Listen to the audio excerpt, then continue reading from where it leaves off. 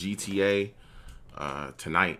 So, you know what I'm saying? We definitely going to play some GTA, and we going to watch that Monday Night Football game together as well. So, I'm waiting for a couple of people to get up in here, you know what I'm saying, talk, and, you know what I'm saying, get right into it. Want to play some stuff.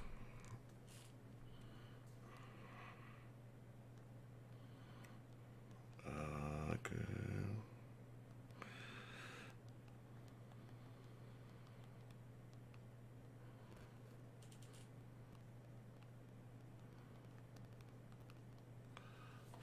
Let's see who get up in here, man. Let's see who get up in here. Saying if you comment, let me know.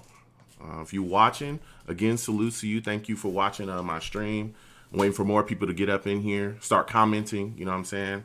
We got a lot to share tonight. I got a lot to talk to y'all about tonight. Improvements to the stream. You know what I'm saying? We playing some GTA.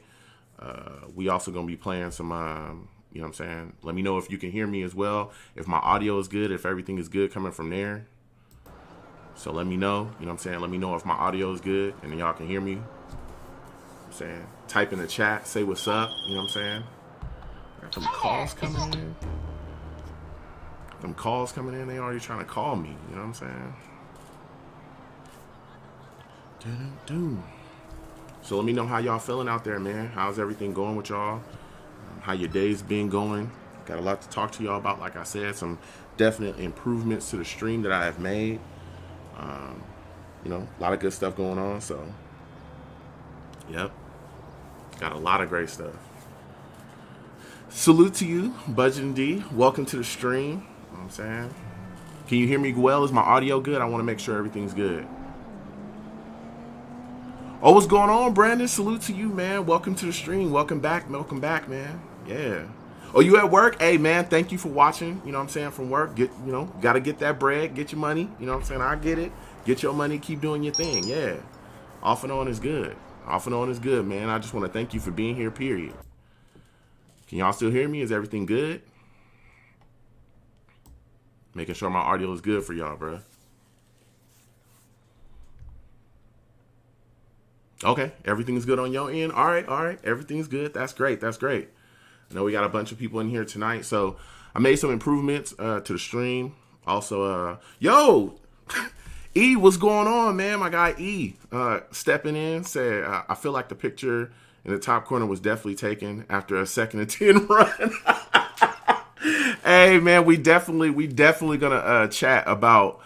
I know people are gonna talk to me about the Jets. You know what I'm saying? I'm ready to talk about that as well. But again, everybody watching, we will be doing the live Jets radio show on Saturday at 7 p.m. Eastern. Okay, 7 p.m. Eastern on Saturday will be when we will do the live Jets radio show. We're gonna talk about it. You know, we're gonna talk about everything that's going on. We're gonna talk about the Niners. You know what I'm saying? That game. I mean, we're going to talk about it all. So, you know, definitely be ready for that as well. Yo, shout out Nick. Welcome to the stream, Nick. Thank you for coming in. He says audio's good. Okay. Thank you so much, Nick. I want to, like I said, I want to make sure that my audio is good, man, because I don't want to, you know, I want to make sure y'all can hear me. Tonight, again, listen, we are playing GTA 5 tonight. We're going to run that a little bit, and then we're going to watch the Monday night game together. You know what I'm saying? So that's what we're going to do tonight. Tomorrow, though, for everybody, my NBA 2K heads, I need y'all, man. I need y'all. Let me know tonight. I want to run some NBA 2K tomorrow. I want to create my build and get into all of that stuff. So, you know what I'm saying? Let me know.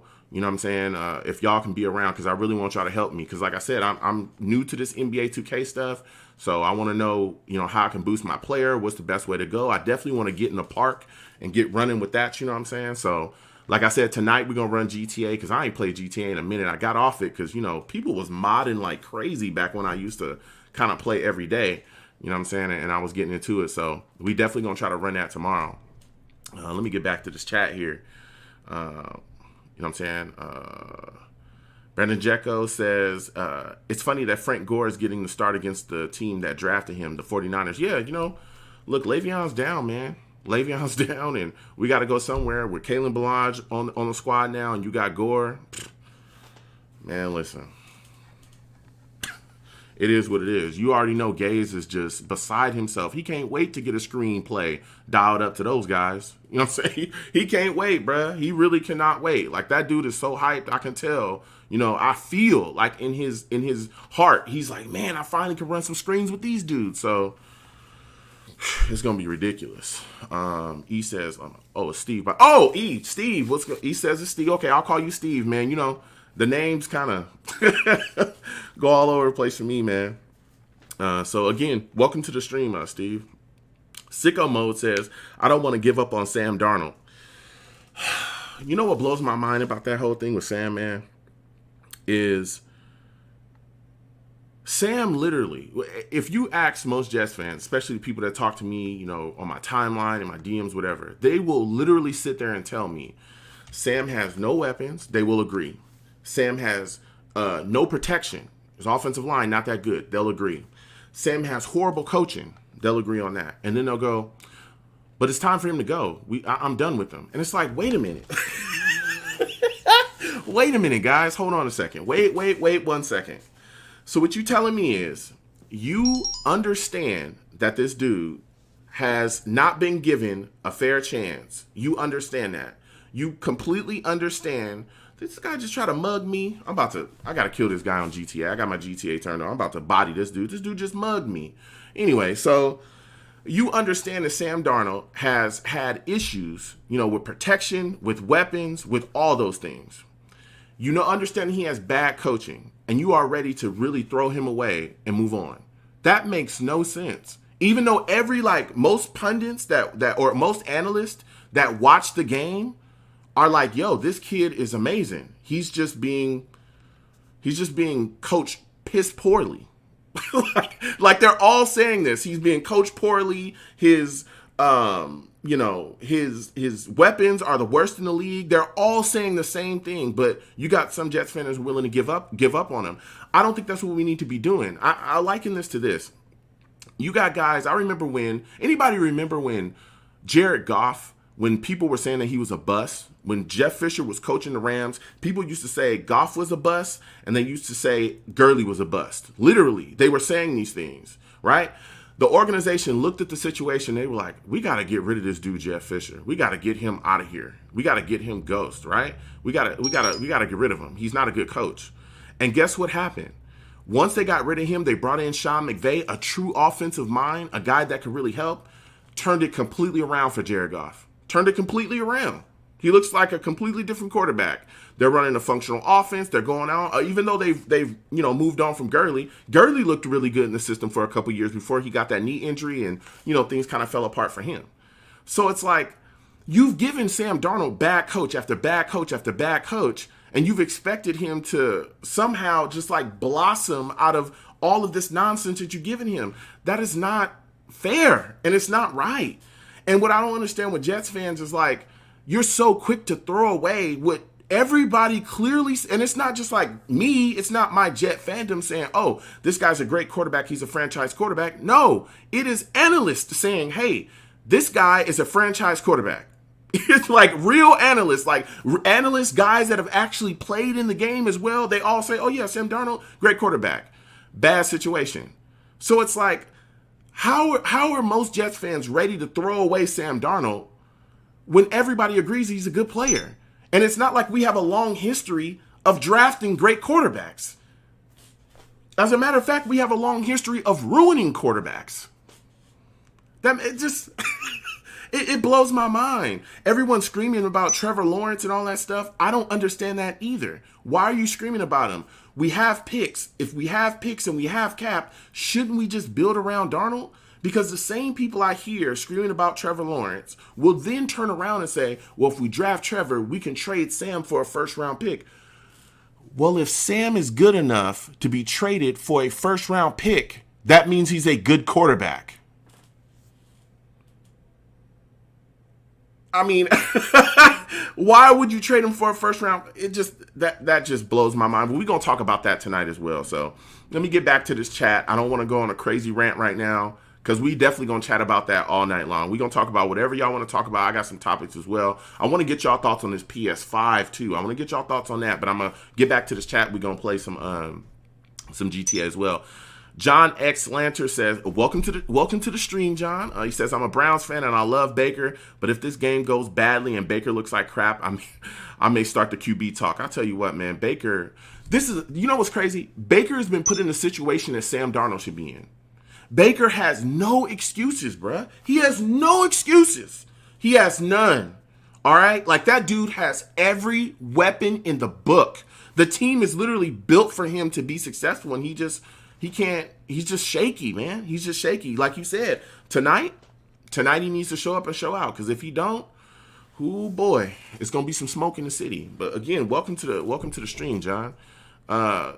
Sam Darnold will wear a gold jacket. What's going on, man? Welcome to the stream. He says, what up, Joe? What's up, man? Welcome in. You know what I'm saying? Keep chatting, y'all. I definitely want to keep talking to y'all. Sicko Mode says Adam Gase is wasting Sam's potential as a young QB. I'm right there with you, Sicko. We are wasting Sam Darnold's potential as a young QB. It's crazy. Real, shout outs to you, Real. Welcome to the stream, man. Real says some Jets fans want Trevor because they think Sam's been ruined to a point that even with a new coach, it won't matter. He will still be bad. Listen, here's the thing, is that I understand that sentiment. I understand why some Jets fans may think that. But the thing is he's also never had weapons. He's never had weapons. He's never had a protection or any of those things. And I think that if you hire the right coach, right? Because if you look at Ryan Tannehill was ruined by Adam Gase. We clearly all saw that, right? Later on in his career, he moves on, right? After Gase, he moves on, goes to the Titans, and look what he's doing now with Vrabel. If Vrabel can recover Tannehill and make him one of the most accurate quarterbacks in the league, why can't a guy like Eric B from Kansas City, or any of these great offensive coordinators that are going to be able to come up and be ready to take a job? Why can't they come here and help Sam or recover Sam? I don't get it. I don't get why we think we should just be throwing guys away. I just don't understand that. John says, I do cut Baker some slack because he dealt with Freddie, but he has to improve. Yeah, John, he definitely does, man. He's got to improve. He absolutely has to improve, and it's got to change, man. It's got to change, because that dude, some of the things that I see out of him, like some of the decision making or lack thereof, some of the things that he's running around doing, how just absolutely frantic he is sometimes, his inaccuracy, like it's absolutely crazy. So I'm gonna take y'all into this game real quick. We can keep talking, man. We can keep talking. Again, I want to get y'all thoughts on that PS5, man. Was y'all able to get the pre-orders down? You know what I'm saying? What are y'all thinking about the PS5? $499 for the disc version, $399 for the digital version. Y'all even interested in that? You know what I'm saying? So let me go find this dude to try to mug me, bro. Also, let me know if the desk or if the game audio is overpowering or anything like that. If y'all have any problems with the visual, you know what I'm saying? I'm trying to get this visual down. I gotta get these pistols out, because these dudes you gotta watch these dudes in the street. You know what I'm saying? I'm just keeping it real with y'all. I gotta get mine. I can't have nobody taking. Somebody mugged me earlier. Lucky I didn't peep him. Lester, I ain't trying to talk to you right now, bro. I ain't even trying to talk to you right now. I'm trying to get this car, because I gotta get ghosts. You know what I'm saying? I gotta get on these streets. I'm sorry. It is what it is. Steve says, if Joe D doesn't make a trade for a wide receiver, is it fair to think that maybe Sam's not his guy?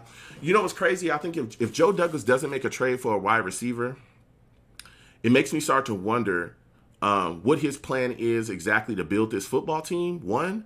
And two, if he just thinks that the draft is his way. Because honestly, if Sam Darnold is just not his guy, then I don't understand what the move really is then. What is the move? Why wouldn't Sam Darnold be your guy?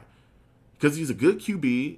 Joe D has always come out and talked about how he thinks Sam is a great QB, but he also has talked about the fact that he needs to surround Sam with weapons. So he's even acknowledged the issue here as far as,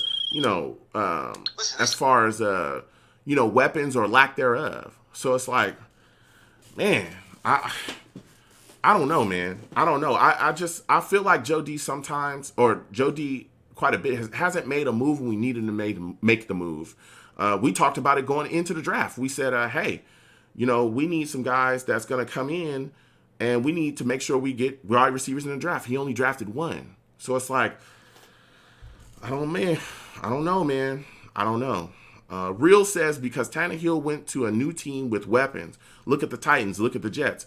Yeah, Tannehill did go to a team with weapons. He had Henry. They had decent receivers, but he also made plays, though, bro. That's what I'm saying. And you're right. He did have weapons, but he also had better coaching. It wasn't like, that's the thing. The Dolphins had guys. Devontae Parker, I know we all thought he was trash when he was coached by Gaze. After Gaze left, Devontae had one of the best seasons he's ever had. He had the best season he's ever had. Like, you know what I'm saying? So there's so many guys that have gotten better after getting away from Gaze. It's crazy. It's absolutely crazy. Steve says if Crowder misses time, that's one of the worst skill groups. Absolutely. If Crowder goes down at some point during this season, and we're still dealing with what's going on with Le'Veon Bell, it's gonna hurt us.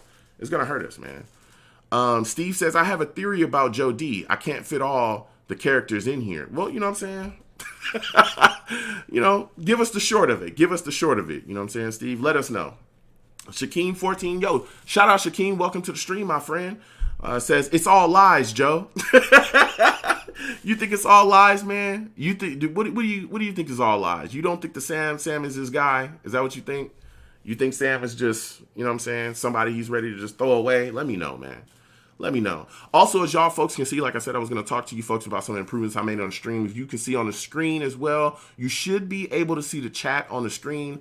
You're going to clearly see different, emblems next to certain names. And that's because they're coming from different places. I stream on multiple platforms. So this is also going to be in your chats as well. You folks are going to be able to see other people from other platforms, their comments too. You know what I'm saying? Because sometimes when I was talking in the stream, I'll be talking to somebody that I can see, but y'all couldn't see because of the way that the chat was set up. So I reconfigured my chat to make sure that everybody is involved in the, in the conversation. So y'all know what's going on.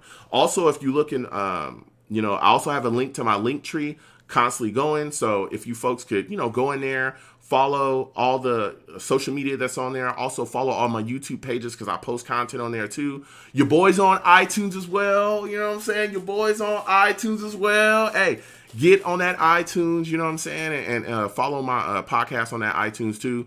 And subscribe. And please give me a rating. You know what I'm saying? Give me a 5-star rating on there if you can. You know what I'm saying? So I'm trying to do big things here. And also, if you're on YouTube or whatever platform you're at, however you can, like the stream. Please like my stream. If you're on YouTube, please give me that thumbs up. You know what I'm saying? It helps my stream, be seen and be pushed, you know what I'm saying, around the platform. And I want to thank everybody for watching. I'm definitely going, you know what I'm saying, hit this chat, and I'm definitely going to talk to y'all all night. Let me get going because I gotta get to this. I gotta get some weapons. You know what I'm saying? I gotta get some weapons. I'm driving a little Prius here. Oh man, I'm a terrible driver. You know what I'm saying? I gotta get going. But I also want to, like I said, I want to ask y'all about that PS5. How are y'all feeling about that? Because those pre-orders was crazy. Those pre-orders sold out like crazy. And I know some of the local places that I got didn't get many at all. And they were gone in like seconds, bro. So I don't know what's going on or how they going to handle that PS5 drop. But I know I need, you know what I'm saying? I need mine. I absolutely need mine. Is this the weapon? Okay, this is ammunition. But look, y'all need to slow down. Damn. You know what I'm saying? What is going on here? You know what I'm saying? Let me get some of these weapons. Hell no. I need something bigger than this. You see these dudes in the streets out here, they got pistols. You know what I'm saying? They got pistols. They out here with all kinds of crazy stuff. I got to protect myself. You know what I'm saying? I'm just an honest man trying to earn a living. They out here trying to take me out. You see, earlier I got mugged. I was trying to talk to y'all about Sam Darnold. Somebody come and stick me while I ain't even looking. You know what I'm saying? And then ran off like a buster. I got to take care of them. Let me get back to this chat real quick. Steve says, I think he held out for the 6th year because he knew Sam and Gaze aren't his guys. Sign them a cheap short-term team to evaluate, and then he's going to move on. Half the teams on 1-year deals, I don't know, it's just a theory. The thing is I could see that, but the whole problem is that if that's the thing, then basically, bro, we're going into a complete another rebuild. If that's what you're telling me, if you're telling me that we're going to have to refill out all these guys, Gaze isn't his guy. Honestly, Gaze is the guy that brought him in. But if Gaze isn't his guy, then it's like, what exactly were you doing? And what I don't understand is, why would you bring in a guy like Joe Douglas if he isn't sold on Sam Darnold? Why? What would be the point of doing that? I don't understand it. I mean, I get that. I get y'all point, and I get that take. I understand where that could kind of see, but it's like, dude, then you just wasting time. And even if you thought that Sam wasn't your guy, wouldn't you still put weapons on the team so that the future quarterback or whatever quarterback you like would be able to come here and be able to, succeed with the weapons that you already have in place? Wouldn't that be easier instead of having to draft those guys or sign those guys once you get your quarterback or after you get your quarterback so he could struggle too? So it's like, I don't know, bro. I don't know but I've heard that theory, but I don't necessarily agree with it at all. Shaquem says, yeah, because Joe Douglas said that he was going to help Sam and didn't. Yeah. I mean, he helped him a little bit. The thing is that Mike Maccagnan ruined this team so bad. Like, it took Mike Maccagnan was here, 5 years, I think? 4 or 5 years, something like that. It took him 4 or 5 years. Actually, technically longer than that because he had a draft. He had another draft, but he got fired in the offseason. So he had 4, 5, 6 drafts or something like that where he was horrific. So it took him years to ruin the team. Never mind the fact that he also had $300 million as well. And he was also allowed a big-time free agency spending spree right before he got fired too. So that screwed the team a lot as well. And I talked about firing him that offseason because of all the things that he's done has big time implications on us now. Like, again, CJ Mosley, that was his signing. Like CJ Mosley, but again, we're paying CJ like $18 million a season. For a middle linebacker? I mean, that's a lot of money, especially for a guy, again, that dealt with an injury and now he opted out this season. That's tough. Le'Veon Bell, he's getting $14 million. Like, the offensive line is a complete mess. I mean, you almost can't rebuild. It's not like you can't rebuild everything that Maccagnan jacked up in one offseason. Bro, you can't. Even if you want to, you can't do it. You know what I'm saying? So even if he wanted to right all the wrongs, he can't do it. Not in one offseason. But there were some things that I think that he could have done that could have went a long way. And I had a plan. That's why I talked about signing Trent Williams, who people told me we don't want to have anything to do with Trent. Well, you see what he doing with the Niners? Bro, there was a play that they ran where he got to the second level and blew up an inside linebacker and kept it moving. Trent looks fine. There's nothing wrong with him. And they got him for a 3rd round pick. That we should have made a move to, like, those were moves that should have been made. Those type of moves. Better in the offensive line, doing what you can to build on, along offense, because again, all that is going to help Sam. And we need to figure out who he is before that contract comes up. Matt Curtis says, what's good, Joey B? About to upset Baker and the Browns. Okay, what's going on, Matt? Welcome to the stream, my man.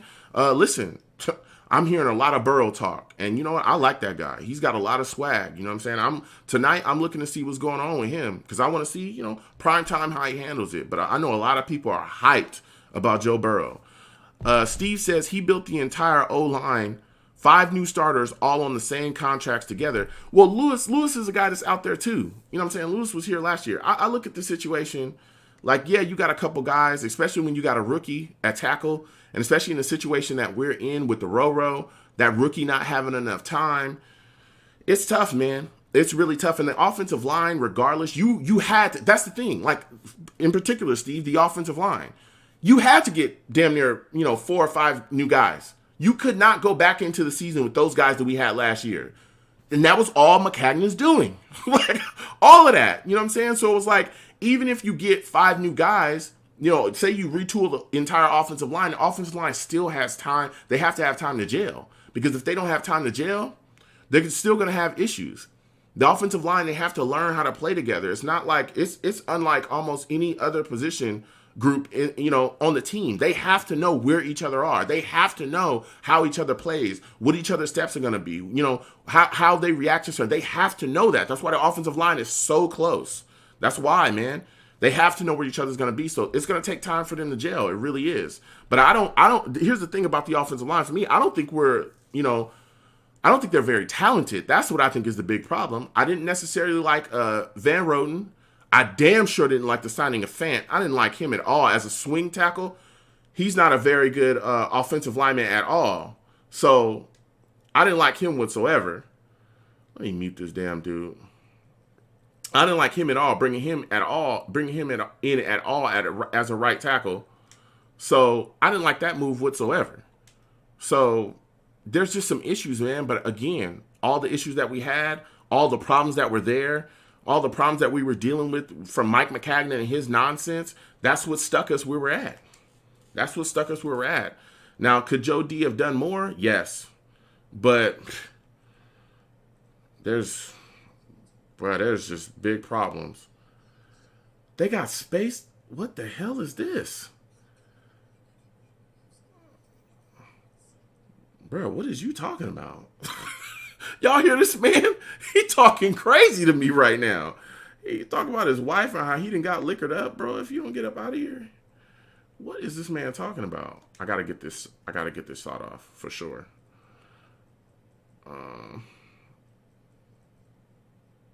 Yeah, I gotta get this sawed off. Let me see what else I need. Is that a bullpen rifle? Double barrel.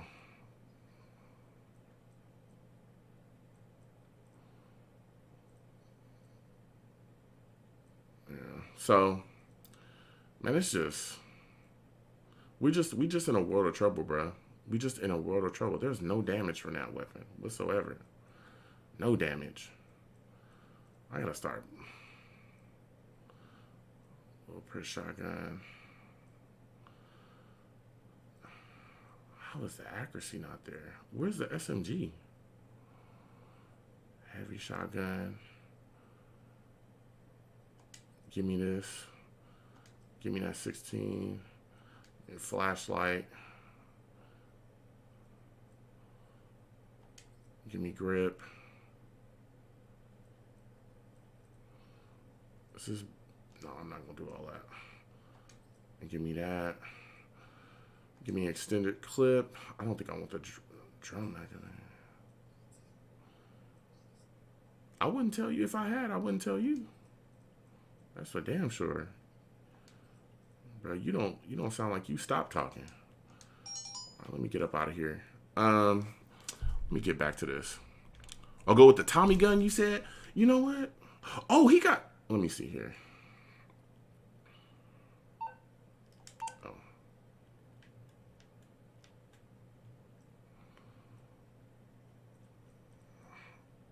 Was it Street Sweeper?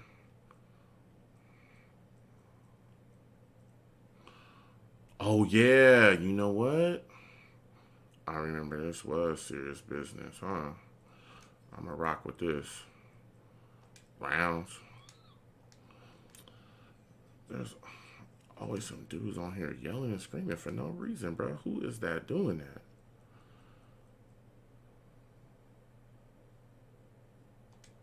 Always got to mute somebody. Always. Let me get back to this chat really quickly. And again, I want to thank everybody for watching. I want to welcome everybody to the stream. Like I said, we're going to talk about it all tonight. Again, I want to get y'all thoughts on this PS5. You know what I'm saying? Tell me what y'all thoughts are about the PS5. $499 for the disc version, $399 for the digital version. Did you get a pre-order in? Did anybody get a pre-order in? I don't know anybody that did. Shaq said, yo, Shaq, welcome to the stream. Salute to you, man. Shaq said, but I told you, Joe, Adam Gase is not going anywhere. Sam is gone. Bro, if Adam Gase don't get fired, we're going to have some problems, bro. We're going to have some problems. If the team keeps playing like this under him, with all these situations you got going on, and he don't get fired, then you just committing to being a failure. Phoenix Flight, yo, Phoenix, welcome to the stream, my man. Says, I feel like the Jets tried to copy the rest of the division with trying to get a good defense and just rebuild the offense, but it hasn't worked so far. You know, I don't know, man. I feel like, oh man, here we go. I feel like there's a tank outside. I don't know. I just think that, where did my car? Somebody stole my car? Bro, there's no honor amongst thieves around here. How you gonna steal a car I stole? What is that about? Let me see if I can get something real quick. See if I can. Oh, this looking clean right here. Lady, you're going to have to get up out of this. I'm sorry. You're going to have to get up out of this, lady. You're going to be all right. She's going to be all right. Oh yeah, this is a winner right here. You know what I'm saying? It's a winner right here. Oh crap! What the hell? Oops.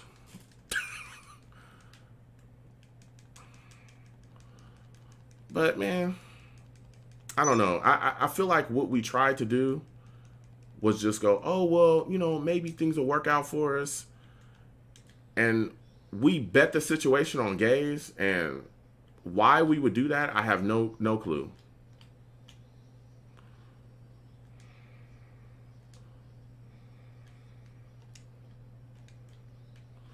I mean, it's just a bad move, man. All around. To not prepare like we should have this season was terrible.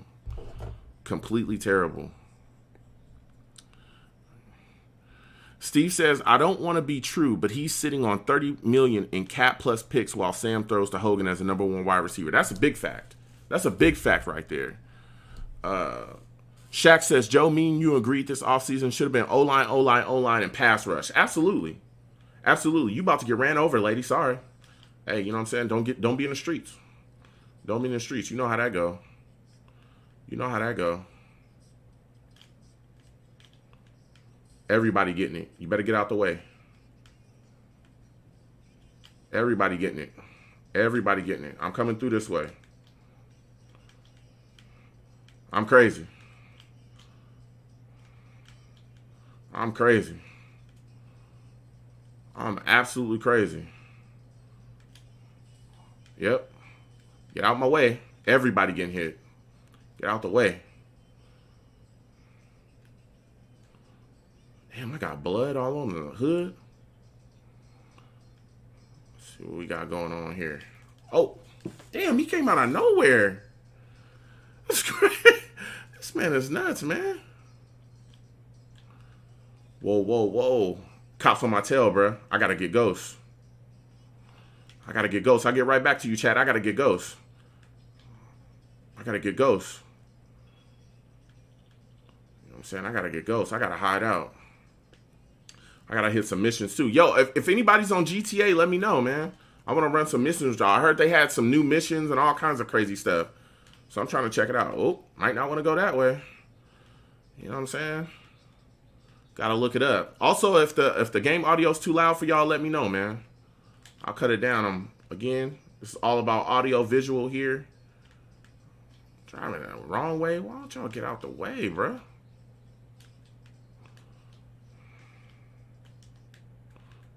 I'm about to go hide, bro.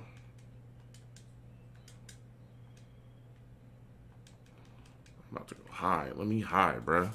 I'm about to get back to this chat for a second. But Shaq, yeah, me and you did agree. Offense needed to be addressed, and they didn't do that. Steve says exactly a year ago for new QB, the Jets tanked because he doesn't care about Sam.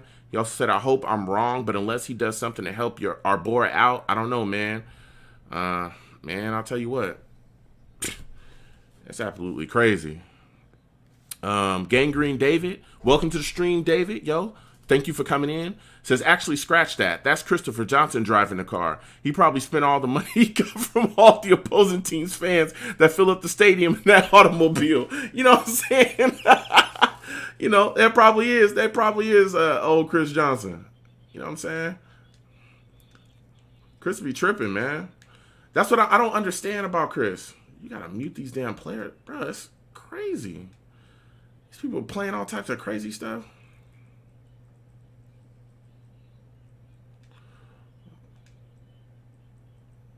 Is it this dude? Probably is it. It's not that dude. Who is playing this music? I don't know who's playing that damn music. But, yeah, man, I mean, that's the worst thing, too, bro. It's like, it's so many factors to it. It's so many reasons why we're bad. Like, our ownership is terrible. Like, just so many things are not working for us like they should, bro. I need you to get out the way. Like, so many things. Our ownership is horrific. It's absolutely horrific. Man. Just absolutely terrible. Let me get back to this chat real quick.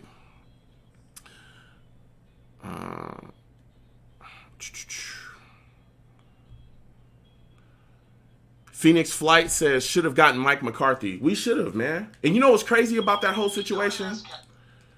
When I talked about Mike McCarthy and hiring Mike McCarthy, there were people that literally was saying we have no business bringing in Mike McCarthy because they didn't think he was a good coach. But those same guys were raving about Adam Gase. I literally had people in my mentions talking about how much they hated Mike McCarthy, but they loved Adam Gase. You tell me how that worked. That doesn't make any sense. And second off, the biggest reason why a lot of people did not want Mike McCarthy was they were talking about, hey, his relationship with Aaron Rodgers and so on and so forth. Listen, there comes a time where, guys, their stick gets old with certain players, and that's fine. Sometimes the stick just gets old, and you got to find, your way.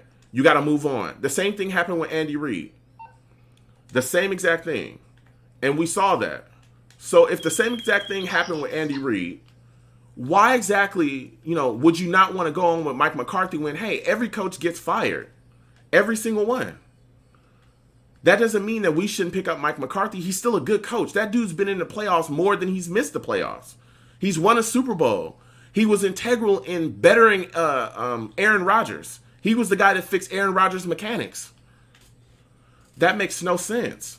That makes no sense at all. Like, I just don't get it, bruh. I just don't get it. I don't get it with some of these players. Oh, we got a weirdo. We got a full-blown weirdo. We got a full-blown weirdo. Saying, here we go. Now I gotta get at these guys. You know what I'm saying? Now I gotta get at them. They gon', you know what I'm saying? They tried me for no reason. I'm minding my business, driving my little car, talking jets. Now I gotta spray somebody. You know what I'm saying? This is the type of stuff I'm talking about is GTA streets. That's all gravy. Next time I see you, you ain't gonna see me. You know what I'm saying? Where you at?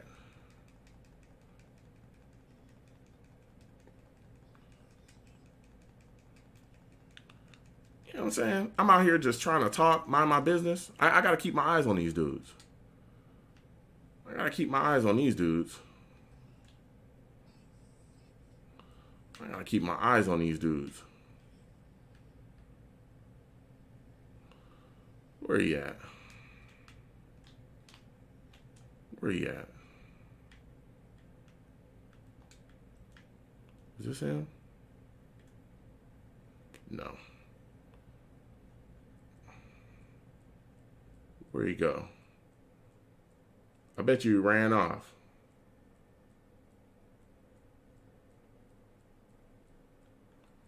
Was it OG? I don't think it was.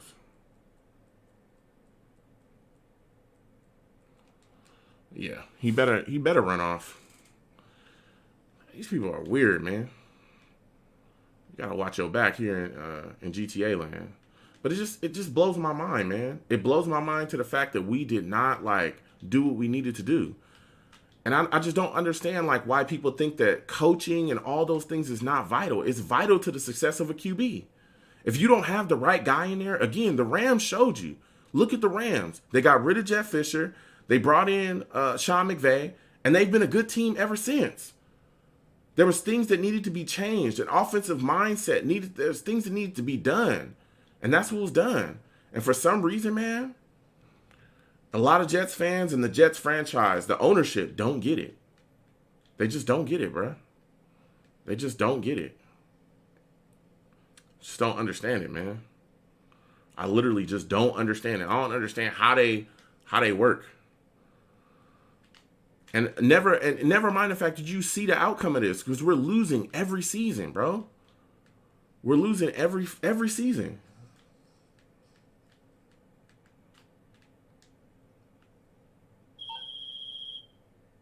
Hello, don't say.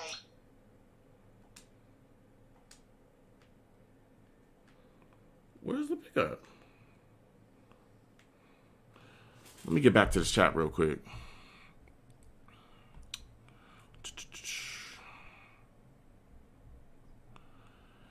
Gangry Davis says, I'm going for the Bengals game.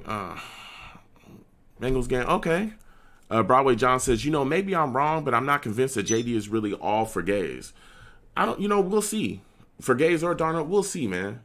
I'd have to like really wonder if he's not for all for Darnold, if he's not willing to, help Darnold and put him in a position to succeed, like then what exactly is he doing here? Because otherwise you're just putting yourself in a position to like, being another, basically another rebuild. Like, that's just tough, man.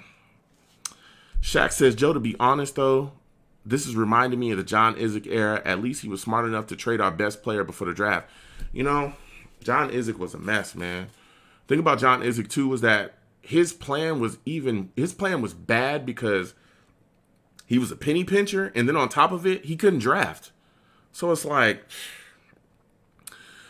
Steve says, Joe, we have guys from the baby powder business injecting themselves into football decisions. We're doomed. Bruh, you tell me, man. Like, we are really in a situation. The thing is, the Johnsons have always made bad decisions.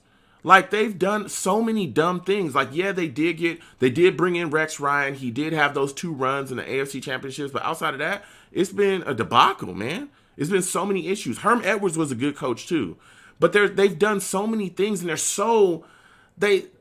stick their nose in football business where it don't need to be. Bringing in Tim Tebow, all the other stuff that they've done, the stupid stuff that they've done, it's been completely ridiculous, bro.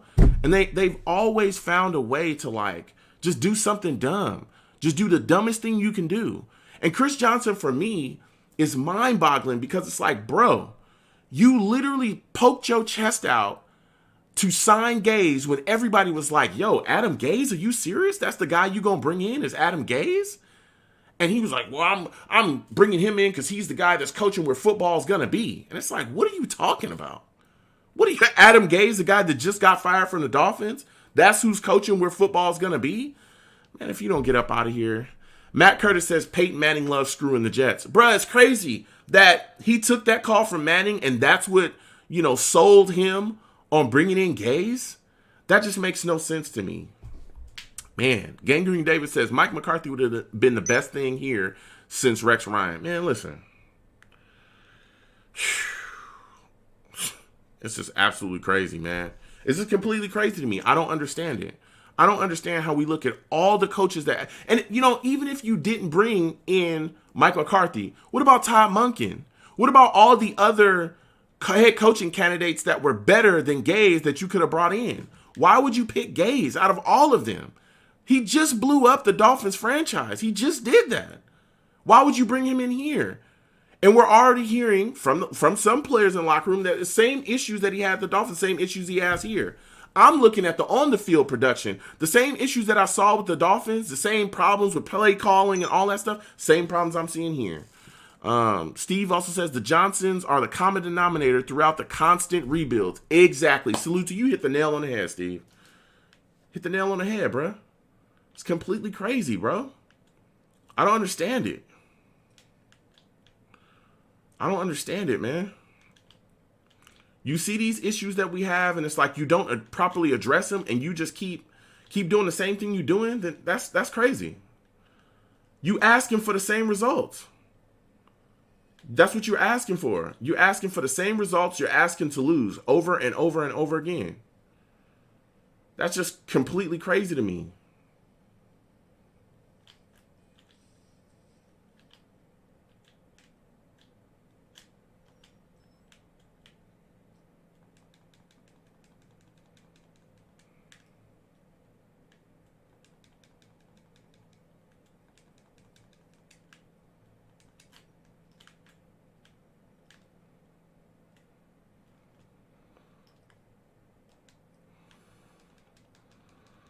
Now they want to run away. You know what I'm saying? Now that I'm checking for you. Now that I'm trying to see where you at. Now you want to run off? Nah, I'm good on that. Bring that ass here. And I'm driving on the wrong side of the street. Where this boy at? I need to see him. I just don't understand, like, I just don't understand what I just don't understand what we're doing at this point, man. With Gaze as a head coach here, it's like, bro, and then the worst thing is you wasted his rookie year deal. They just wasted it. They just absolutely wasted it, bro. Like, and these are the times where it's vital. It's vital for you to, like, make sure that you do what you can for your guy. It's vital.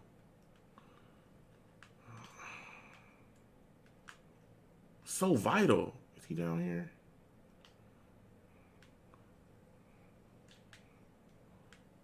Now you want to run. What you running for? You shot me. I was minding my business.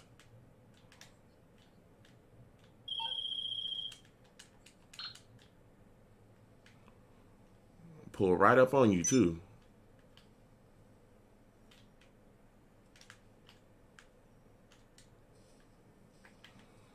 Oh, you gonna try to run me over? All right, it's all gravy. It's all gravy. What you running for? Why run? You wanted to smoke?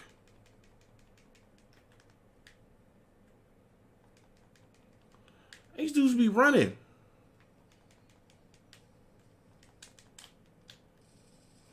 Yeah. Where you going?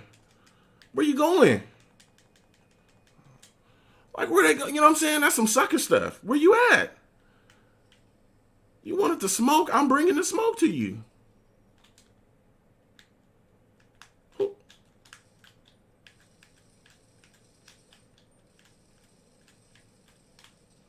Oh my God. That man hit me with something crazy. That was crazy. I'm gonna body them. I'm gonna body them all, bro.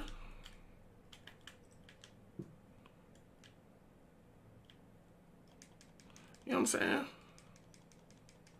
All this cheap nonsense. They want all the smoke. And they be running. It's absolutely crazy. Let me get back to this chat.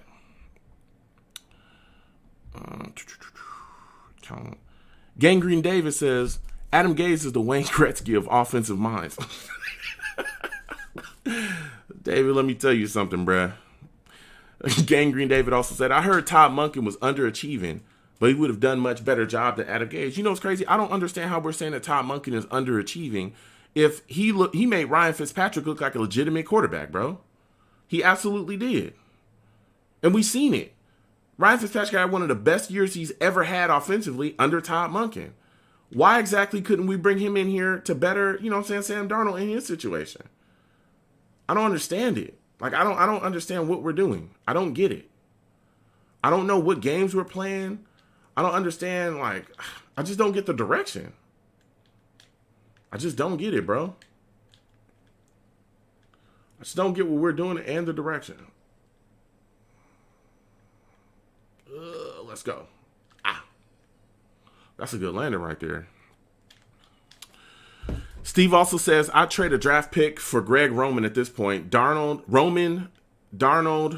Trey Lance, sign me up. Hey, listen, there's a couple, I'll tell you, offensive coordinators that would be, I think, a good fit for us. Like I said, and I'm going to keep screaming it, I love Eric B. from Kansas City. I would love for him to come here. I think we have a lot of players that would fit, you know, that Kansas City, kind of what they do, especially if we keep Le'Veon Bell. Who knows what's going to happen with him. But the play calling ability that he's shown, the game planning, all that stuff, bro, he is a part of all of that. So it's like, bro, we got to, you know what I'm saying?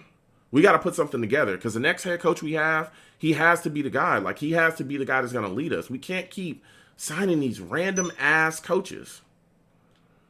These random ass dudes. It's completely crazy to me. Phoenix Flight has followed. Yo, Phoenix, thank you, man. Thank you for following. You know what I'm saying? Thank you for following the channel. I appreciate it, my man. You know what I'm saying? I play different games. I think this is my first time talking to you, first time you've been in the stream. I play different games. Not really like a, you know, I'm trying to get back into GTA. Clearly, nobody wants to get it in. When I was playing GTA back then, bruh, like I want to say I stopped probably playing like a year or 2 years ago. Like the lobbies used to be lit. People used to be in here shooting. You know what I'm saying? We used to have shootouts all the time. There was one lobby I'll never forget, bro. I was in the lobby and everybody, it was no cars. They was just like, somebody was on the mic and they was like, nobody should be in cars in this certain area. And we was literally all in, there was no, everybody agreed, no cars. Bruh, and when I tell you everybody was behind a bush or running or whatever, and we was just all shooting it out. Like just shooting, no cars, no nothing. The cops came eventually, you know what I'm saying? But they got what they got too. You know what I'm saying? They got dealt with too. But bruh, it was so fun. And there was no modding. There was no crazy stuff. But I hear now that modding is crazy. I hear it's absolutely crazy. Let me see here. Let me get back to this. Phoenix Flight said, "You think the Jets will?" He says, "Do you think the Jets will fire Gase during the season or after, or even fire him at all?" You know what, man? I'll tell you what. My thing is, it'd have to go really bad for them to fire him during the season. In my opinion, I know that the seat is hot than a mug right now. I know that. I know the seat is hot than a mug. Yeah, you gonna get what you got, bruh. Don't walk on my streets. You know what I'm saying? Somebody gotta pay. I'm out. You know what I'm saying? I done gave you what I had to give you. I'm gone. You know what I'm saying? So what is you two doing running down this street? Well, I got both of y'all. That's all gravy. You know what I'm saying? So it'd have to be really bad for, I think, them to fire him in season. Do I think it could happen? Yes. Do I think they'll fire him after the season if the team keeps playing like this? Absolutely. He's got to go. He's got to. Because the fan base just won't have it. And, you know, we all know that the Johnsons, sometimes they cave to pressures of the fan base, especially if there's no production from him, especially if Sam Darnold continues to look like he's been looking. You can say goodbye. You can say goodbye. He must go at all cost. At all costs, bro. Let me go down here. We getting back to the chat real quick. Yo, watch your mouth. Hold on, chat. Let me take care of this dude. He's talking crazy. Don't pull out nothing, bro. Don't curse at me. I don't know you like that. Oh. And I done got killed. This is crazy. I gotta get back over there. These dudes is crazy. You see how he was talking to me? I had to let him know. I don't play those type of games. He was cursing at me like he knew me or something like that. This is crazy. Let me get back to that street. What? Bro, you got a foul mouth. Uh-huh. Oh.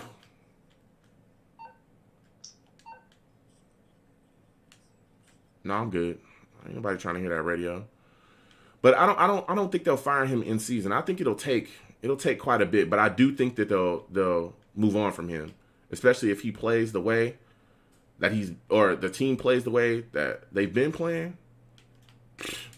He gonna have to go. Because there's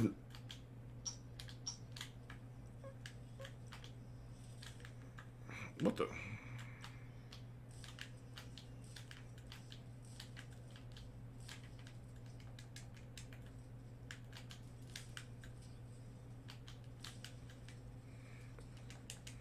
I gotta get out of here. It's too many damn guns.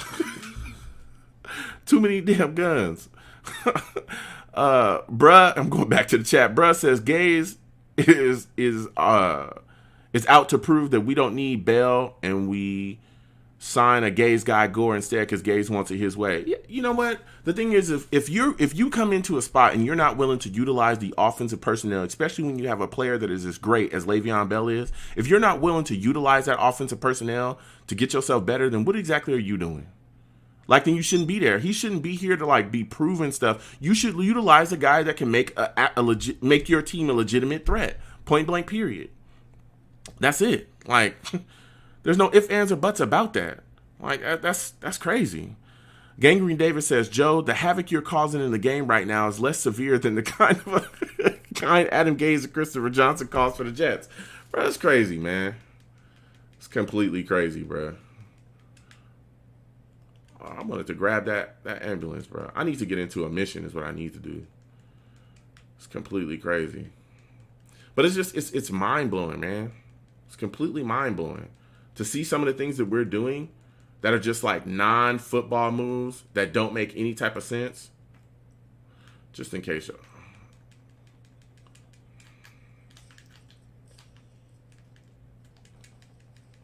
I'm saying, let me get up out of here. I didn't hit them. Whoa, whoa, y'all shooting like crazy. Oh, I am? I'm up out of here, though. I'm out of here. I'm up out of here. I done learned my lesson. You ain't getting me.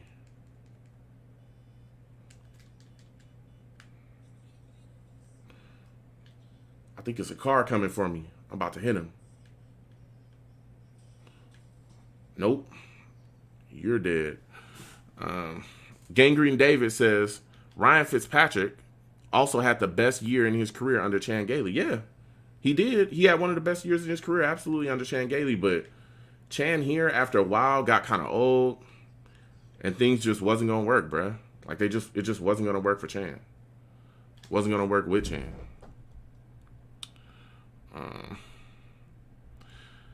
Bruh, XRP says, that's the point, no direction. Big facts. When you don't have no direction, you having the issues that we having, bro, there's going to be some problems. Phoenix Flight says, Josh McDaniels could do good. Rather have him as a head coach. The thing, I don't want to have nothing to do with Josh McDaniels. Oh, you trying to see? You see how they always try to come? They always try to run, and then you want to run off. What you running off for? What are you running off for in your supercharged car? Okay. See what I'm saying? That's the type of stuff I'll be talking about. Now he go, really? Now he go incognito, really? You really gonna go incognito, bruh? For real? This is the type of sucker stuff that I'm talking about, bruh.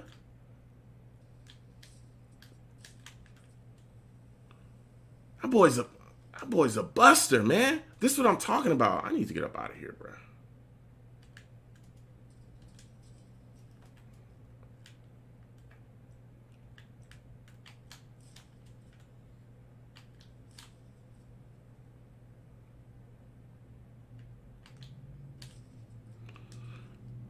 That's the type of stuff I'm talking about, bro. How you gonna pick me? This is the type of stuff. Bruh, it is insane in here. These people are crazy. XP says, I want to know when the time comes how much Darnold payday is going to cost us. It's going to cost us a lot, bruh. It's going to cost us a whole lot. I know that for a fact. It's going to cost us quite a bit. Because he's not going to come cheap. If you look at what all these quarterbacks are getting paid right now in today's game, it's not going to come cheap, man. It's just not going to come cheap. Tony Prince again? The Tony Prince? You know me. Mason at 9. It's not going to come cheap at all. And he's definitely going to want to get paid. Point blank, period. And he should. The problem's going to be, will we pay him? And if we don't, what is the backup plan? Because if you ain't got no backup plan and you bringing him in, we're going to be in some trouble, man. We're going to be in some real trouble.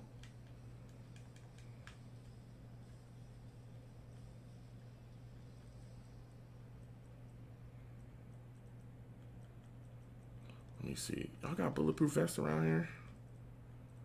Y'all got no armor?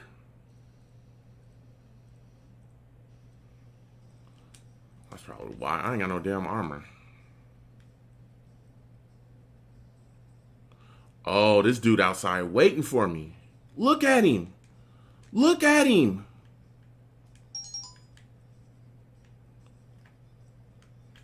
Look at this dude. These dudes is weird, bro. He tried to block me in. What a sucker.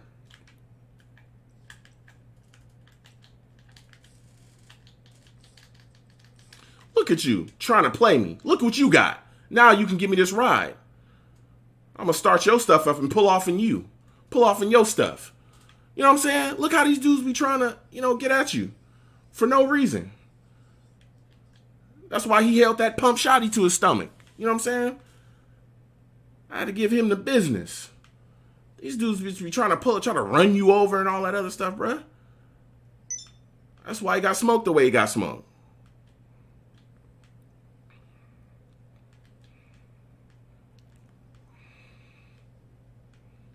That's crazy.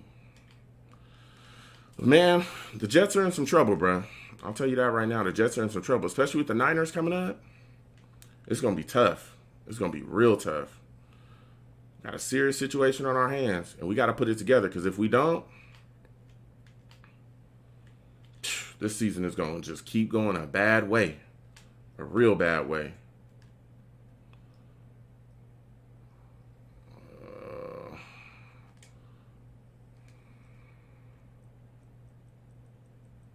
Let me find a new session.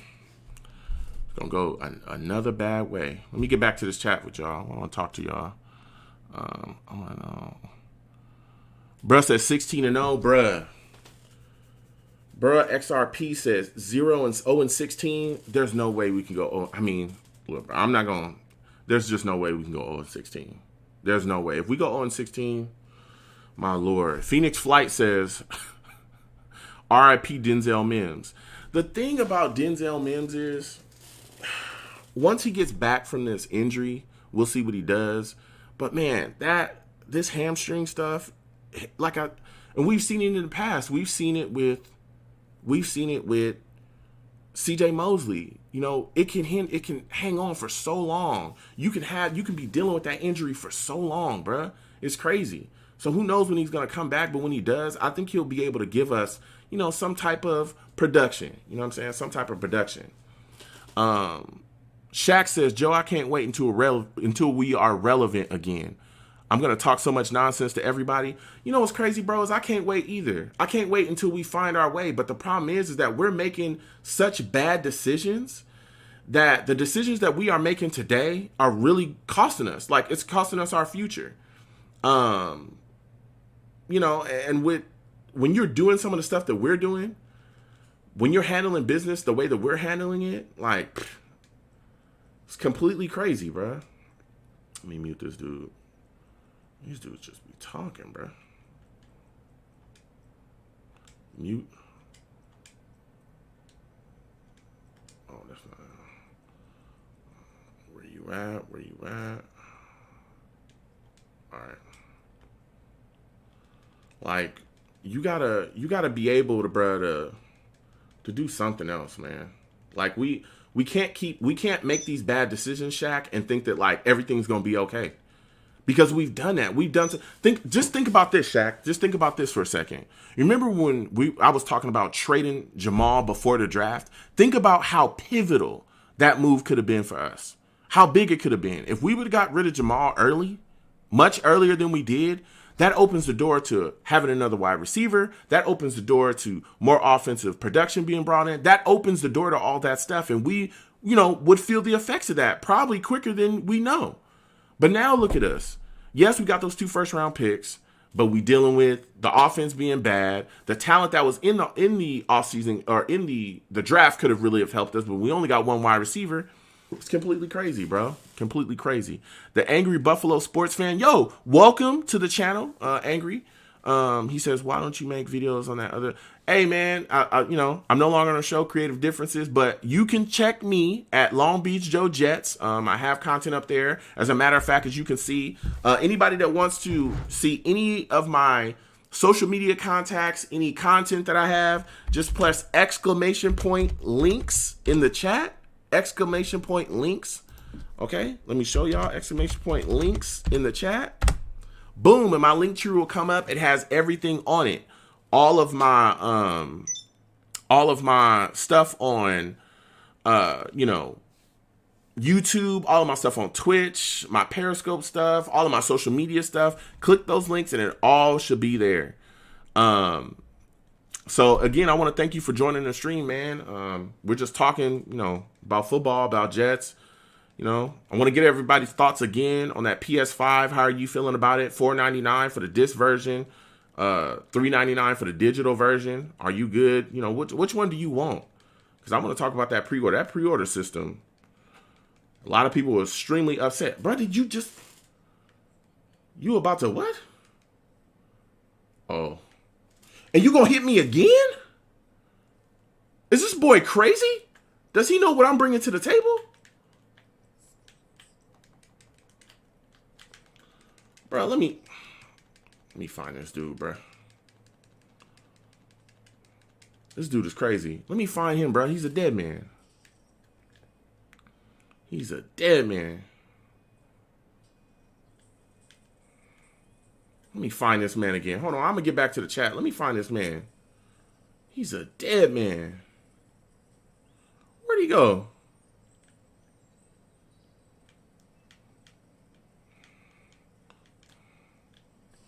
Oh, my God. Oh, there we go. I see his little bum. Oh, yeah. Was that him? Yeah, that was you, bruh. That was you. Let me show you a little something. Ah! Oh, my God.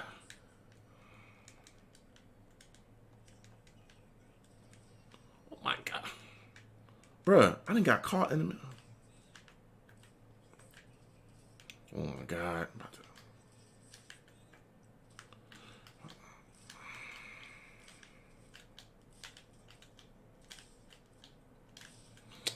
I'm dead. I had that dude. Let me get back to this chat, bro. Phoenix Flight says trade for OBJ. The Jets do have 2 first-round picks. I wouldn't give up 2 first-round picks for OBJ, but I would definitely be interested in a trade. Him and Allen Robinson. There's no reason that we shouldn't be looking at that. There's no reason why we shouldn't be looking at bringing him in whatsoever. That guy should be a guy that's on our target list. Point blank, period. We need weapons. We need weapons at wide receiver. He should be brought in, and that's the end of the story. I don't understand what the holdup is. I don't know why it's taking so long. I don't get it. Let me see. Going back to the chat again. Sicko Mo says someone needs to bring yoga to the NFL. These hamstring injuries are out of hand. You know, I don't know, man. I don't know exactly what's going on and why we're getting so many hamstring injuries, why we're seeing that, but, bro, we are seeing it. Shaq says, I remember I told you on the show we should have... I told you on the show we should have listened to you because we could have had Becton and Lamb. Shaq, I'm telling you, man. I talked about training. When I tell you I talked about training Jamal Adams, I talked about trading Jamal Adams months before the draft. Months. I want to say a good maybe, I want to say 5 or 6 months. Keep me honest, y'all. Keep me honest. It was about 5 or 6 months, I believe. I was talking about getting rid of that dude and trading him before the draft because the capital that we can get from him, we could better this offense. Shaq, when I tell you I had people in my mentions just caping, and I get it. Y'all, you know, there's a lot of people that love Jamal. I understand that. But it's like, bro, when you see your team hurting the way it's hurting and, you know what I'm saying, there's no hope in sight and there's some issues going forward, it's like, bro, you got to address that. You absolutely got to address that, man. You can't sit there and have this team looking the way it looks and think that everything's going to be okay. No, and I love Jamal Adams as well, but he's a safety. He's not making the same impact as a wide receiver, a pass rusher, a corner. He plays a non-impact position. He just does. And so, to me, the contract that he was on, because he's still on his rookie year deal, the talent that was there, you know what I'm saying? I thought that he was one of the guys you can move to significantly upgrade this football team. And so I was willing to do it. Let's do it. You know what I'm saying? Let's do it. Let's do it. I'm ready to go. And people hated that take. But I tell you what, we're feeling the effects now. I mean, we got the picks, but we're feeling the effects. You know what I'm saying? The Angry Buffalo Sports says, I'm old-fashioned. I like the disc version. You know what's you know what? I'm telling you, I'm right there with you, Buff. Listen. I'm right there with you, Buffalo. Listen to me. When I tell you I was talking to people and I was like, I like it. I like the look of the PS5. Everyone knows I'm a PlayStation guy.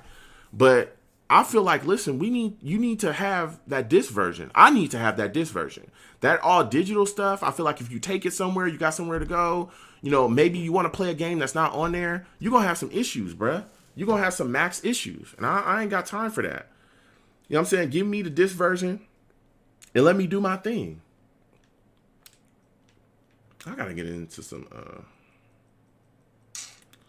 Oh, they got the casino here now. That's right. We about to go to the casino real quick, boys. I'm not a big gambler, but you know what I'm saying. It's GTA. It ain't my money. It ain't real money. So, Phoenix Flight says the next draft cast looks just as good or even better as the last one. Can easily get a good wide receiver, and if the Jets tank / play as they did week 1, we can even get Mekhi Parsons. Look, I'm hearing a lot about that as well. I hear there's a lot of good wide receivers in this upcoming draft. There's one guy out of LSU. I know there's some other guys that people are talking about. A guy coming out of, or some guys coming out of Alabama that are going to be solid too. So, look, I'm right there, man. I definitely want to make that happen. You know what I'm saying? I want to make that happen. But we need to use these picks wisely, and we need to make sure that we get weapons in here. Because again, I'm not for giving up on Sam myself, and I'm not saying that because I'm a USC fan. I'm saying that because I don't think we've truly given this guy a chance. I really don't. I don't think we've given this guy a chance at all not to be successful. Get back to this chat real quick. The Angry Buffalo Sports Fan says, who do you guys got tonight? Yo, that's a good question. I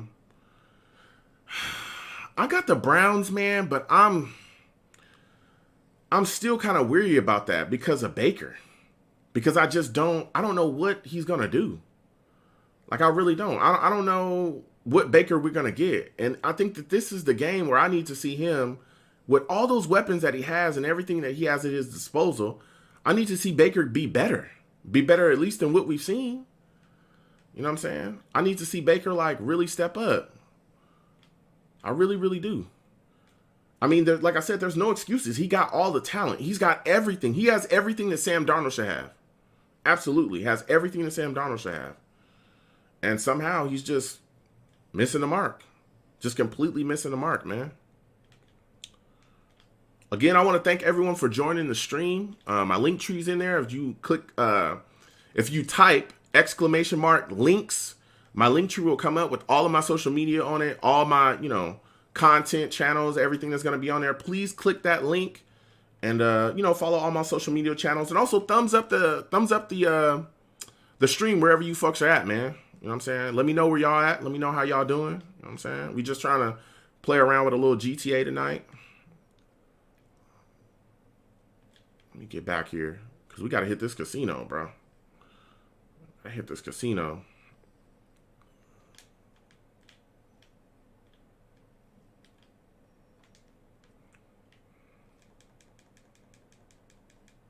So yeah, I got the Browns tonight. Buffalo Sports. I got the Browns tonight. A01557. Yo, shout out. Welcome to the stream. A. He says, what do you think of Sam's career outlook would be with McCarthy versus Gaze? I think it would be significantly different with McCarthy versus Gaze, and this is the reason why. I think McCarthy would put Sam in a position to be able to make plays. I think McCarthy would have helped Sam with his mechanics. Because again, we're seeing Sam's mechanics regress as well. That's what we're seeing too.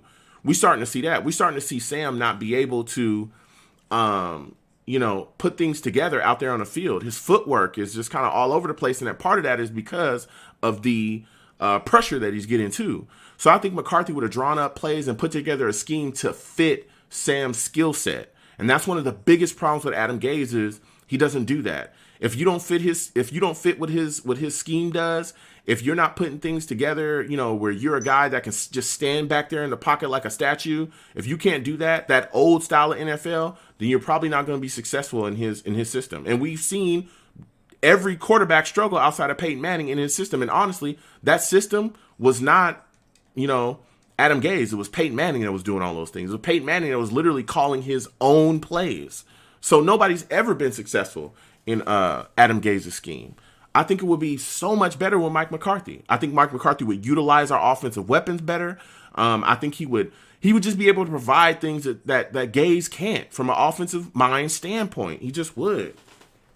And that's what's so frustrating is because we've seen this thing before. We've seen, a coach come in here and not know what they're doing. We've had issues with coaches in the past. It's crazy, man. It's completely crazy that we got it so wrong.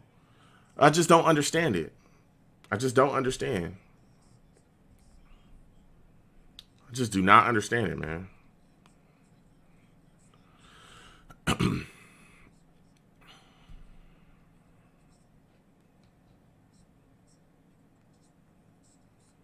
What is this dude talking about?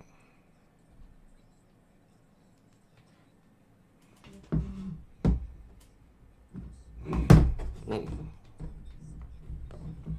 1 second, guys. I gotta move this thing around here. So I'm back. Yeah, it would be much better. I mean, what are your thoughts on it? Are you a big McCarthy guy? You know what I'm saying? Are you a big Gaze guy? Let me know. Phoenix Flight. I think the Jets' problem is when your team practices against only each other for so long, and if both sides are pretty much trash, it doesn't really help. I hear you. I just think that our problem is, excuse me, our coaching is just so bad, bro, and our offense is so bad. I have full faith in Greg Williams. I do. I have full faith in Greg Williams. But Adam Gase he's just not the guy, man. He's just not the guy. Where's the blackjack table? Where's that blackjack table at, bro?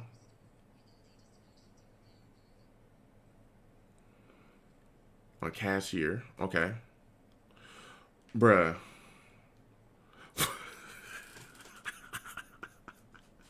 Y'all want to hear a funny story, bro? I got a funny Navy story too, bro. This seeing those fire extinguishers, bro, just brought it to my mind. I'm gonna tell y'all a story real quick. I gotta figure out how to protect the guy though, cause I don't want to, I don't want to say his name, get him in trouble, but is. Oh my God, bruh. Let me get back to this chat. I'm gonna tell y'all that tell y'all that story in a second, bruh. I'm gonna tell y'all that story in a second. We're gonna get to this game too. That story is hilarious, bruh. Phoenix Flight says, I think the Jets' problem is. Oh, let me go. A says exactly. He looks like he's scared in the pocket right now. It's frustrating to watch. Appreciate the answer, man. Sunday should be interesting. Hey, listen, man. Y'all talk to me. I'll talk back. He does. Sam absolutely looks scared in the pocket. He looks scared, terrified in the pocket because he doesn't want to get hit. He's been getting hit so much. It's bad, man. The scheme, the way that we're playing, is terrible. How he's handling Sam. How he's handling the situation with Sam is completely ridiculous. Phoenix Flight says, don't forget to spin the wheel in the casino. Okay. Yeah, if y'all got any tips on this GTA, like I said, man, I used to be on it a lot, and clearly I'm not as good as I used to be because I'm just rolling around. They've added a bunch of new stuff and taken away some stuff, and I've heard that it's, been crazy modded and all that stuff, so... This casino is even brand new. I remember when I was playing this wasn't even in game at all. So let me get to this wheel, bro. Thank you for pointing that out, Phoenix. Brandon Jekyll, yo, welcome back, Brandon. I know you in here. You doing your thing. You working, bro. I hope your shift is going well wherever it's at. How do you spin it? Okay. Spin the lucky wheel. Okay, continue. Let's go. Let's see. Okay.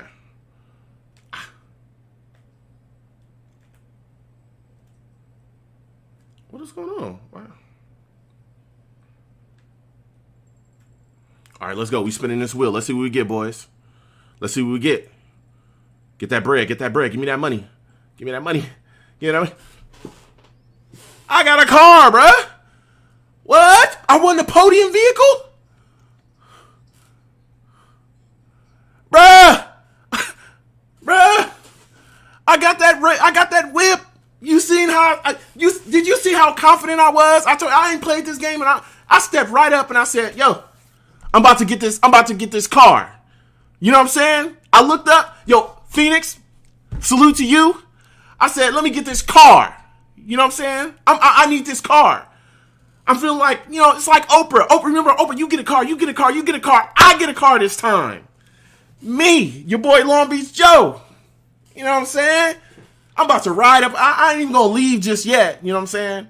Because I'm about to get my, I'm gonna get my ride, but I'm gonna hit the casino just for a little bit. You know what I'm saying? They got me now. This is how they get you in Vegas. They give you a little, you know, some crumbs. You win $100, $200 here and there. You start thinking, oh yeah, well they got me. They got me right now. They got me. How do I get the car though? Do they put it outside? Anybody know? Because if I just gotta go get the car and drive up out of here later, you know what I'm saying? Look at, is this it? Is this the car right here? Is this the car I just won? Is this the car right here? Look how clean it look. Look at it. Red. Oh, it's in my garage? I don't know where my garage is. I gotta figure that out. I just literally spawned into the session. Look at it, clean. I stepped up in here with no money in my pocket, said, give me a car. And they said, yes, sir. They said, yes, sir.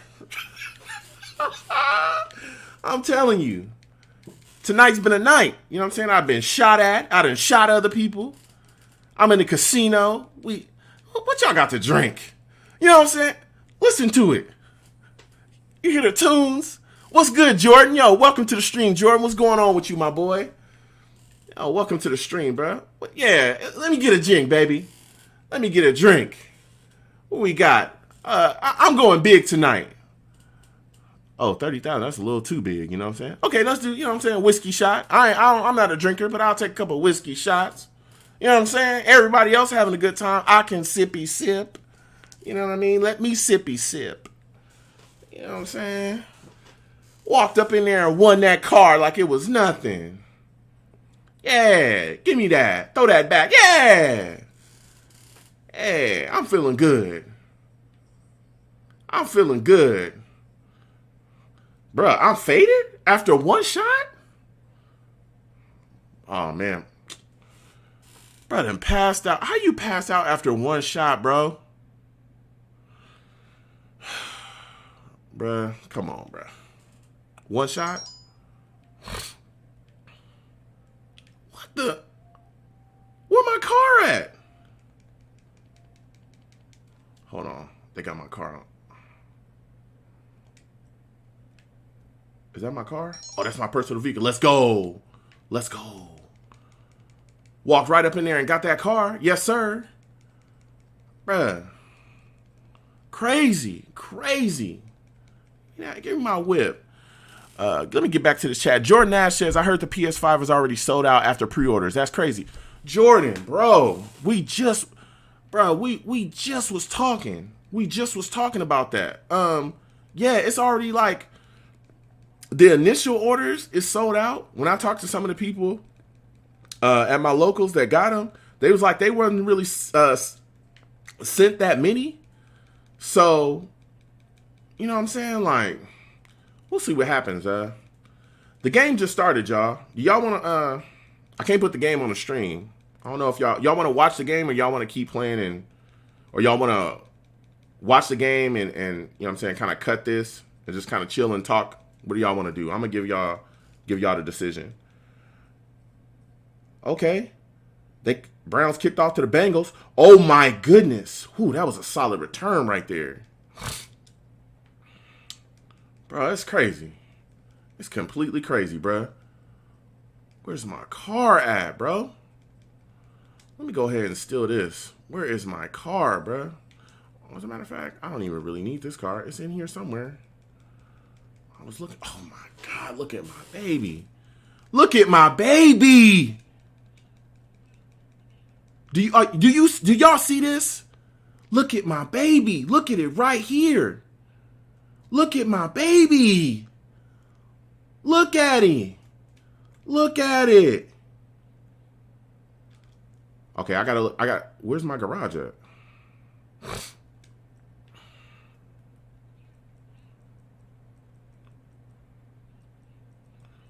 Let me see where my garage is.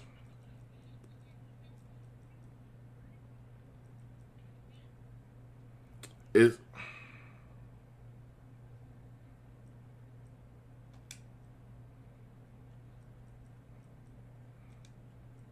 where's my garage?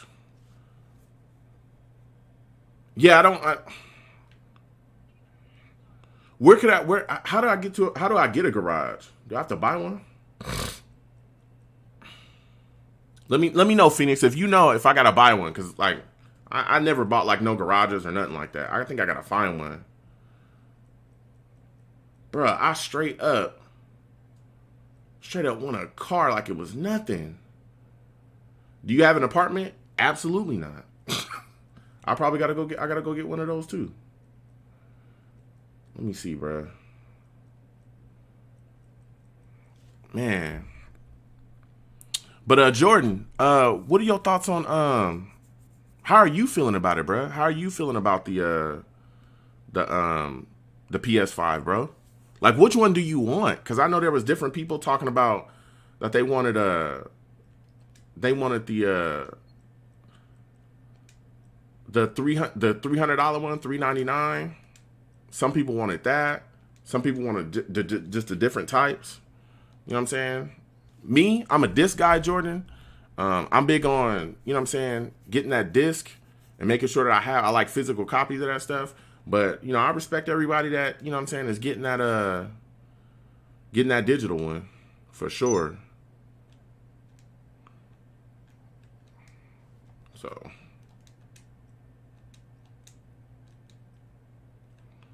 bro, let me, bro, I walked in there and won this thing. Let me draw this baby right here.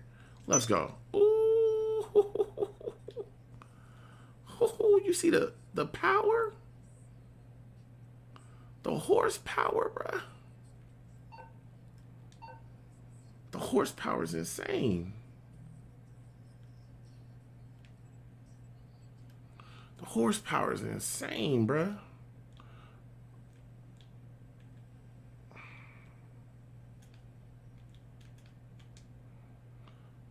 Bruh.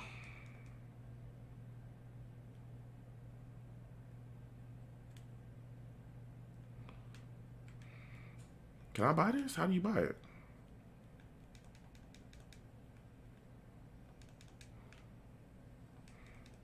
I don't know how you buy this stuff. If you the expanded radar, bruh. Bruh, this thing is crazy. Oh man. The Bengals is moving the ball right now, bruh. Bengals is moving the ball. Bro, look at this. Look at this. Oh my God. Look how I'm pulling away in it. Oh my goodness, bruh. This is insane.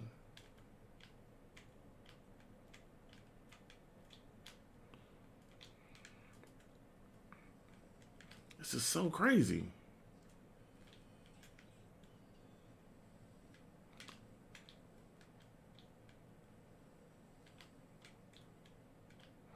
Bro, it is so crazy. This car is ridiculous. This car is completely ridiculous. Where's like players? I need to get a something. Going back to the chat, Jordan Ash says the only reason I'm getting digital is because the games are cheaper. Yeah, that's true. Because this is going to be $70. Yeah, it is. It is. Phoenix Flight says I'm gonna watch the game. I'll come back later if you're still on. Yo, shout out to you, Phoenix man. Thank you for joining the chat, bro. I'm probably gonna stop playing this in a little bit and watch the game primarily. Have everybody join me, bro.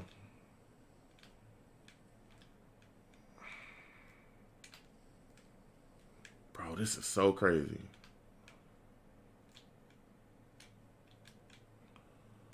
But man. Damn, this thing is pulling. I'll slow down. bruh. But it's crazy, man.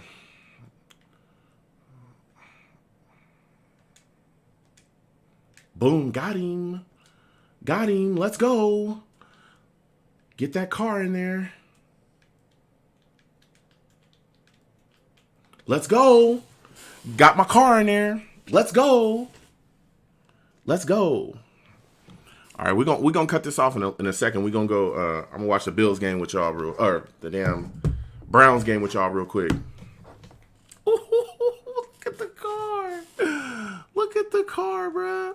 But we did that though. We did that, chat. We literally walked in there and won that car like it was nothing. You know what I'm saying?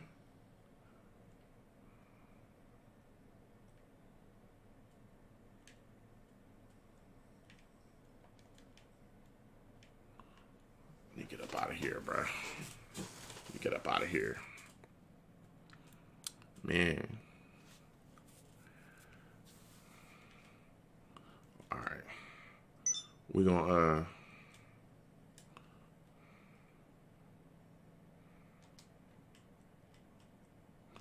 leave this session real quick.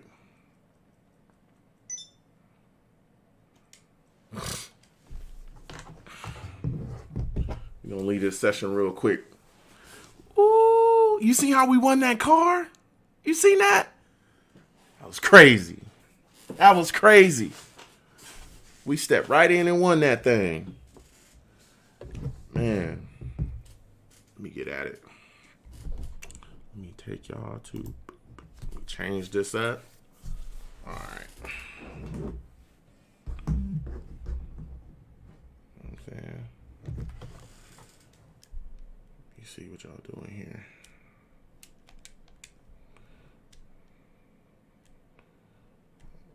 I'll shut this off for y'all in a second.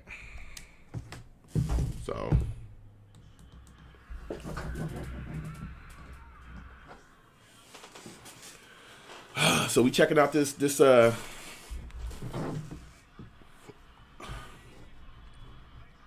me update my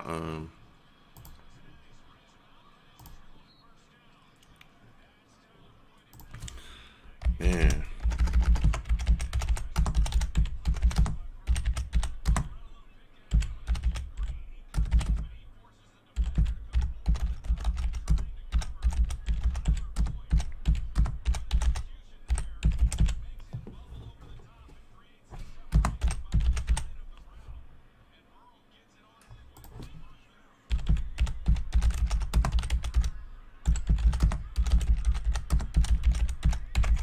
Again, I want to thank everybody for watching, man. We about to chill and watch this.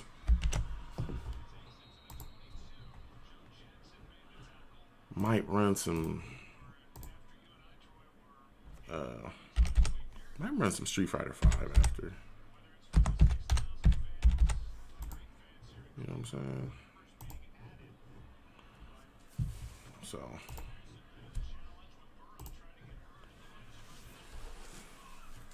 man, it's crazy, man.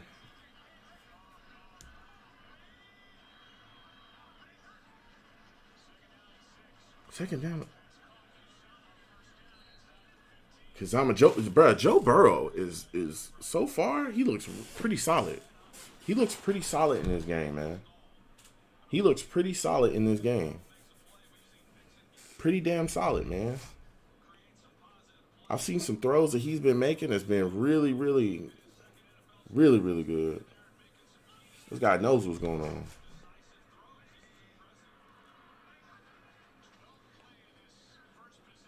Ugh. Incomplete, bro. He couldn't hit him. He gonna hit him next time, though. But yeah, while we're watching this, I want to tell y'all a story. I seen that fire extinguisher. It's hilarious. So I was in the Navy.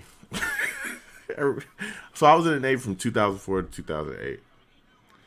And, you know, I served my country admirably, loved serving my country. So I was in, I can't tell y'all the location, but I was on a base. And I used to be around this dude. His name, we'll call him Murphy. That's what I'm gonna call him Murphy. So it was this dude named Murphy. He was a good dude. Like, we all loved Murphy, right? We all loved him. We all loved talking to him. We all loved, you know what I'm saying, chilling with him and everything, right? But the thing about Murphy was he was a good worker. That was the thing. Murphy knew his job. Like, he was great at what he did. But, bruh, outside of work, Murphy was a wild boy. He was super wild, man. Like, he would always get into something. He would always get into a situation that was crazy because Murphy, if you just knew him from work, you wouldn't think that he would be that type of dude. Come on, Joe Burrow. Oh, he got brought down. Damn. Got sacked, got brought back, man. They bringing that back. Browns pass rush got after him on that one. So, if you knew him from work, strictly from work, you would be like, man, I wouldn't think this dude would be like this outside of work. But when Murphy would get a couple of drinks in him, one or two, he would just start doing crazy stuff. And he was always getting in trouble for stuff like that too. So one weekend, I'm chilling. We in the barracks. That's where, I'm staying at. So we in the barracks. And, everybody had been drinking or whatever. I'm not a drinker, so I didn't have nothing to do with it. So I was just chilling, you know what I'm saying? Because I actually had to work that weekend. So I was chilling, sleeping, trying to rest, relax, wait for, you know what I'm saying, my my shift to come. And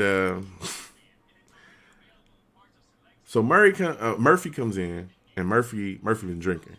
Like, he already been drinking a little bit. And we could tell because, you could smell it on him. And he like, man, he was kind of like a tall kind of white dude. Kind of lanky. And he was from the Midwest. So, man, I'm really ready. You know what I'm saying? I'm ready to drink up tonight. We going to have some fun, man. We about to have some real fun. You know what I'm saying? He cursing up a storm, too. But man, we going to have some fun, man. We just going to let loose tonight.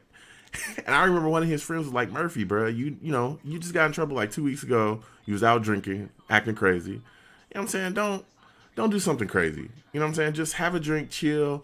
And he's like, man, I get that, but I got to live my life. Right? Okay. So he went to another room, somebody else's room, and got, I don't remember what it was, but it was a couple of beers. I don't know what type of beers they was. And so he in the like the hallway, the corridor, like, drinking and being loud and talking to everybody, because some people at the rooms to their door open, or the doors to their room open, excuse me. And so Murphy is just like sitting there, just drinking, talking to everybody. They talking to him. He, laughing and all this other stuff. So 30 minutes go by, right? I closed my door because I seen him out there talking to people, and I was like, all right, man. So I closed my door. I'm watching TV. And I noticed other people start closing their door. You can hear people close their door, tell them goodbye and stuff like that. So he was out there by himself. So 30 minutes go by. You don't really hear nothing. No noise, no nothing. Then all of a sudden, we hear a door slam. It's like the door at the end of the corridor. We hear like this door slam. It's like an emergency door. So we hear the door slam on the end of the corridor, the emergency door. We hear it slam, and he just starts screaming, it's time for snow. It's time for snow. I'm gonna make it snow. And I'm like, I'm in my room. I can hear it from my room, and I'm like, what is wrong with what is Murphy? Because I could tell it was Murphy. Like, Murphy, what the hell is wrong with this dude? Like, why is he screaming he gonna make it snow? He gonna make it snow, right? He's screaming, I'm gonna make it snow, I'm gonna make it snow. So then after I make it snow, I hear like a little door open. It sounded like something got cracked. Like a door, like he was trying to rip something open, and like a little door open, it cracked open. So then I hear like this loud like coming in the hallway. I'm like, what the heck is that? Right? So I get up and I open the door and kind of peek out. Bruh. This dude Murphy is butt naked in the hallway, running around with a fire extinguisher. He got a fire extinguisher, right? He got a fire extinguisher that he done ripped off the because you know they come in those little cases. He done ripped the fire extinguisher off the case, and he running down the hallway screaming, "I'm gonna make it snow! I'm the Snow King! I'm gonna make it snow!" Bruh, when I tell you, we was staring at, like, everybody, Murphy, what the hell is wrong with you? Like, so,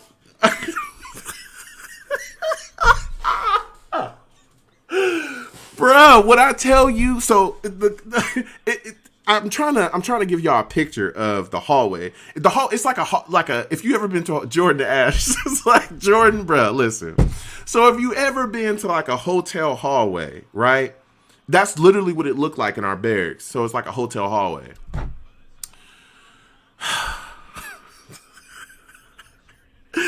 He done ripped out the fire extinguisher out the little case that it was in. He running down the hallway, firing. Mind you, that's like that's dry chemical that's coming up out of there. You know what I'm saying? So he firing it he got the nozzle pointed up, talking, "I'm the Snow King. I'm gonna make it snow." So he's running down. You know what I'm saying? So then after he couldn't get no more out of that, he tossed it, right, and ran to the other side of the corridor because there's another extinguisher on the other side. He grabbed the other one, talking about the snowman returns. Man. Damn Murphy, man. Damn Murphy. So I forgot who it was that came out their room. It was like it was a guy that was higher ranked than we was, came out of his room. And he see Murphy, you know what I'm saying? Murphy covered, he got a little bit of the dry chemical on him. It's dry chemical all up and down the hallway. And he said, "What are you doing?" First he said, "What are you doing?" He didn't even realize that like Murphy didn't have no damn clothes on, which was disgusting. "What are you doing?" And then Murphy looked at him and he said, "Where are your clothes?" He said, "Stop." "Halt." He said, "Sailor, damn it, where's your room?" He asked him his command where his room was. He got in big trouble for that. I'm gonna just say that he did get in trouble for that. I don't know what his command did to him, but they ended up bringing like the master at arms, which is military police. Some people call them military police in the Navy. It's called master at arms, bruh. Jordan, you know what's crazy? Murphy wasn't, at least from what we saw, Murphy wasn't on something. If he was on something, he would have got kicked out. Murphy was just drunk. That's how he was, though. That's exactly, bro. Murphy, when Murphy was drunk, we used to call him Dr. Jekyll, Mr. Hyde. Like, he was a completely different person when he was drunk. When Murphy was drunk, he was just different, bro. But when he was at work, like sober, working, he was on point. When I tell you he was clean cut, like, everything precise. Like Murphy would show up, not a hair out of place, always had a shave, like was always on time, everything. But bro, you get 2-3 shots in him, completely different person, bro. Completely different person. Insane. It was insane. Completely insane, bro. I had to tell that story. When I seen that fire extinguisher, in that damn casino, that just reminded me of Murphy, man. That casino kind of looked like it had a pattern of our barracks too. It was crazy, bro. Baker trying to run, bro. They trying to run tonight. Man. So crazy. Murphy was on something, bro. He was drinking something. Something crazy. Like I said, the last time I saw Murphy, he had a couple beers and that was that. He came back. Murphy was a different man. He was a different man, bro. He was a different man. I'll tell you that right now. Come on, Bake. Make a play. Damn.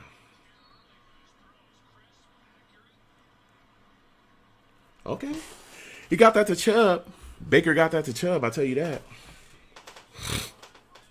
Baker got that to Chubb immediately. Man. But Jordan, what are you looking for as far as I want to know, bro, because I know you said everything's digital. Like, what games are you looking forward to them? Because I know they got a couple coming out, Spider-Man, all that stuff.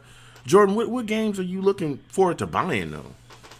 You know what I'm saying? That's what I want to know.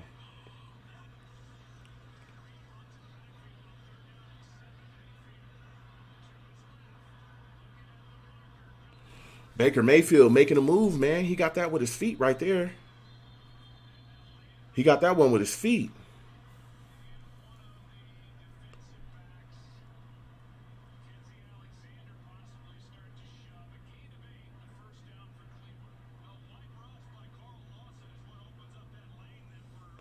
Man.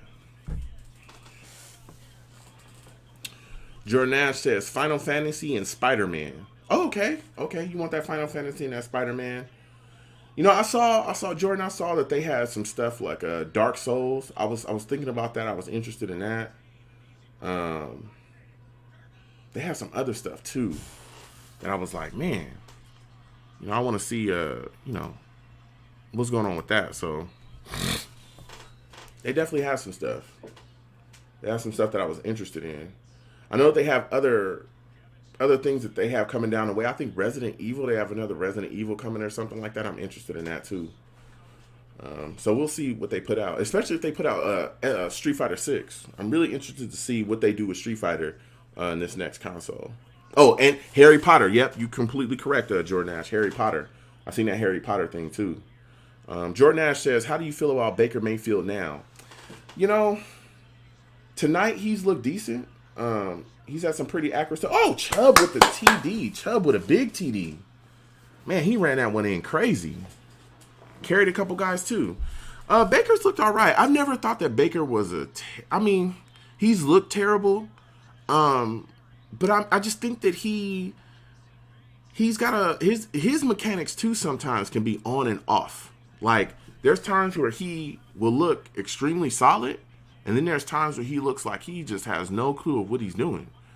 And a lot of his footwork, mechanics, he be panicking sometimes. I think he just needs to, like, relax within the scheme and just make the plays with his arms. He's got to stop trying to be like other quarterbacks. He's just got to be himself. I think that's a big thing. And I also think a big thing with him too is like the expectations, because all those damn commercials he be doing, he's everywhere, bro. If you doing all them commercials and you getting beat by 30 every week, people ain't gonna want to, you know what I'm saying? People ain't gonna be happy about that. That's all I'm gonna say. People is definitely not gonna be happy about that. You know what I mean? So, he gotta do better than what he was doing.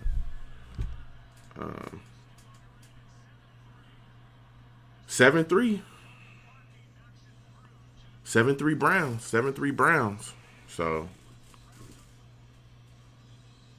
it's looking good. It's looking good for them. They gotta keep it moving. They gotta keep the momentum, I'll tell you that. That's what they gotta do. Jordan, what are your thoughts about Baker Mayfield? How are you feeling about him?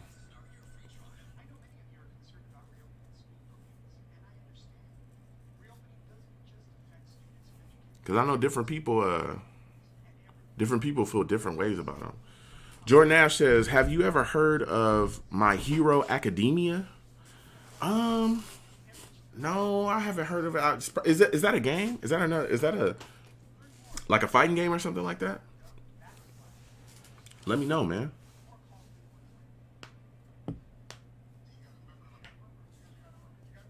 Man.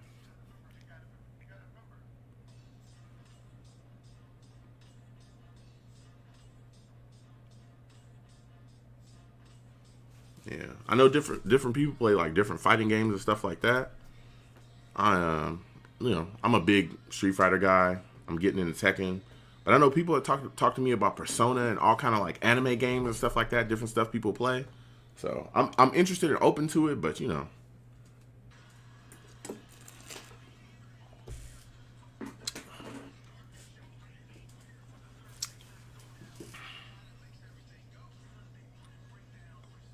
man.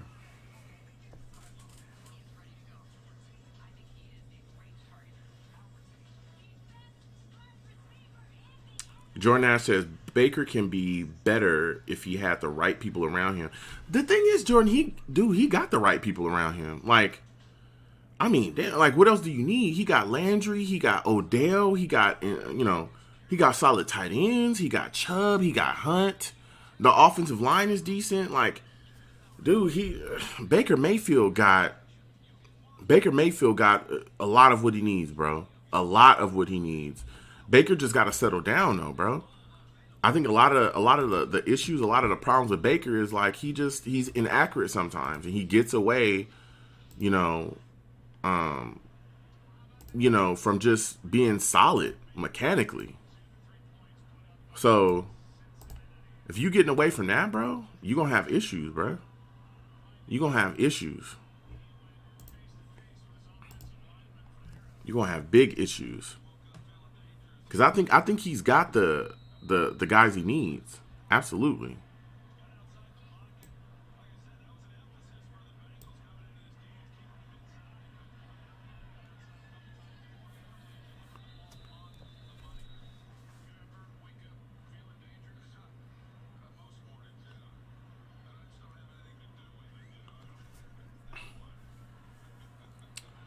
Jordan Ass says coaching. Coaching. You mean? I mean, he's got a new coach there.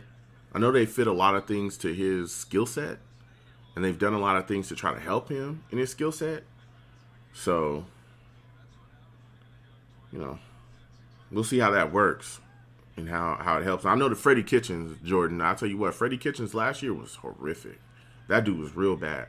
But I don't think they ever should have. They shouldn't have went and got Freddie Kitchens either, though. They should have. They should have hired Mike McCarthy. I remember they offered Mike McCarthy, and he was sort of interested, I guess, in going there because they were trying to talk him into being there. But there was other guys that they should have hired. It shouldn't have been Freddie Kitchens. It should not have been Freddie Kitchens. You know who I'm impressed by, though, so far in this game? Joe Burrow. I really am. Like,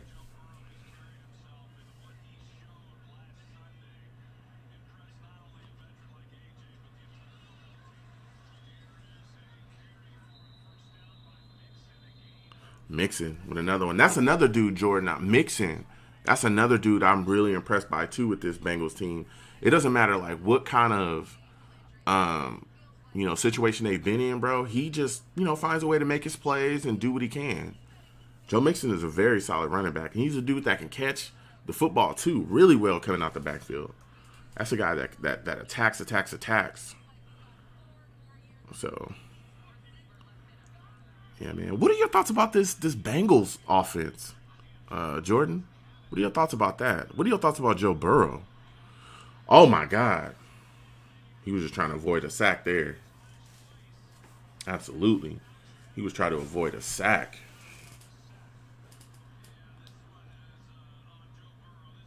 Yeah. Yep.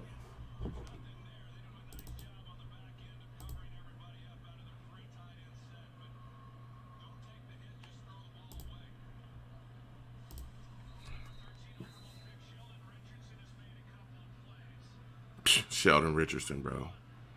It's crazy. It's crazy to see him play so well somewhere else.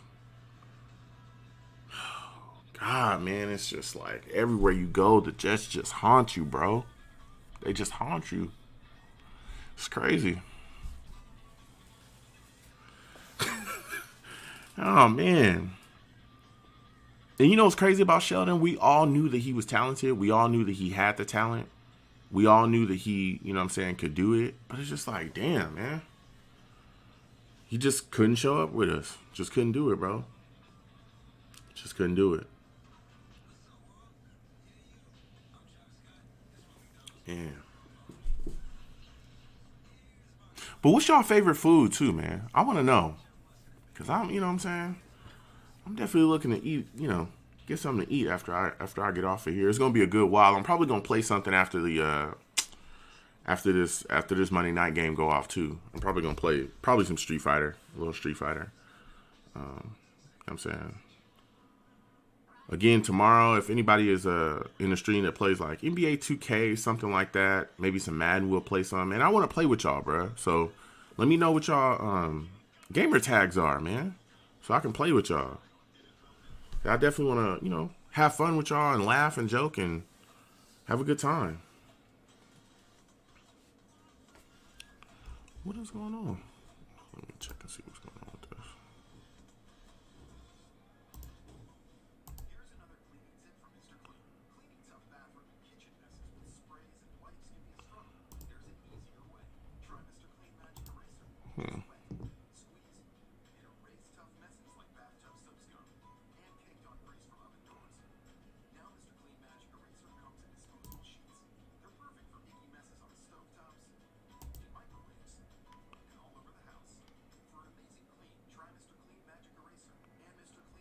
Hmm.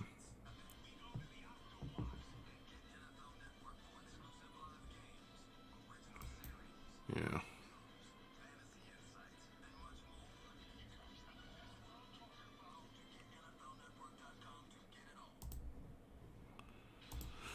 Yeah, man.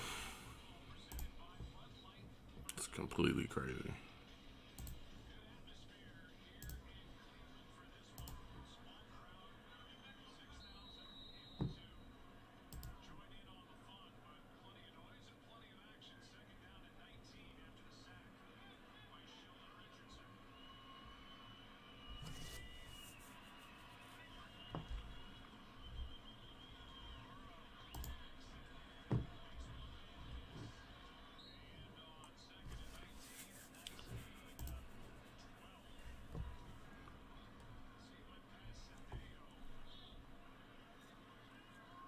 Man, Burrow just continues to impress, man. This kid looks good. This kid looks real good. I'm really looking to see what they do with him in the future too, man. Cause he just has so much potential.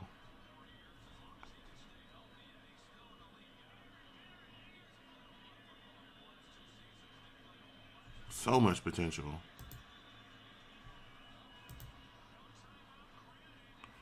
Oh my god, that snap was terrible.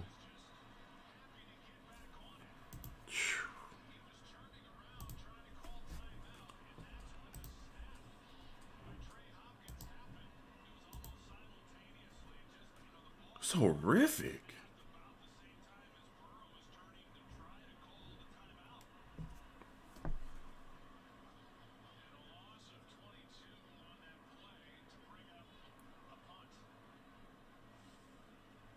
Man, they shot themselves in the foot right there.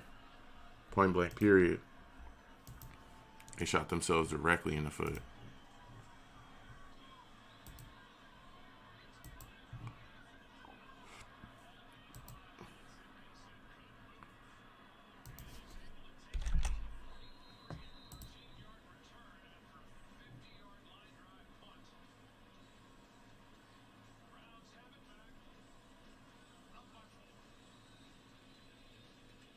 I browsed 8 sites for divorce attorneys today. I browsed 8 sites for divorce attorneys today. I love working with you. Me too. Red heart emoji, blue heart emoji. I hate Lebo. Puke emoji, puke emoji. My heart rate is currently 150, 151, and back down to 150. On March 15th, I purchased prenatal vitamins and 4 pregnancy tests. The number on my credit card is 02371221. Yeah.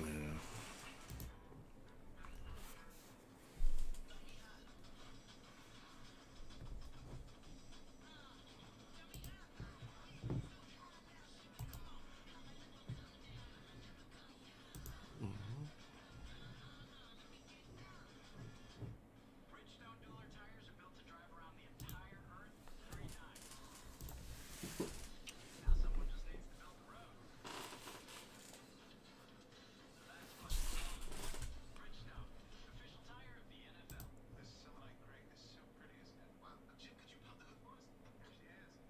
Really wondering how the Browns are gonna keep attacking them. I'm wondering if they're just gonna keep attacking the Bengals and try to get after that secondary. That's something I think they can do too, because they got the weapons and the targets, man. There is no reason why OBJ shouldn't get big time catches in this game. He should absolutely get that. Should be putting up numbers.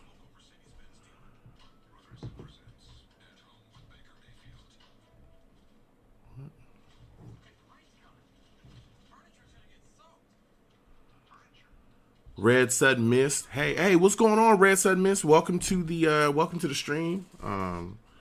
Right now we're just chit chatting about football. Watching this Browns and Bengals game. You know what I'm saying? How you doing? How's your day? How's everything been going?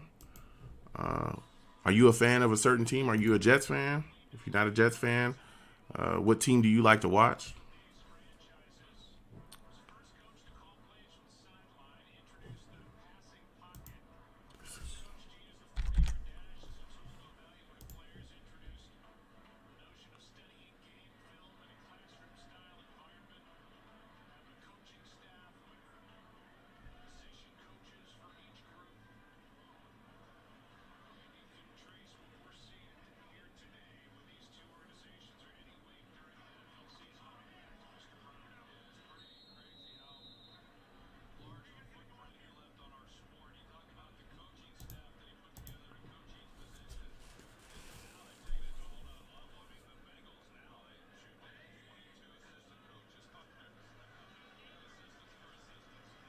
Yeah.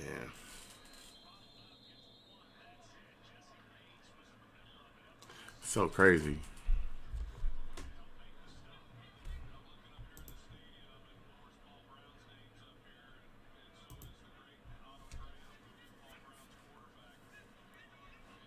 Just absolutely crazy, man.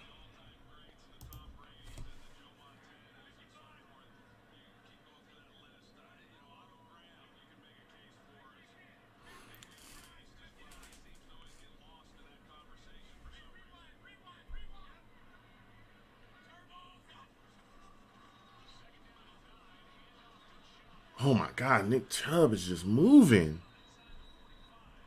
Chubb just moving. Browns just attacking, man. Just attack, attack, attack, attack, attack.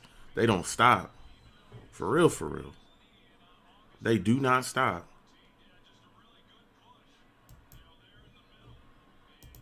They absolutely don't stop.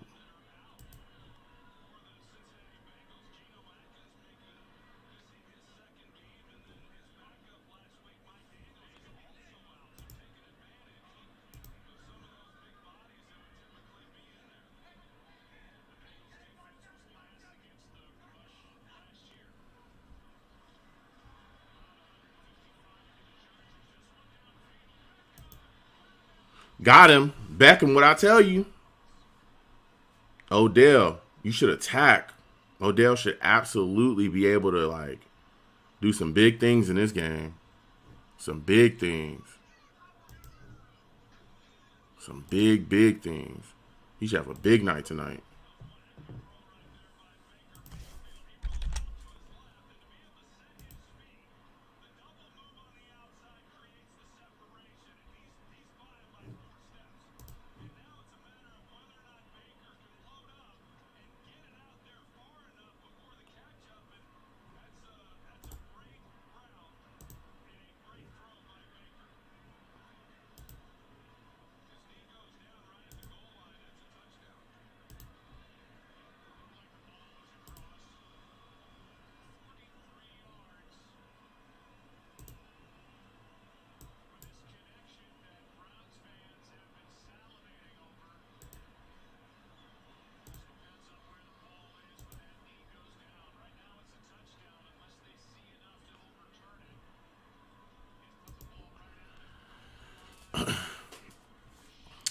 Mr. Magic says, how you doing, Joe? What's going on, Mr. Magic? Welcome back to the stream, man. You know what I'm saying?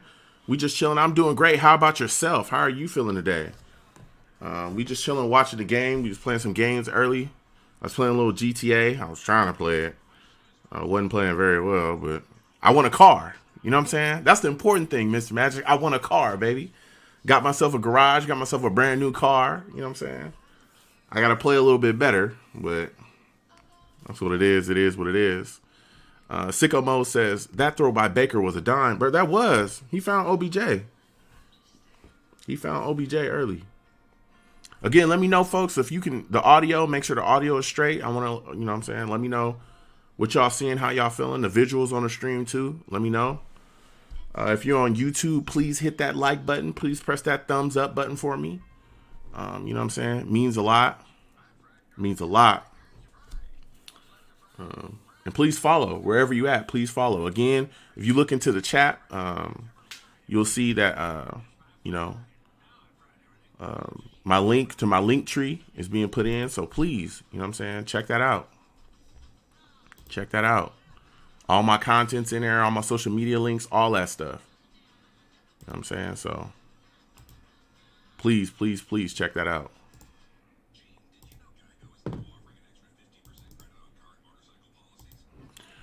Mr. Magic says, just got off work. Just turning into the game. Okay. I see you have to get that grind. You know what I'm saying? I understand everybody's at work right now. I had a bunch of people coming in saying, you know, I'm at work, or I'm watching you from work, or I got to go to work. You know, let me know if you're going to keep streaming. And I'm definitely going to be on for a little bit after. I'm going to probably play some Street Fighter. But yeah, so Sicko Mode says, like you were saying, Baker has weapons around him, unlike Darnold. That's big facts. That's big facts. I keep having to tell people that. And it's crazy. Every time I say that, people look at me like I'm nuts. Like, dude, you know, you ain't got no damn weapons. Get him some weapons. Get him something, you know, and you'll see, you know, a different type of player out of Darnold. You'll see more progression. But if you ain't giving that man nothing, I don't know what you expect. You know what I'm saying? I don't know what you expect. I don't get it. It's crazy to me. Mr. Magic says audio good. All right, awesome. Let me know. If the picture goes crazy or stuff are looking crazy, please let me know in the chat. If you can't hear the game when I play or anything like that, I'm really trying to make sure that the visual and the audio is good for y'all, because that matters the most. I got more content coming, more stuff coming. Y'all gonna see. Mr. Magic, you can see all my chats are integrated now. So wherever you're at, if you're on YouTube, you see, you know, the comments that are being made from other places. So, you know what I'm saying? That's big. So everybody's in the conversation. So, you know, you don't think I'm just talking to nobody. You know what I'm saying? Mr. Magic also says, so is JD gonna sign a receiver this week? You know, dude, I don't know who's left out there. I would hope that he would. I would like to see him trade for somebody. We were talking earlier in the stream. There was a bunch of people in here, and we were saying, listen, we got to go after a guy like Allen Robinson or OBJ. You know, why not? You got to go after one of these guys. You got to bring one of these guys into the, you know, your team. You can't just like, you know what I'm saying, walk around with these guys that we have, these, you know, no weapons, and think that you're going to get the job done. Like, that's not going to work, bro. You got to do something. You got to do something more. So I don't know who will be out there. Mr. Magic, who's out there that you would like to see? Because I know Mohamed Sanu got signed by the Niners. So I don't know exactly who would be left out there for us to really go after.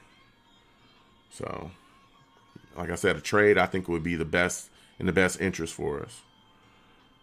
So, Mr. Magic says, sign them both.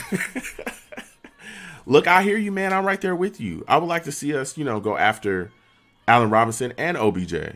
Like, I'm right there with you. I would love that. But, you know, you got to get them for the right price and don't give up too much capital. So, we'll see what happens. We'll see what happens, man. So, I mean, it's crazy. We were talking about it earlier, Mr. Magic. We were talking about the problems with the Jets offense and how things just ain't looking good and haven't been looking good for a minute. It's just like, man, real tough situation. Mr. Magic also says trade. I got some picks. We got some picks. Oh yeah, we do. Mr. Magic says I want A-Rob. I hear you. I'm big on A-Rob too. I'd love to have Allen Robinson. I like that idea. But it just all depends on what they'd want. What can we get? You know? What's the most you would give up for Allen Robinson, Mr. Magic? I'm saying. Because I'm thinking, man, a second round pick, if they willing to give me Allen Robinson for a second round pick, I'm doing that deal. If they give up Allen Robinson for a second round pick, bro, I'm doing that deal in a heartbeat. I'm not even thinking about it. It's said and it's done. It's said and it is done. For real, for real. Said and done.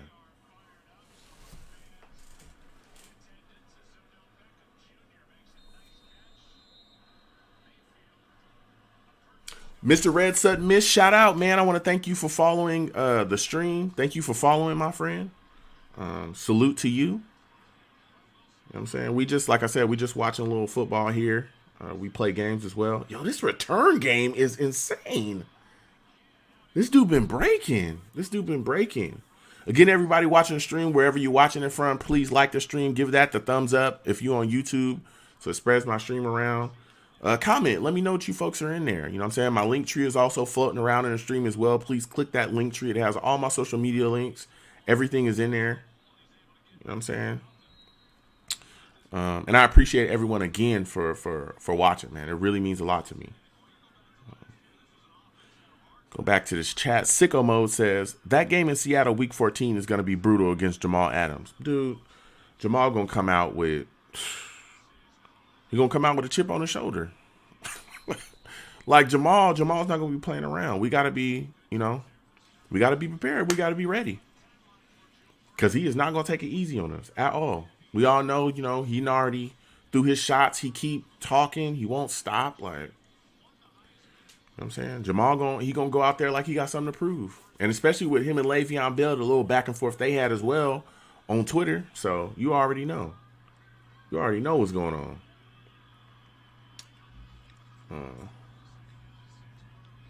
Bro, Joe Burrow. I'm really impressed by Joe Burrow.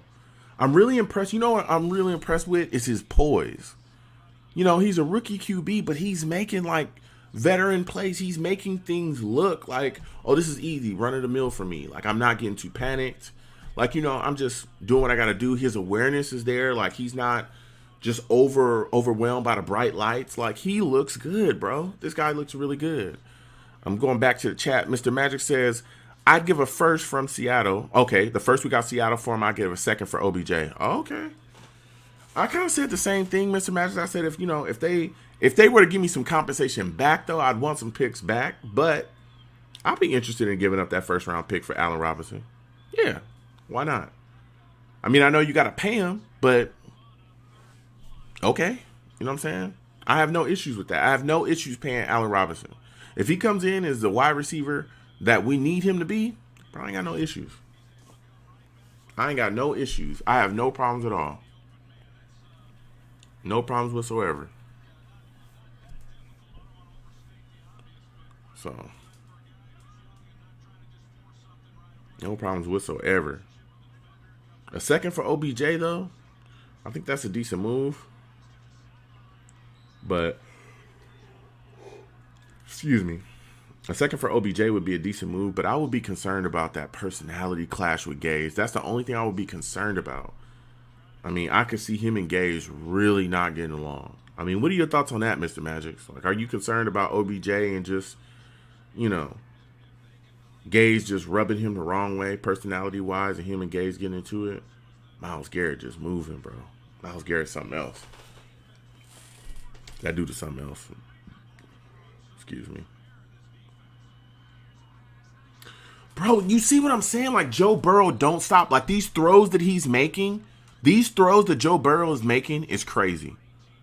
Like, he just keeps, like, he doesn't stop. He's accurate. He's poised. Man, I'm really impressed by Joe Burrow. I am really impressed by this dude. He understands he's throwing the ball before the guy gets out the break, just putting it there. He can catch the ball and take off running. Like, bro, this dude is something else, man. This dude is something else. Touchdown, Joe Burrow. To Uzma, touchdown. Bruh, Joe Burrow is serious. He's serious business. No lie. Like, no lie. This dude is serious, bro. He's serious. This dude looks so good. It's insane. Mr. Magic says Gaze will be gone in a few games. You know what?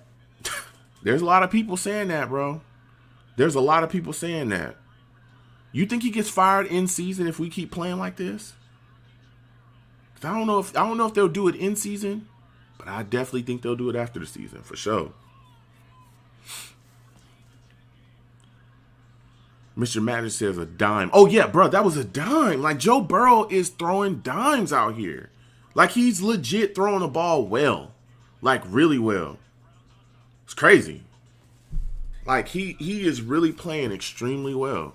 It's crazy. He's so poised. He is so poised in the pocket. It's crazy. Not flustered at all. He'll sit back there, take a shot or two. You know? Joe Burrow looks good, bro. He looks really good. Super good.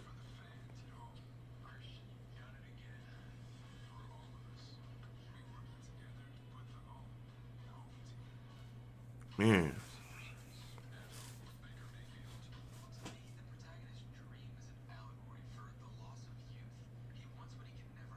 Baker got like 15,000 commercials, bro.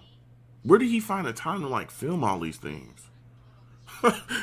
Anybody else think that, bro? Like when did you find the time to film all these damn commercials? Like he got 40,000 commercials. It's like every commercial that we go into is Baker.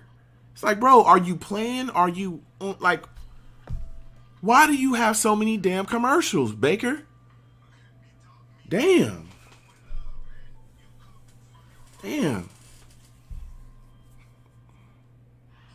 Completely crazy, bro. Baker got 50,000 commercials. Baker got 50,000. Got a commercial for everything. He got a commercial for cereal. He got a commercial for toilet paper. He got a commercial for just everything. Up soap. He got a commercial for the Browns. He got a commercial for just everything. Baker is everywhere. Damn. Mr. Magic says, I wouldn't buy anything he's selling.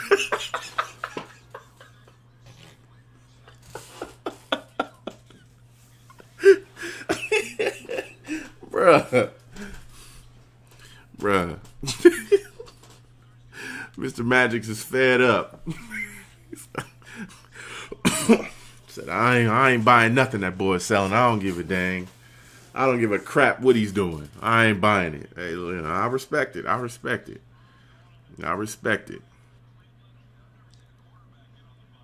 He is. Man, Joe Burrow looks so good, bruh. It's insane how good he looks. His coaching, bro. Coaching. Look at what the Bengals are doing with Joe Burrow. How they're putting him in position. The coaching, bro. The coaching. Coaching matters, man. It matters a lot, man. It matters a lot. Joe Burrow just going out there, standing in that pocket. You know what I'm saying? Trying to keep himself clean, doing what he can. Man. So crazy. So crazy. Look at Baker. That was a double fake? That play was terrible. What the hell was that? A double fake to nothing. What is this? Is that intentional? They gonna call intentional ground? I don't think it was intentional ground.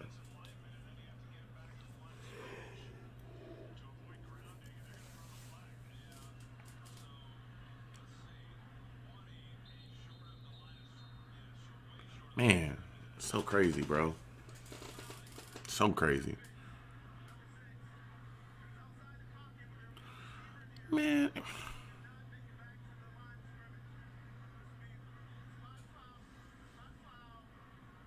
They gave him a penalty, too. He should get a penalty. He should get a penalty, bro. Hold that. Hold that penalty, Baker. You know what you did. You know what you did.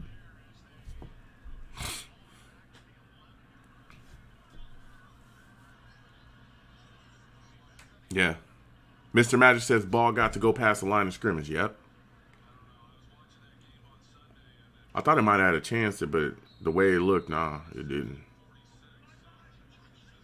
Especially when they did that replay, you could tell, like, he just chucked it into the dirt. Second and 24. He hit the drag. Beckham on a drag, bro. Man, I can't wait till we get weapons like what Baker has. I can't wait until just, oh my god, man. So tough being a fan of the Jets, bro. So tough, man, because it's like you just waiting for the day when we can have a number one wide receiver. Where we could look at people and be like, yeah, we're going to get after them. Like, it's too tough, bro. That was a good throw. That was a good throw to Landry, but it's short. Yep. That was a good throw to Landry, but it's short. It's going to be short at first. For sure, it's going to be short.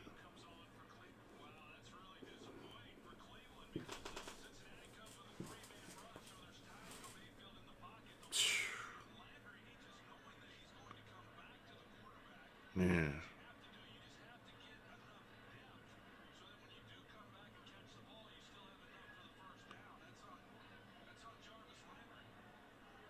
That's just crazy, bro.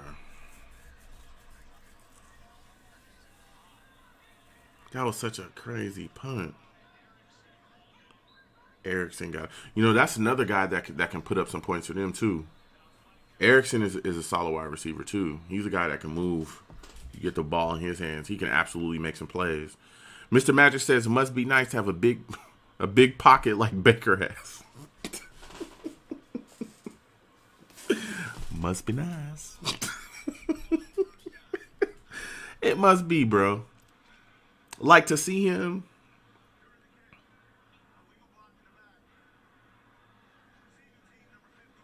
To see him like just have that pocket clean. Bro, if Sam Darnold had that space and could work in that space, bro, whew, sky would be the limit, man.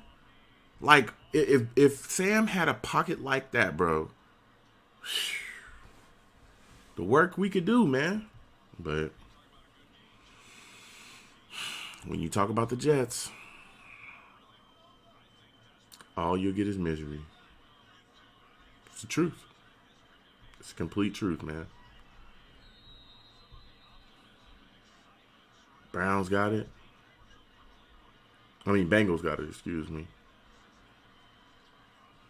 Bro, hand it off again. Mix it again, slashing. Mixon, stay slashing, man.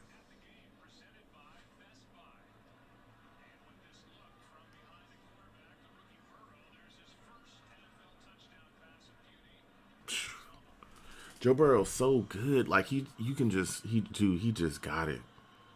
He just got it, dude. So poised, unflappable. Just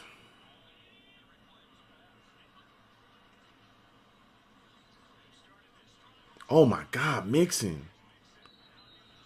Dude, they just moving the ball. Is that a holding call? Yeah, it looks like it's gonna be a holding call. Man.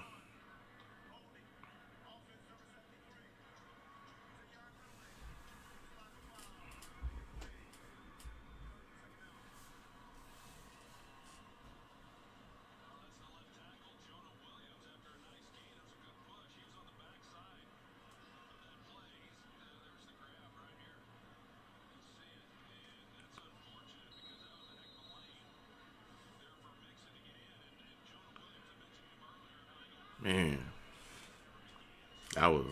That hurt them big time. That call right there, that hurt him. No foul, no contact. Woo.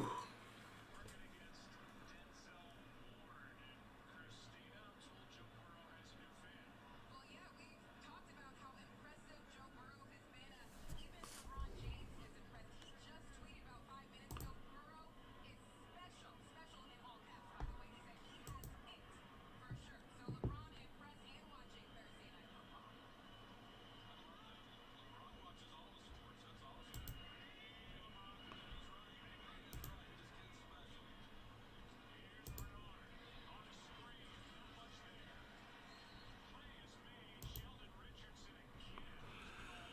Oh, man.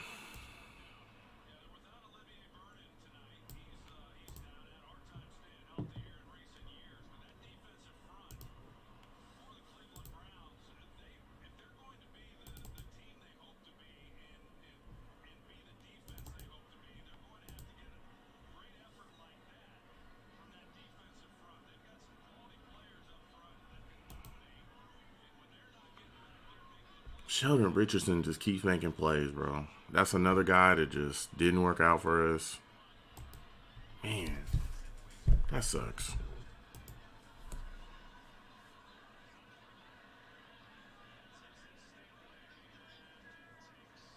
It completely sucks. Sheldon Richardson, another guy that we look at doing something on another team that didn't draft him. Another one of our players. Whew. Frustrating, bro. This is frustration maximum.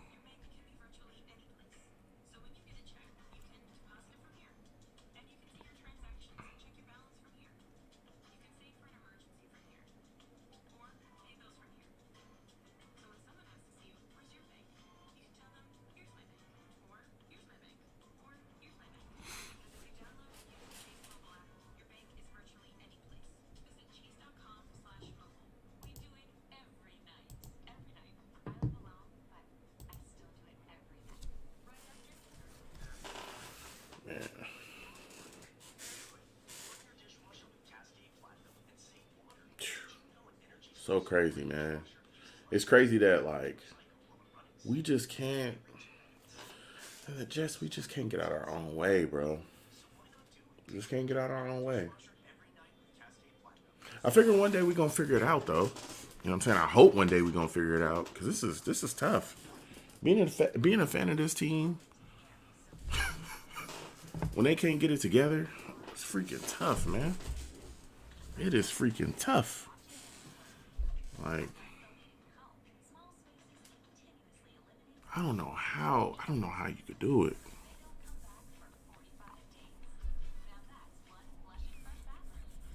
I don't know how I could do it, bro. I don't know how I am doing it. It's completely crazy, bro. Mr. Matters says I'm pumped for the big home Oh, he says pumped for the big home opener, Joe. Man, listen. Mr. Magic, I'm telling you right now, bro. I am just praying that we don't get blown out because, man, I just don't want to see that. I don't want to see us get shut out. I don't want to see us get blown out. I don't want to see any of that stuff. You know, I'm hoping for a competitive game, but honestly, the way it's looking, man, the way it's looking, it's not looking good. To be completely honest with you, it's not looking good. I'm hoping for more. I would love to see more. I hope that we can, put some things together, but it's not looking good, man. It's really not looking good. Mr. Magic says, I hope I'm not dead by the time the Jets figure it out. Man, listen, I hope I'm not dead either. I hope we can celebrate, a Jets, Super Bowl together at some point. You know what I'm saying? Ain't that something to hope for? That you could, we all praying that at some point we'll be able to go, Jets, we really got one here. We really, you know what I'm saying? We really did it. It just seems so far away now. Huh? Doesn't it? Like, doesn't that, like, seem so far away to have, like, a Super Bowl or, real play? It just seems so far away, bro. Oh man, seems so far away, bro. Goodness gracious. Um. Oh my God, flags everywhere. Odo Beckham moving, flags everywhere. Jet Black, yo, salute to you, Jet Black. Welcome to the stream, my man. He says, Jimmy G sucks, bro. 49ers defense is elite, but Richard Sherman is injured. Yeah, I mean, you can say Jimmy G sucks, but, you know, they still got weapons. They still got things that they can do and move. They got Ayuk. That offensive line is solid. The running game is decent. I think Kittle's, I know he's injured. I don't know if he'll play or not. If he does play, probably going to be limited. But, you know, they still got guys over there. And that defense alone could carry them. I could see us giving up a touchdown just to that defense. Bosa, all the guys they got, man, they get after it. We have issues. We got issues blocking, keeping guys off of Sam. This could be bad. You know what I'm saying? But again, everybody watching, again, I want to thank you for watching. Salute to you. My link tree's in the chat, so please, you know what I'm saying, go to my link tree and click on, you know, all the content that I have there. Press the thumbs up on all these channels. And also know, you know, I'll be streaming tomorrow, but I'll also be streaming Saturday. Saturday is going to be the live stream radio show. So we definitely going to talk about that Niners-Jets matchup on my live stream radio show. Again, everything is going to start at 7 p.m. Eastern. So, you know what I'm saying? We definitely going to do it there. But I hear you, Jet Black, but it's tough, man. When you're watching this team play the way they played, Jimmy G sucks. The Jets suck too, though. When you come out playing the Niners like we did the Bills, game's over. Baker Mayfield, he just overthrew him. Odell saying that's a PI. Odell saying, yeah, Odell saying it's a PI, but was it a pass interference? Could he have seen it? Kind of. Not really. Oh, he grabbed him. He grabbed him, the jersey. Ooh. Okay. Odell might, you know, Odell was telling the truth right there. That grab, that jersey grab. Come on now. You know what I'm saying? Mr. Magic says, I saw the Jets win Super Bowl. First bet I won, and my dad, he hated naming. Yeah. Jets winning Super Bowl one was big, but I'll tell you what, man. We ain't had nothing since. You know what I'm saying? You got to put it together. You can't win in just the 60s. You got to put something together. Got to put something together. I'll tell you what, those years with Rex Ryan, though, those 2 years with the AFC Championship, I thought we would win a Super Bowl at least one of those years. I really did. Even though we had Mark, I thought that we were good enough to really get a win. It was Mark really killed us in those games, though. That pick six.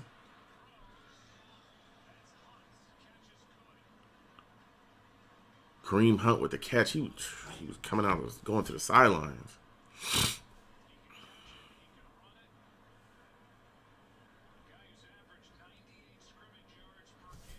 Man.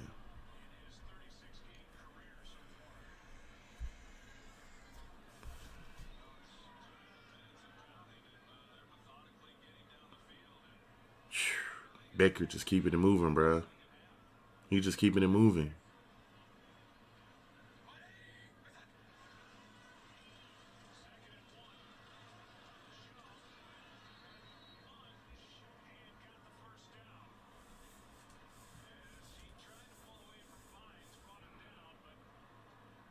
They got the first. I think he got the first.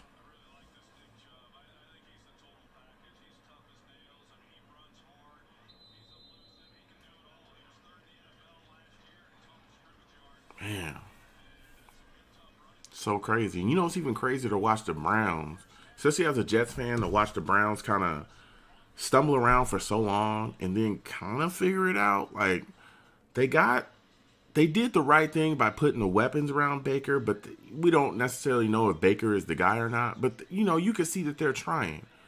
You can see that they are like, you know, they're all in on this dude. And they're going to do whatever they can to put, you know, the weapons around him that's necessary. So, we going to see, man.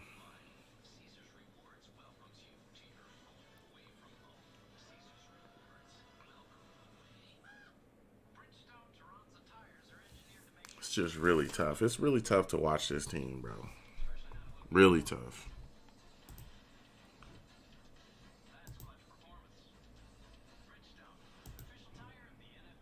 Really tough to watch this team. And the way that they handle stuff, oof, horrific. Freaking terrible. Completely terrible. Whew.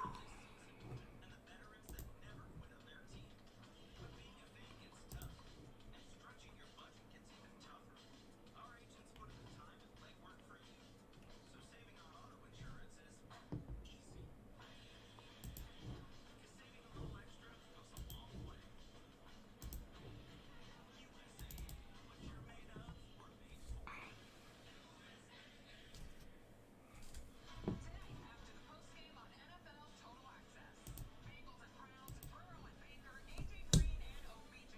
Every star and every storyline from a critical Thursday night clash in the AFC North. Tonight, after the postgame. Yeah.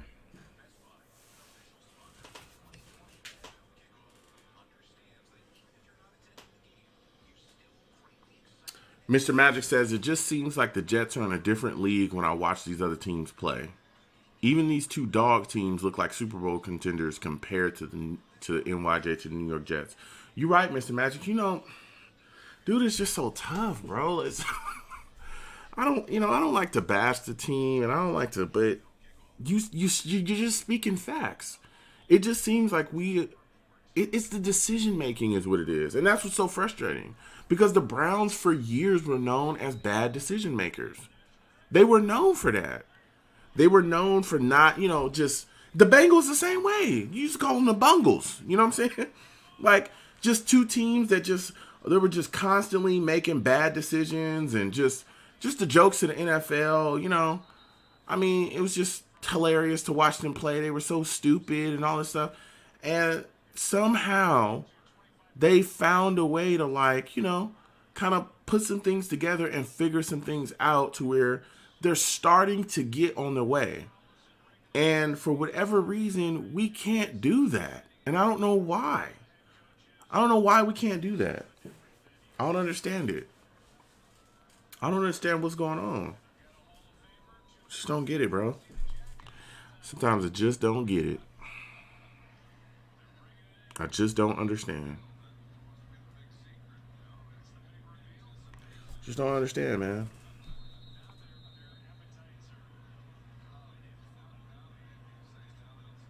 I just don't get it.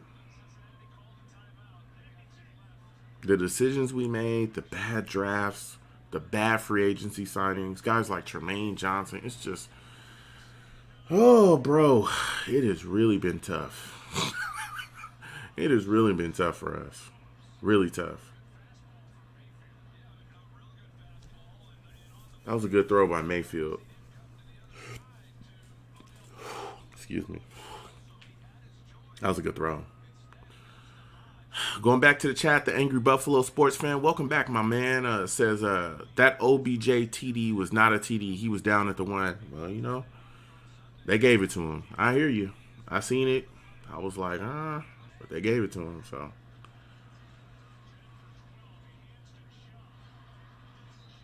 Chubb just.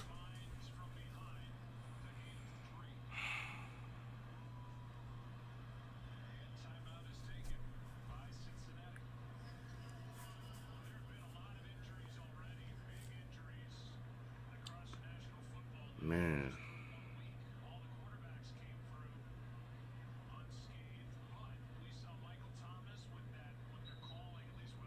Le'Veon Bell out, hamstring. Sheesh, Louise. Marlon Mack tore his Achilles. Jeez, man. Sherman dealing with that calf injury. It's crazy to go against the Niners and them not have Sherman should be like a big thing, but we don't have no damn wide receivers. So it's like they wouldn't even need Sherman to cover some of the guys, to cover the guys we have. Like, no Le'Veon Bell and no like real wide receivers. Like, man, this is tough. It's so tough. It's so tough watching other teams, and you're the worst. Baker Mayfield. He was outside the pocket. The ball got back to the line of scrimmage. I'll tell you that. Jeez Louise, man. Oh, man. I remember when the Bengals beat us last season. I was livid. The whole fan base was livid. They hadn't won a game yet the entire year. They hadn't won one game, and they beat us.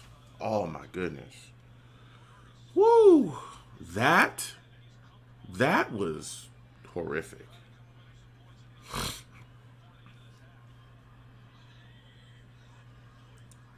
That was horrific. Wide open. Kareem Hunt. Touchdown Browns. Ugh. The Angry Buffalo sports fan says Crowder, May, and Becton balled against the Bills. Crowder played well, but without that catch that he was able to break that, that one catch and take off, and really make a play. Just that play was sheer will. Without that, our offense is just dead in the water. We probably only have like 150 yards of total offense that day without him. He had 115 yards, I think it was, on the day, and a lot of that, most of that came from that big catch that he had where he broke away and was able to just kind of, get going. May played extremely well, and I've been telling people about Marcus May for a minute. Becton, I thought, played solidly as well too, but the problem is, bro, it's like you got nothing else. The play calling was bad. Sam didn't look good that day either. Becton looked solid. I mean, he gave up a sack. He also had a penalty, I think. He had a penalty too. But I was impressed by him. I thought he looked good. And,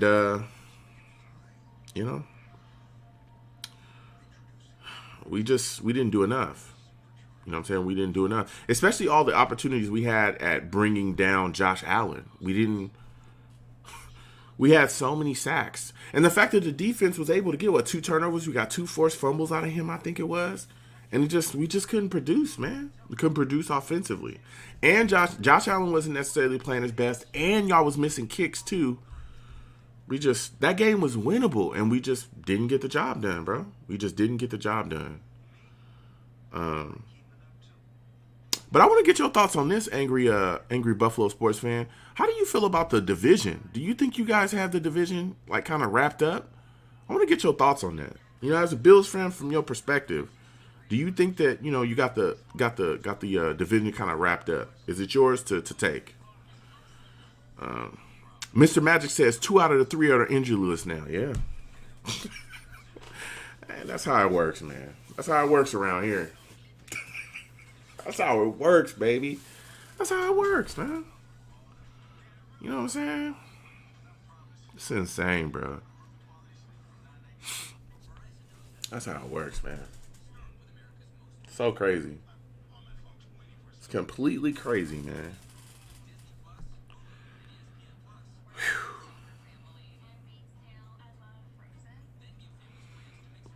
The angry Buffalo sports fan says, no, Bills need to beat the Pats before I say we can win the division. Yeah, I hear you there.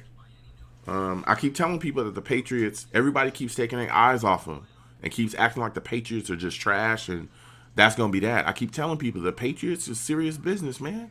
The Patriots, they can really play. Like, it's not a game or a joke with them. They really, have something cooking. And I really think that if you don't respect them, they're going to do what they always do. And that's, they're going to end up in the playoffs or making a deep run when everybody counted them out. They do that every single year, man. Every year I feel like I watch the Patriots do that. Every year.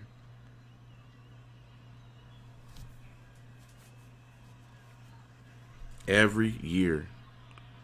What are your thoughts on Josh Allen, though?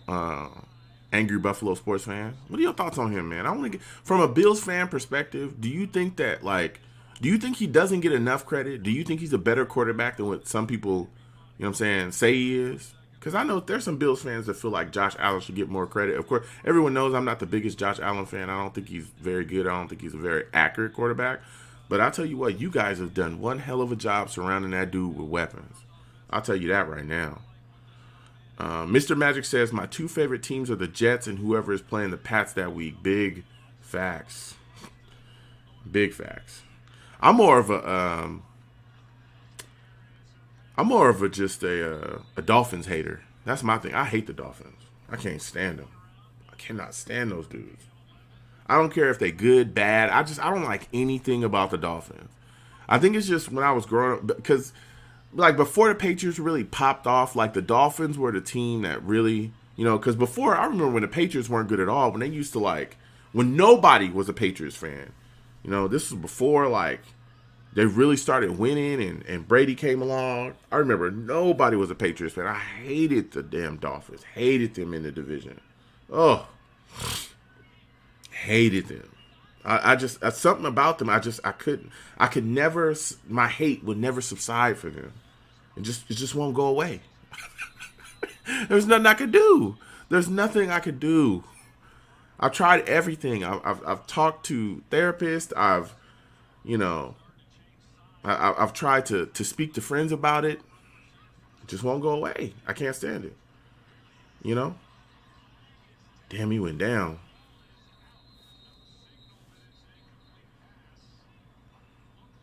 Man, I can't stop my Dolphin hate. I just can't. There's nothing I can do about it. It's a disease and there's no cure for it.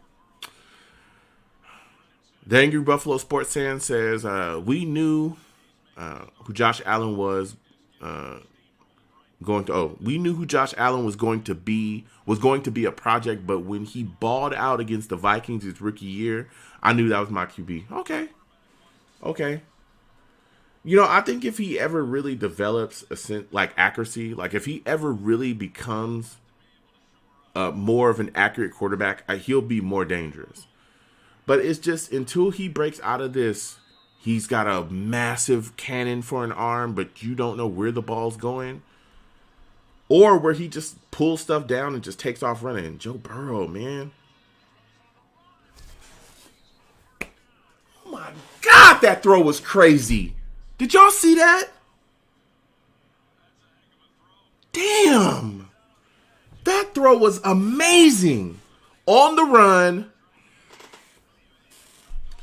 Bruh, on the run, eyes down the field, finds somewhere to square his body and chucks it. And puts it to where only his guy can get it. I am thoroughly impressed by Joe Burrow, man. Look at this. That was kind of dangerous, but man. Woo. Let me get back to this chat. Mr. Magic says, you have no idea, Joe. I celebrated for a week after Marino retired. 16 years of that crap, then 20 years of Brady. Oh, my God. You done been through it, bro. You done been through it. You know what I'm saying? When I started my official Dolphin hating, I think it was Jay Fiedler. Was they QB? Jay Fiedler and some other guy. Oh, man, that was... I hate the damn dog. I still can't do it. Mr. Magic says, my blood used to boil watching Shula march up and down the sidelines. He was in the official's face all game long. Yeah, let me tell you. I hate the Dolphins, bro. Hate them. Tails Silva 7B says, I'm from Brazil. Hey, what's going on, Tails? Welcome to the stream, my friend.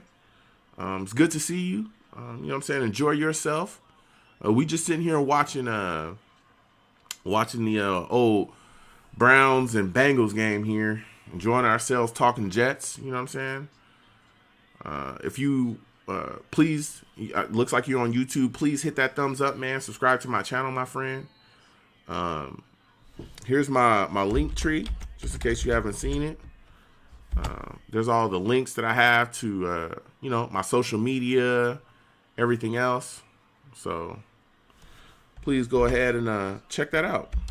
Follow all my channels, all my social media, stuff like that. You know what I'm saying? I post, I talk about the Jets, got a reaction channel, got a lot of stuff going on. But shout out to you, man. All the way from Brazil, you in my channel. That's special to me, man. I like that. You know what I'm saying? So thank you again for joining, man. Thank you. Are you a friend, Tails? Are are you a friend? Are you a fan of the Jets? You know what I'm saying? If you're not a fan of the Jets, who are you a fan of? What's your football team? But getting back to Mr. Magic's, man, listen. Man, I hate the damn Dolphins, man. I hate the damn Dolphins. I hate the damn Dolphins, man. Oh, despise them people. I don't like nothing about them. That's a big time throw by Burrow. Burrow just keeps making plays, bro. Oh my days. Oh my days. He don't stop. He don't stop. Right on his body.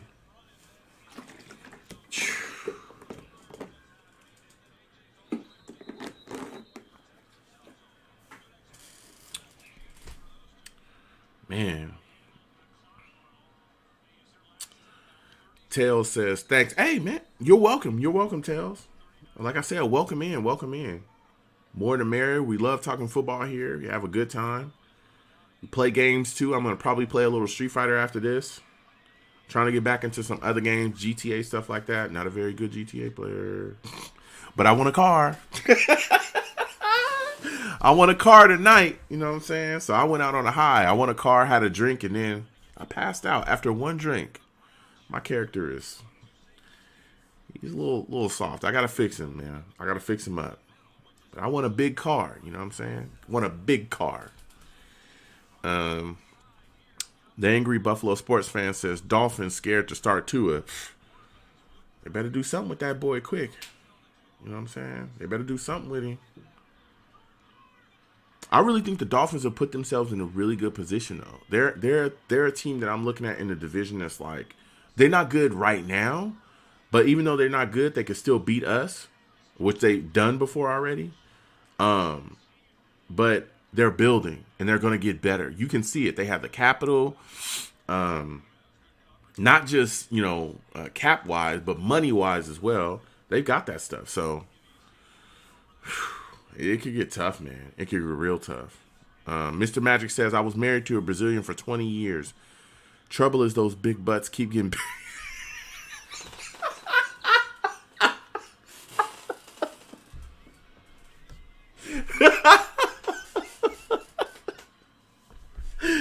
Oh, Mr. Magic said, I like them cheeks, but come on now. Oh, man. Oh, man. Mr. Magic's hilarious, man. Oh, my goodness. Mr. Magic's is something else. Hey, man. Brazil has very beautiful men. I will say that. Brazil's from what I've seen, I've never actually been there, but just from, I've had friends that have gone there. They said the same thing. Brazil is a very beautiful place. They have a lot of beautiful women. You know what I'm saying? Great people. So I want to go to Brazil one day. I definitely do. Definitely do. Mr. Magic, have you been to Brazil before? Let me know if you've been to Brazil. I definitely need to talk to you about that. You know what I'm saying? I definitely need to talk to you about that. If you're willing to. You know what I'm saying? Mr. Magic said, listen, I like big butts and I cannot lie. You know what I'm saying? I cannot lie. That's what he said, but hey, to a point. You know what I'm saying? To a point. Hey, I respect it. I respect it. Everyone, has their their thing. I respect it. Mr. Magic says, yes, I've been a couple times. Okay. What's a good place to go in Brazil? Like, just to have fun and, stay safe. Because I know there's a lot of different places in Brazil you should not go. I'll tell you that. That might... Is that intercepted? Oh. Okay. That was kind of a dangerous throw by Joe Burrow. I would say that's the one throw tonight I was being like, eh. But other than that, he's had a pretty clean night. Yeah. If he would have threw that a little further over, Okay. Yeah, Mr. Magic says, yes, I've been a couple times. Like I said, Mr. Magic's, man, let me know, man. What's a good place? Were you able to go to like the favelas? I've heard about the favelas before. That some places in the favelas are very dangerous, but other than that, it's a really good place to be. Or there's some places in there that's a really good place to be. What is the food like too? Ooh, what is the food like? Mr. Magic says just have fun, go to Rio. Other places you need locals to show you around. Okay. Yeah, that's what I figured.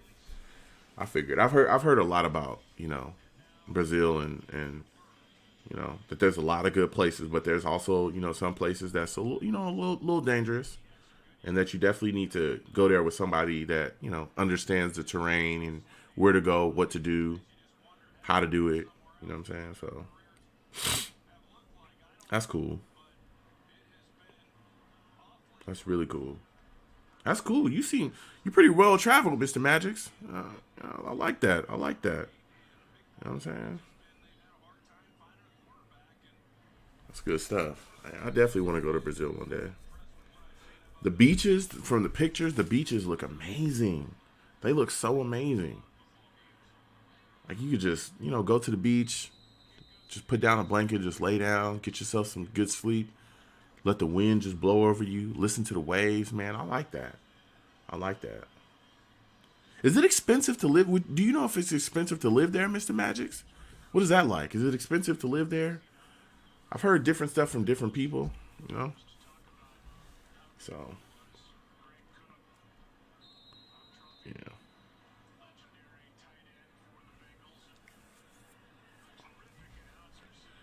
Man. Nelson Luna says, LBJ, what up? Hey, what's going on, Nelson? Welcome to the stream, my man. Welcome, welcome, welcome. We just chilling right now, watching, man, who is he screaming at? This dude is always screaming at somebody. Baker is always on one, dude. Nelson, we just chilling watching the Browns Bengals game, man. Welcome to the stream again. Salute to you, bruh. Welcome in. How are you doing today? How's your day going? You know what I'm saying? We just chilling right now. After this game goes off, probably gonna play some Street Fighter for a little bit and then call it. Play some GTA earlier. Played all right. You know what I'm saying? Won myself a car. I mean, the Angry Buffalo Sports fan says the only beach I've been to was the Jersey Shore. Hey, better than nothing.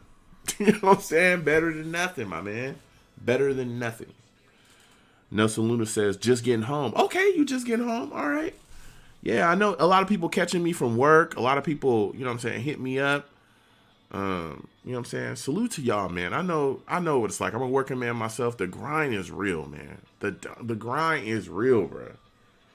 You just can't stop grinding. Every time you turn around, you back at the shop. You know what I'm saying? It's crazy, man. You get to watch the Jets lose on Sunday, then turn around and you're back at work. What a life. You know what I mean? What a life. Chris Stokes says, Joe, hope all is well. You're the man, buddy. Yo, shout out to you, Chris. Welcome to the stream again, man. Thank you for shouting me out. How's everything going with you, man? How's everything? How are you doing today? You know what I'm saying? I'm feeling good my damn self. Thank you so much, man, for watching. Thank you for being a part of the stream. I truly appreciate it. I want to thank everybody for watching and being a part of the stream. I really appreciate y'all. For real, for real. Nelson Luna said, oh, yeah, just getting home. Oh, you say it's time to decompress. I feel you. I feel you. Nelson Luna says, hey, Joe, you need to use your expertise to turn the fire one Jets drive. Hey, listen, man. Man, listen.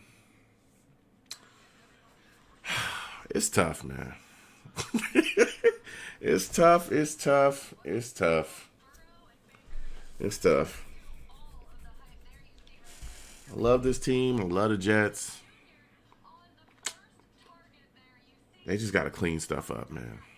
Until we get it right, there'll be issues.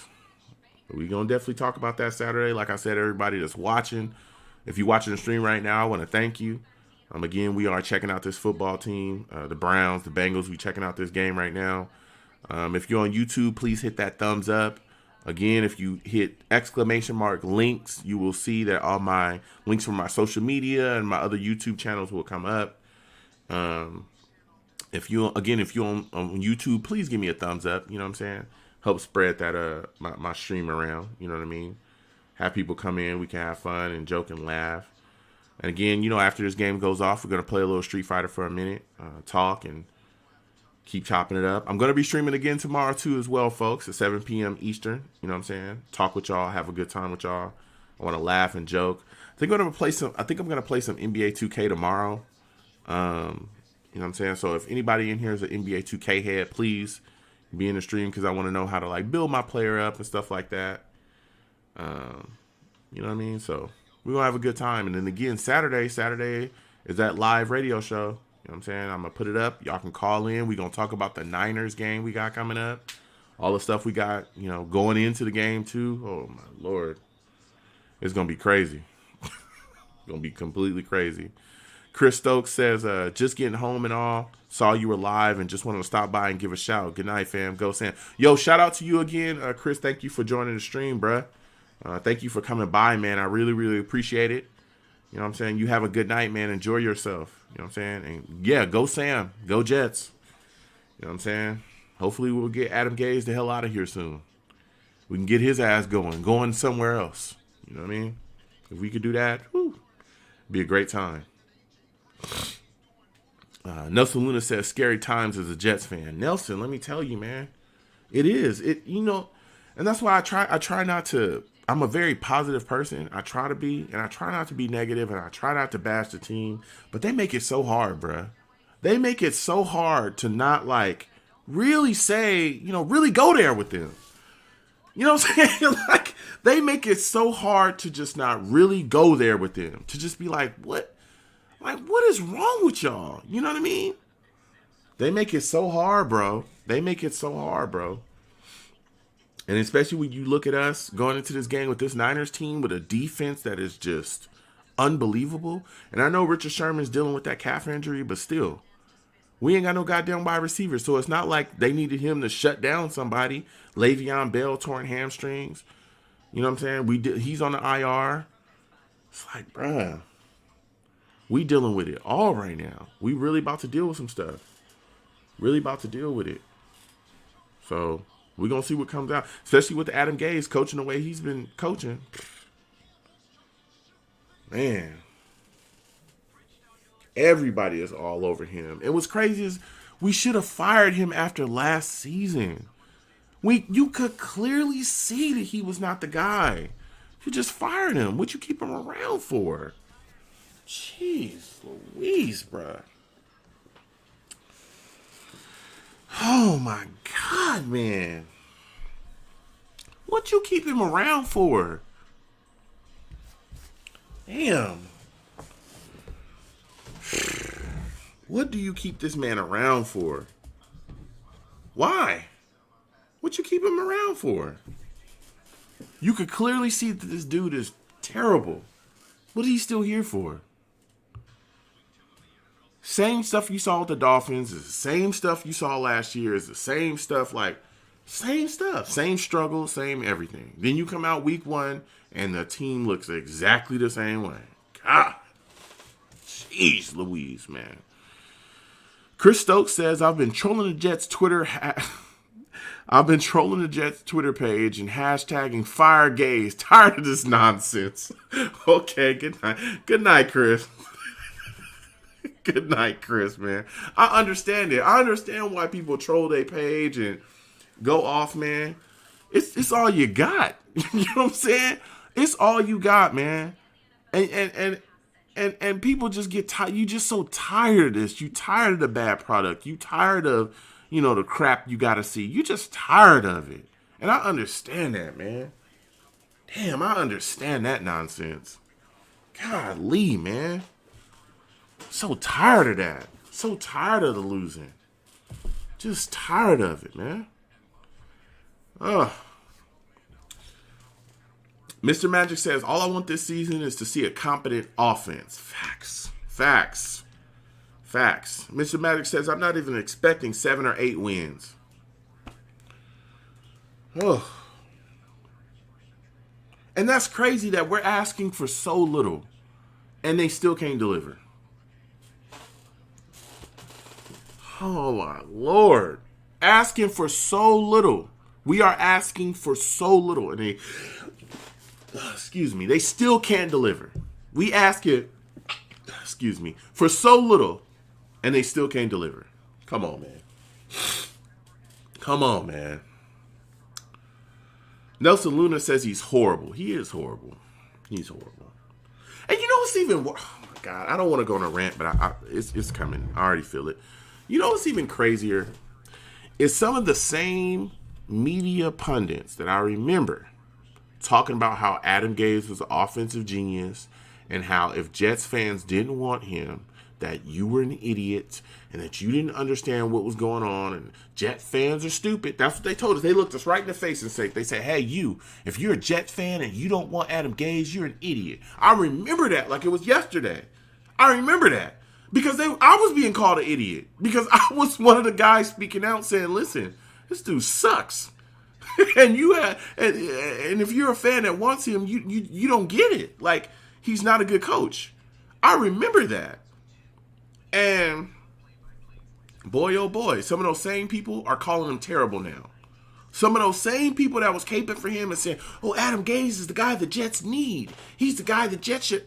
Some of the same people saying, oh man, this guy's terrible. The Jets got to fire him. Like, we don't remember you from a year ago saying that if we didn't hire him, then we were the idiots. Oh my days, bro. Come on. Oh my days. Mr. Magic says nobody wanted him hired. Unbelievable. Yeah. The Angry Buffalo sports fan says, I've been saying the Jets will never change until they get a new owner. You know what's crazy? Angry Buffalo, as a Bills fan, you can see that. That's what's so embarrassing. Oh my God. That's what's so embarrassing is that you are not even a fan of this team. You are in the division and you see what's going on here and you're like, oh, it's not just the bad coaches. It's not just, it's the ownership. Ownership is trash too. And then you just show up and beat our ass every week. You know what I mean? You show up and just smack us and then, oh yeah, fix the ownership. Shut up. Go fix your owners. Get some new owners. Get up out of here. Get up out of my face. You know what I'm saying? Just the disrespect, man. Oh, my Lord. Nelson Luna says it's so sad. We was better with Bowles and company. It's crazy. Sam looked better. He looked better in a Jeremy Bates offense than he has these last 2 years. He looked way better in Jeremy Bates offense. And Jeremy Bates was a trash can in the winter, cold garbage. He was garbage. Jeremy Bates was a terrible offensive coordinator. But Sam looked better in his system than he ever looked with Adam Gase. This is crazy. This is crazy, man. The Angry Buffalo sports fan says, when the Bills owner Ralph Wilson got too old to run the team, he left in charge of people that were clueless and put us in a 17-year playoff drought. Man, I remember that. That was tough times for y'all. You know what I'm saying? That was tough times. Y'all turned it around, though. You know what I'm saying? 17 years, y'all put that behind y'all. Because y'all, you're definitely back in the running to get yourself some W's, coming up soon. Y'all in the running for the division, too. Mr. Magic says, I'm not an X and O guy, but my eyes tell me his schemes suck. Absolutely. You don't even have to be like an X and O guy, hard football analyst with all these knowledge of, X and Y, and this guy, that guy, and motions. You don't even have to know all that stuff to see, oh, this guy is trash. Oh, this guy knows nothing. Oh, this guy knows nothing. He does not get it at all. He doesn't pass the eye test. Point blank, period. Angry Buffalo sports fan says certain Jets media still defending Gase, saying give him time. It's the same guy, bruh. The same guys every year. The same guys talk about give him time. Oh, give him time. He's got more than enough time. You know what blows my mind is that people talk about Adam Gase like he just showed up, right? Like he just showed up and fell out of the sky, 2 days ago, and this is his first coaching job. It's not. This is not his first time. This is not his first rodeo. It's not his first rodeo in the division. So like, there's literally no excuses. There's no excuses. None. None. Nelson Luna says, I wanted McCarthy. I was so pissed when we hired Googly Eye Gaze. Ooh, man. Bro, that press conference? God. Bro, that press conference where he was like,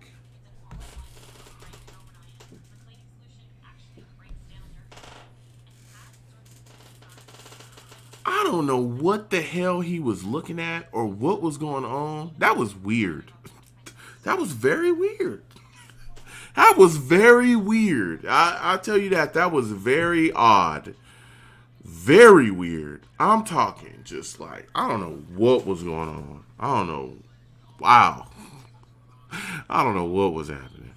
Like, Nelson Luna says, I want to, no, he said, Mr. Buffalo, you're 1,000% correct and the worst owner. Yeah, he's right. The Johnsons, they're just so clueless about everything, man. They're just such bad owners.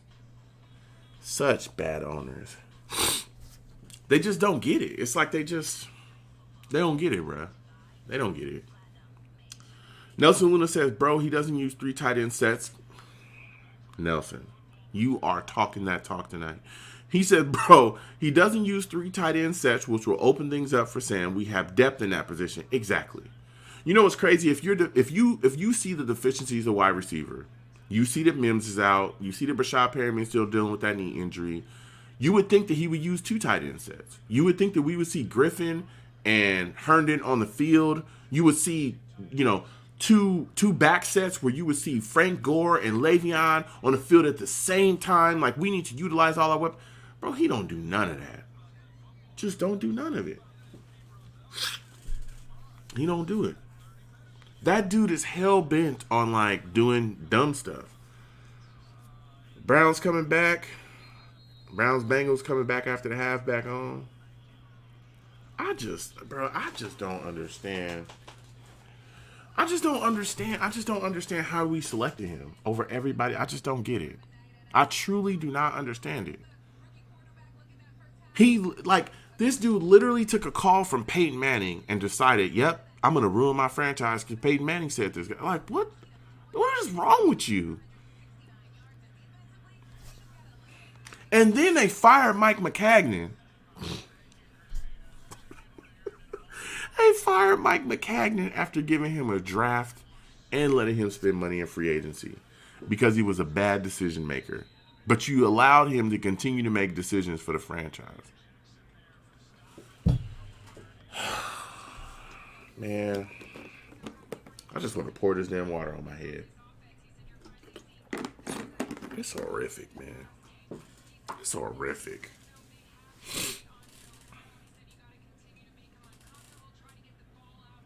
It's horrific, man. It's horrific.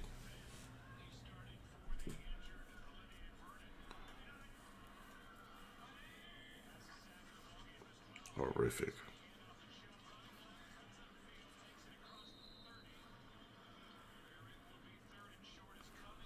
Just horrific, man.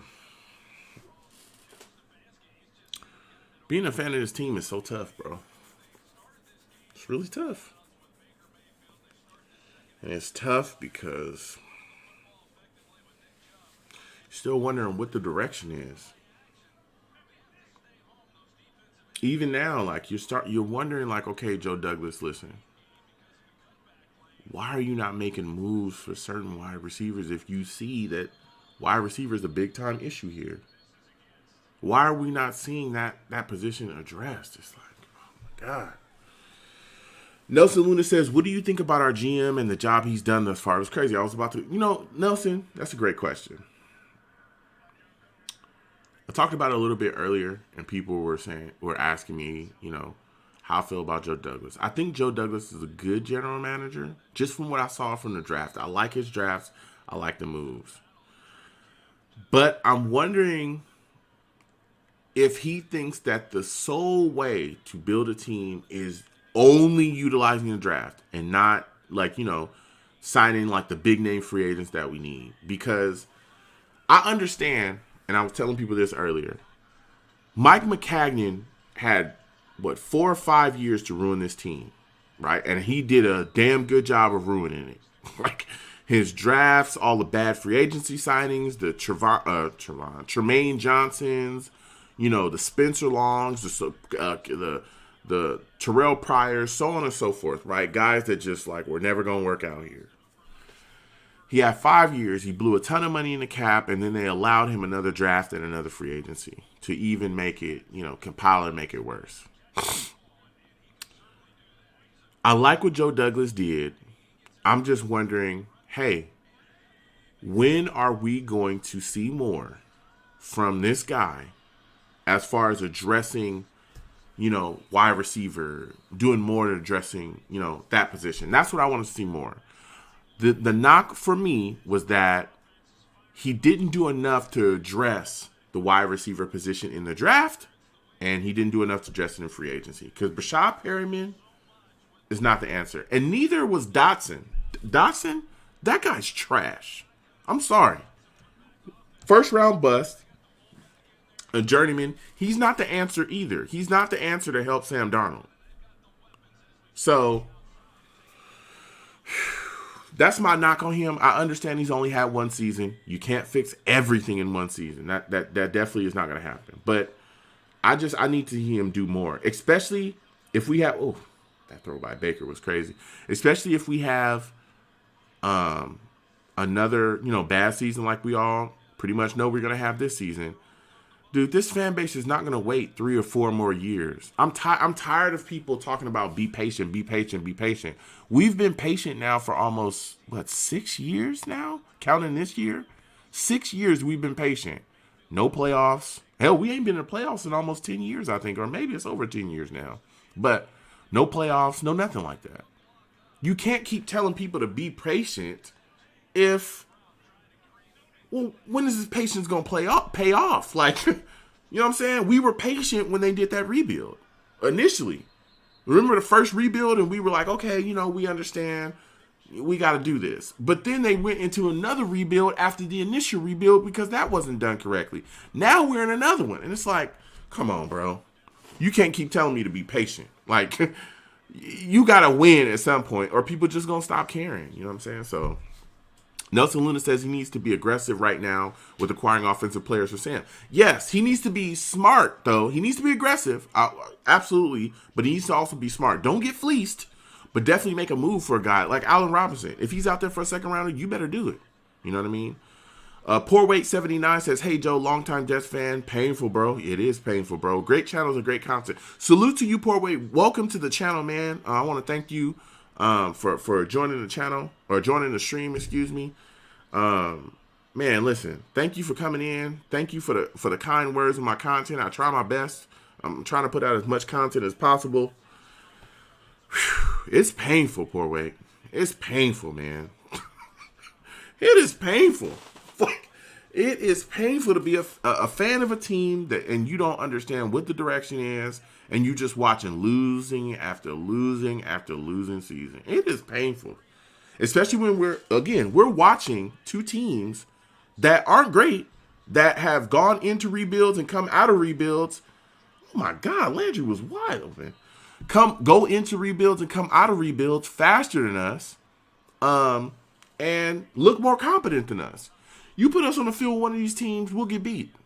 We might get blown out, to be honest. You might get blown out.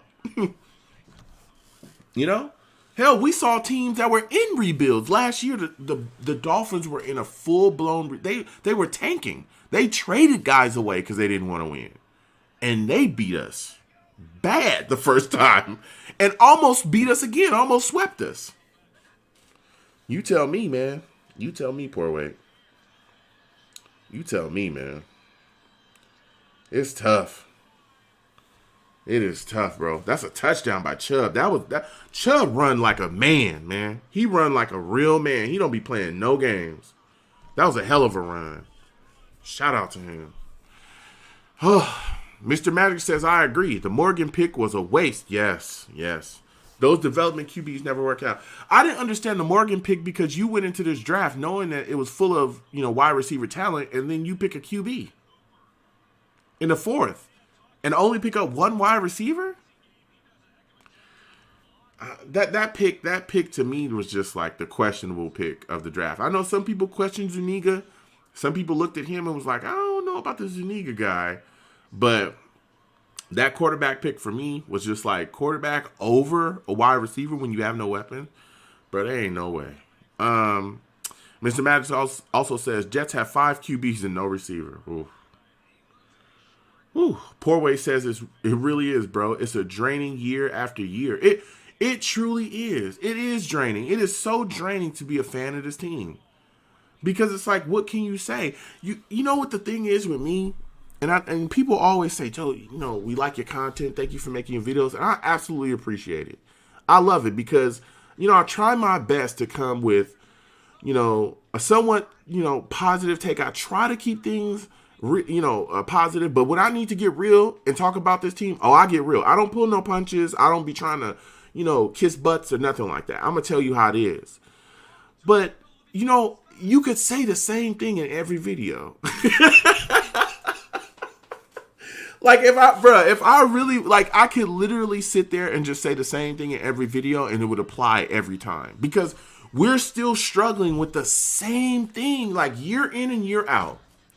We sat here, I was live streaming during the first game, right? We did a pregame show, a pregame radio show. We talked about the offense needing to step up, so on and so forth. We watched the game together the next game, and that offense that I saw against the Bills looked exactly like it was fresh out of last year. It looked like week, 18. It looked like week 18 of last season. Like they just extended the season just specifically for us. They just extended the season for us and said, hey, y'all can stay back there. The rest of the league is going to move forward into the new season. Y'all stay back there. That's what they did. We looked like exactly how we looked last season. That was so frustrating. So it's like, what do you do? Do you just, what do you do? So I just try to come on and try to, make things sound, different. but, I could say the same thing over and over again. I truly could. And it's so frustrating. It's so frustrating, bro. Because I want more for the team. I want better for the team. I want more for Sam. I want more for Le'Veon. When we got Le'Veon, I was ecstatic. I didn't want to pay that much for him. But whatever. He's on the team. We need weapons. We got one. And to watch these two dudes' talent just get wasted. It's just... beyond upsetting. Nelson Luna says Dolphins smashed us. They did the first game. They beat us. They beat our offensive line with a 3-man front. I'll never forget that. I'll never forget it. They beat our 5 offensive linemen with a 3-man, no-name front. I can't even give you the name of the defensive lineman that was on the Dolphins that year. I have no clue who they are. Good Lord, man. Nelson Luna says GM dropped the ball and wide receiver talented draft for the QB pick, yeah? Nelson Luna says, honestly, your content is very therapeutic for us suffering Jets fans. I agree with you. The same old stuff every year is frustrating not quitting on the team. Man, listen. Thank you so much for the kind words about my content. I'm going to keep it coming. It's tough, man. It's so tough. Like, and there's certain times where I love the team, but it's just like, I mean, damn. I sometimes really, especially after that Dolphins game, I was like, do y'all even care? Like, do y'all even care? Like, what do y'all do in practice? Like, what do y'all do? I don't understand it. It's just tough, man. You know what's tough is when you can identify the issues and you see it coming. That's the worst thing about it. The worst punch is the punch that you can see, but you can't do nothing about. Can't brace, can't see. I see it coming. It's going to hit me, but I can't do nothing about it. Man, that's the worst. And we just get punched right in the mouth by every team. You know what I'm saying? And the other worst part about it is how some Jets fans, and I, like I said, I love all Jets fans. I'm a fan myself. I'm not above anybody. You know, um, I don't think I'm better than anybody or anything like that. I don't overlook people, nothing. But when I hear Jets fans trying to bring themselves to some, fairy tale conclusion about how Adam Gase was really going to help it, we went 6-2 down the stretch. It's like, dude, every year y'all start talking about how, well, we just got to get to the soft part of the schedule. Listen, man, at some point you gonna play like you got to be a team that's willing to go out there and play those tough teams. Because if we ever think we're gonna win something, if we ever think we're gonna compete for a Super Bowl, if we ever think that we're gonna just compete for a playoff spot, they're not gonna. We can't wait to play. Oh, we gotta wait till we play this soft team that's trying to make the playoffs. That's not what's gonna happen. Because when you go into the playoffs, you know what I'm saying? More than likely, all those teams are gonna be good. All those teams are gonna be killers. All those teams are going to be looking to decapitate you, and they're going to have talent. So it's like we can't just talk about the soft part of schedules, because you can beat just the worst of the worst team in the league. That doesn't mean you're good. That means you're a bottom feeder. You got to be able to compete with the guys, with the real guys, the guys that compete every year. Your Ravens, your Steelers, your so on and so forth. You know what I'm saying? If you waiting for teams to be hurt or injured or soft or bad teams to play, dude, you about to be in a bad position. You about to be in a bad position, bro. But thank you again for the kind words, Nelson. It's tough, man. It's tough. Mr. Magic says, yes, I agree with Joe 99% of the time. When he finally agrees that CJ Mosley is a thief, it'll be 100% of the time. Listen, man. Listen, Mr. Magic, first off, salute to you again. Look, I get it. You all over CJ Mosley. The thing is I'm not going to call him a thief because I understand what he's saying, okay? He doesn't want to deal with the chance of getting the Roro. He's opted out. I respect his decision, but I do hear your point. You are not the only person that has DM'd me, or I mean, you haven't DM'd me yet, but there's other people that have DM'd me, that have hit me up on my timeline, commented, he's a thief. He's not like he's stealing from the Jets. Look, I've had a lot of people hit me up about that, and I understand, but if he tells me that, he wants to spend time with his family and that he wants to, take his precautions and make sure that he's safe, I can do nothing but respect that. That's all I can do. That's all I can do. That's all I can do. But Mr. Magic, I have nothing but respect for you, but that's all I can do, man. I can only go off of what CJ tells me. You know what I'm saying? But I understand your point, because I know that there's a lot of Jets fans as well, like yourself, that has been frustrated. They were frustrated when he missed a lot of time the first year, but they understood. But the second year, they were just like, they were livid, especially when he opted out. There was a lot of people that were very upset. He said, Mosley is a thief.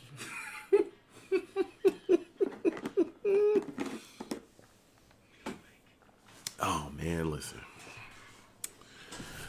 Whew. Let me tell you, bro. Man.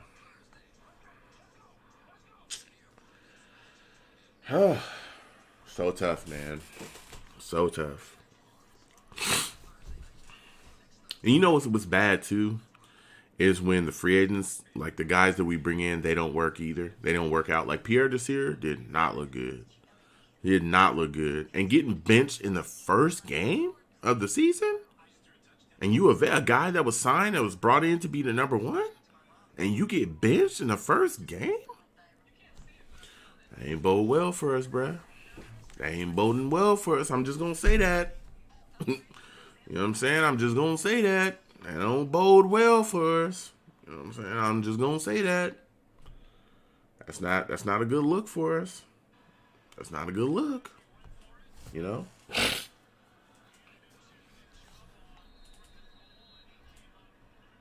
Oh, they handed it to Nick Chubb on 4th and goal. He came up nothing.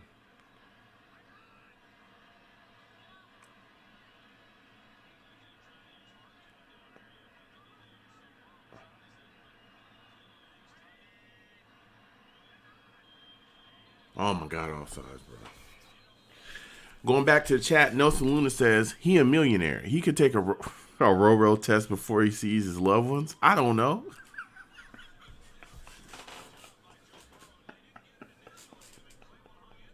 Man, y'all are all CJ. Nelson Luna fed up with CJ too. Damn. Listen, man. Look, this is why I'm saying I understand where they're coming from. It's because, look, I get it. They make a lot of money. I know y'all, saying, hey, look, these dudes.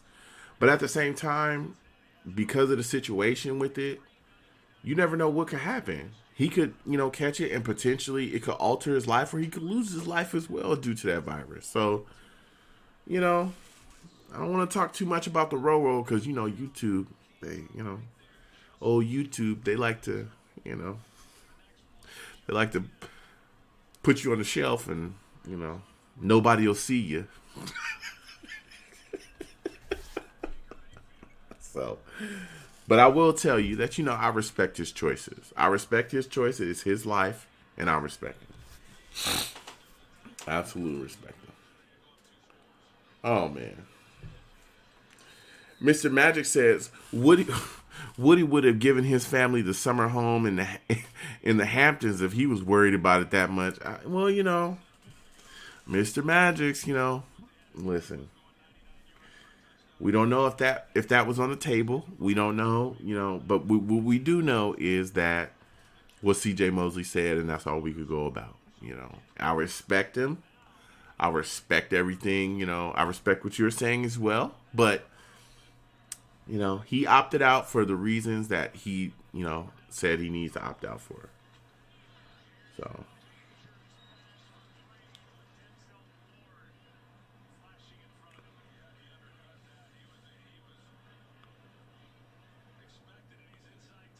Man. Yeah, AJ Green couldn't get anything off of that. Man. Are y'all watching the game? I want to know if y'all watching the game right now. How do y'all think the Bengals have looked so far? I want to get y'all thoughts on them.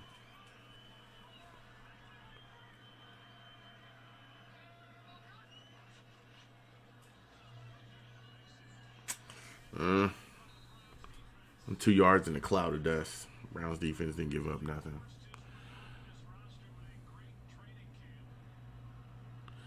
Yeah. But this roster is just, bro, it's a mess, bro. And there's so many things to fix. And you know what? I'm surprised, and I know it's coming. But I feel like a lot of people are gonna turn the heat up on Quinnen Williams. I feel it coming. If a lot of people, I know some people are not necessarily feeling like he's doing enough. I know some Jets fans have kind of talked about that. Ooh, Browns got a sack. It's a fumble. Woo! Browns got themselves a sack and a fumble. They got the ball right back. Ooh. That's big. That's big for them. Myles Garrett making a play. That's what we missing. A pass rusher. That's what we missing right there. Should be making the play. Mr. Magic says the Bengals are competing. That's a fact. They are. They're competing heavily. Very heavily. They're absolutely getting after it. And they look good.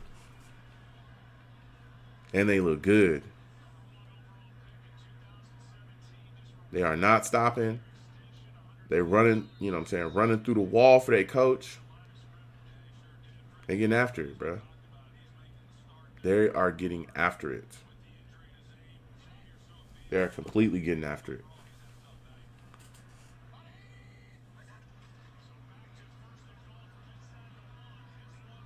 Oh my God. Did he catch that? No, not in bounds. Baker almost got that off. He almost got that off.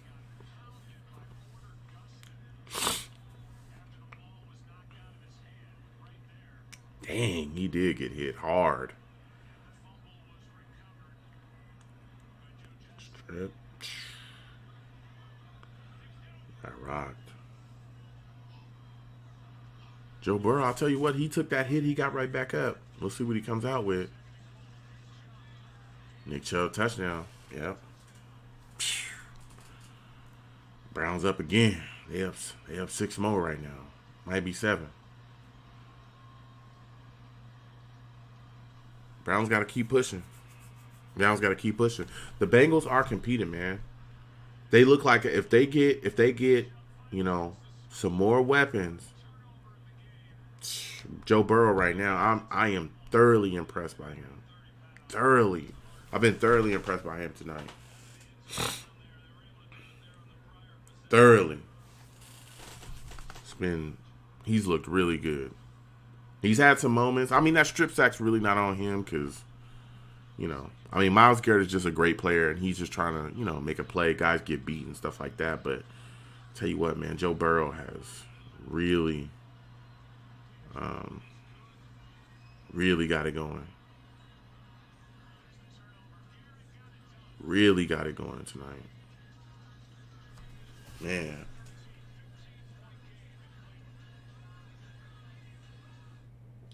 It's so crazy, man. We need so much. That's the thing about the Jets, too, is like we need so much. We need so much more.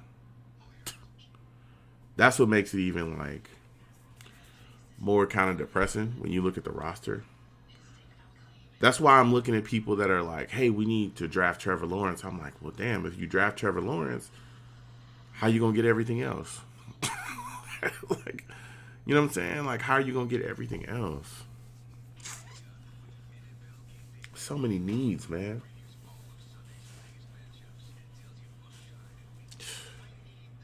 Just such a level of dysfunction with this team. Jeez Louise. It's just so tough, bro. So tough. But let's kind of pep up the convo, man. What's y'all favorite foods? I want to know what y'all favorite foods is. If you're watching and you could chat, like, what's your favorite food? You know what I'm saying? What's your favorite thing to eat? Me, myself, I'm saying I like some Chinese food here and there. You know what I mean? Am I the only person that likes that? I like Chinese food here and there.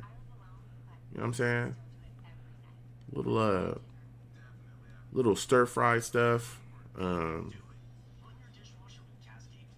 Broccoli. Little stir-fried broccoli with, some good chicken in there. You know what I'm saying?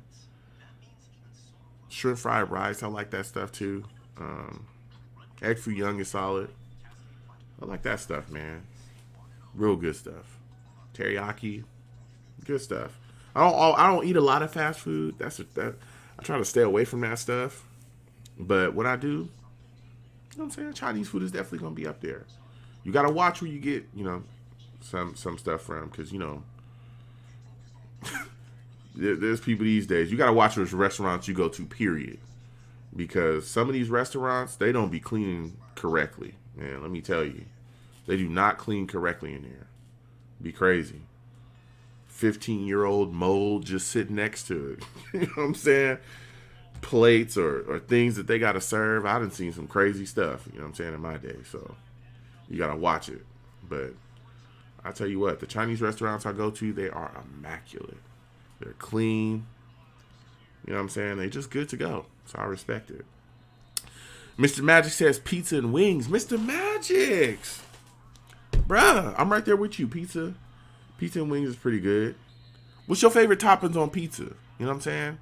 I'm gonna let y'all in a secret. I'm gonna divulge some things, all right? I know I'm probably gonna get some hate for this, but I'm gonna open up to y'all. I like pineapple on my pizza, man. I like pineapple on my pizza. I'm letting y'all know. I think it's good. I don't see what the problem is here. You know what I'm saying? YT Bootsy says, hey, YT, what's going on? What's going on, Bootsy? How's everything going with you? Salute to you. Welcome to the stream, man. We just watching, you know what I'm saying, the Browns Bengals game right now. After this, I'm going to play some Street Fighter for a little bit. We was playing GTA a little bit earlier. bunch of weirdos in GTA. But I want a car, bruh. I want a car in GTA. I was excited. We all was excited. You know what I'm saying? So try to play something else. You know what I'm saying? But we had a good time. So you know what I'm saying? We just chilling right now. And then, like I said, after we definitely gonna run some Street Fighter 5. You know what I'm saying? I'm gonna see who's playing, who's on. You know, so but welcome to the stream, bruh. It's good to see you again, man. B Strickland, what's going on? Welcome to the stream. Welcome to the stream. Salute to you. Says I see you, my guy. I see you. You know what I'm saying? I see you. So shout out to you. Welcome to the stream. Again, if you're on YouTube, wherever you're watching me, please thumbs up my content. Subscribe to my content as well. I play video games here and there. I do a live radio show as well on this channel. Saturday is going to be the live radio show for the Niners game that we have coming up. You know, we're going to talk about the Jets, which is depressing, but I'm going to do it, you know. Got to do it. And then, you know, we play some games. We have fun. We talk about life. We talk about everything. So, you know what I'm saying, we definitely going to have a good time. B. Strickland says Browns versus Cleveland, a game no one asked for.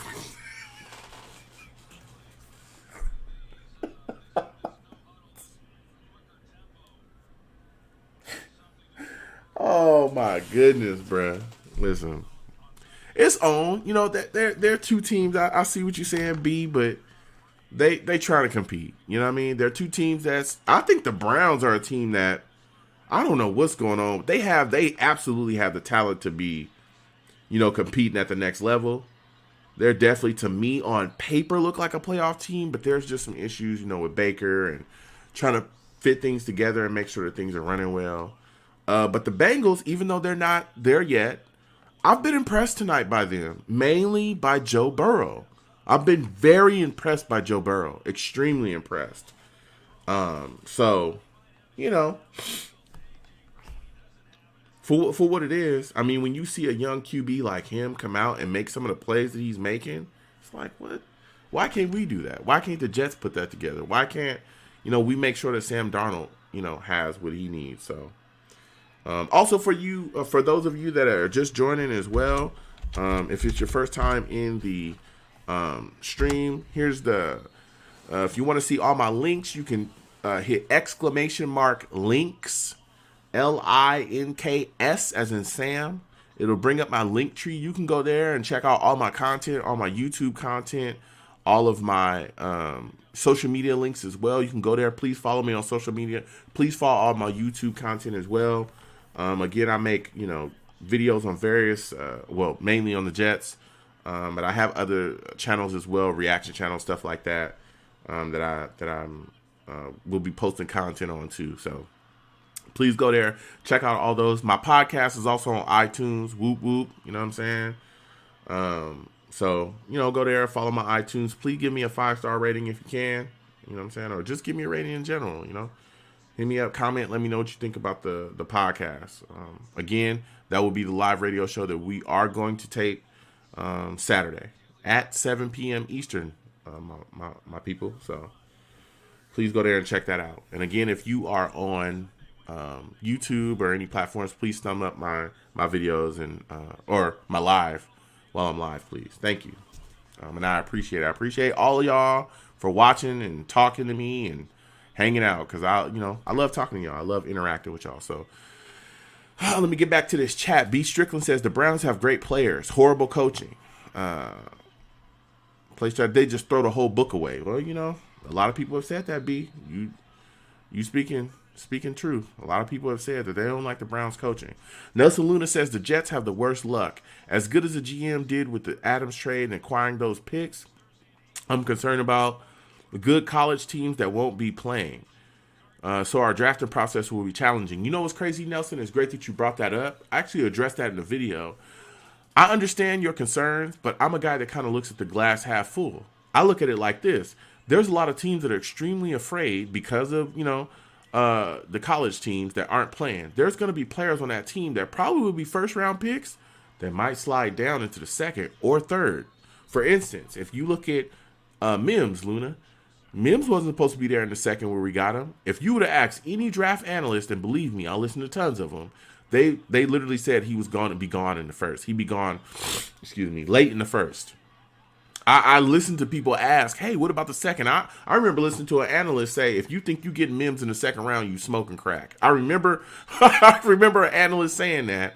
And lo and behold, we got him in the second round. We got him later, in the second round than anybody thought he would be. So if you can have a guy like that slide down with all the wide receiver talent that's going to be in here, there could be a guy or guys that could end up sliding into that late first round, early second round, maybe mid second round that are ballers. That if they played this season, without a shadow of a doubt, will be high first round picks. So this is going to test our scouting. And while other teams are afraid, guess what? We have no reason to be afraid. We have no reason to be afraid because we lack talent. We should be just foaming at the mouth to be wildly aggressive in a draft where we can use people, you know what I'm saying, that are afraid and nervous, use that nervousness, use that fear that they have to completely turn the league on their heads. You know what I'm saying? That's the way I look at it.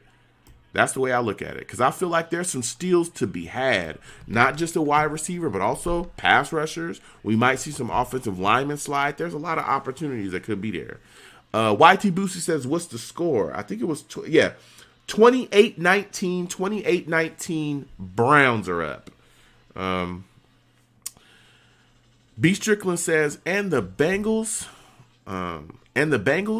they play like get their playbook from the Bazooka Joe bubblegum rappers. Wow. B. Strickland is, he's all over the Browns and the Bengals. He don't like neither one of these teams, and he letting you know. Salute to you, B. Keep speaking your mind, my man.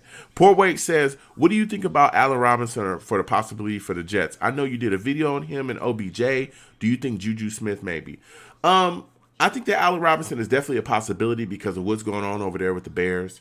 I don't think they'll keep him past this year. And if you're looking to move on from him, a trade is definitely possible. Now, how aggressive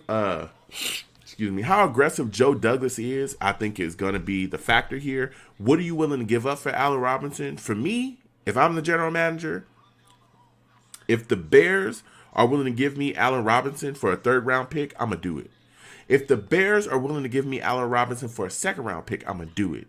If the Bears are willing to give me Allen Robinson for that late first-round pick we have in Seattle, if they're willing to give me compensation back, I'll do that too. And I'll pay him because I know, that deal's coming. I'll pay him too.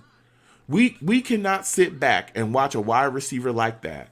You know what I'm saying? A wide receiver with that type of talent. We cannot sit back and not jump at the chance to make sure that guy is wearing green. We can't do it. And if we do that, then we're putting ourselves in a bad situation. We absolutely are. And we have no business doing that. But what are your thoughts on that, Porway? Would you go after Allen Robinson? Also, Juju is a guy that I like. I like Juju a lot. I really do.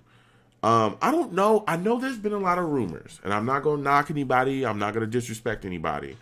But I think that if the Steelers were really looking to move Juju, I would have think they would have did it already, right? Like, it's not the same as like Allen Robinson. Like, there's definitely something going on. Like, he removed all the Bear stuff off his social media. Like, you see that there's clearly something there. But with Juju, it's like, I think those things came about because, again, his deal is coming up. You're going to have to pay him. And people are thinking maybe the Steelers, aren't really interested in paying him because Juju is a solid wide receiver. I don't know if he's necessarily like a knockout number one, but he definitely is a good number two. He would come here and be number one easily. You know what I'm saying? That's not even a question. But, you gotta kind of pace yourself with that. But I like Juju a lot. I would love to have him here, and especially the connection that he has with Sam Darnold be phenomenal. I'd love to have him here. Nelson Luna says, that's a good perspective, Joe. I hope it works out for us. We need talent bad. I'd rather go after Robinson than OBJ, less of a diva. Yeah, and I said the same thing about OBJ. Is I love Odell. He's phenomenal, man. When Odell is on, all the drama aside, all the divaness, I get that. With all that aside, dude, when Odell Beckham is on, I mean, just look at him in this game. Like, some of the plays he's made in this game have been, Game changer. He scored a TD already. He looked like he was going to have another TD as well before he got his jersey grabbed. Like he is a player that could give you 2 TDs a game with no issues. You can almost count on him to give you, at least 7, if not 14 a game. That's the type of threat we need, man. We need that. That's the problem. Is now we go into teams, we go into games against teams and there's nobody to respect. Nobody. There's nobody to respect on our team at all. Le'Veon's hurt. Mims is hurt. There's nobody where you have to go in and really be like, yo, got to worry about this guy. Crowder's a great wide receiver, but he's a slot. He's a slot. So you can lock that down. We have no number 1. Bro, we have no number 2. Like, boy, oh boy. There's nobody to respect. Nobody. That is such a nice throw. And he didn't catch that?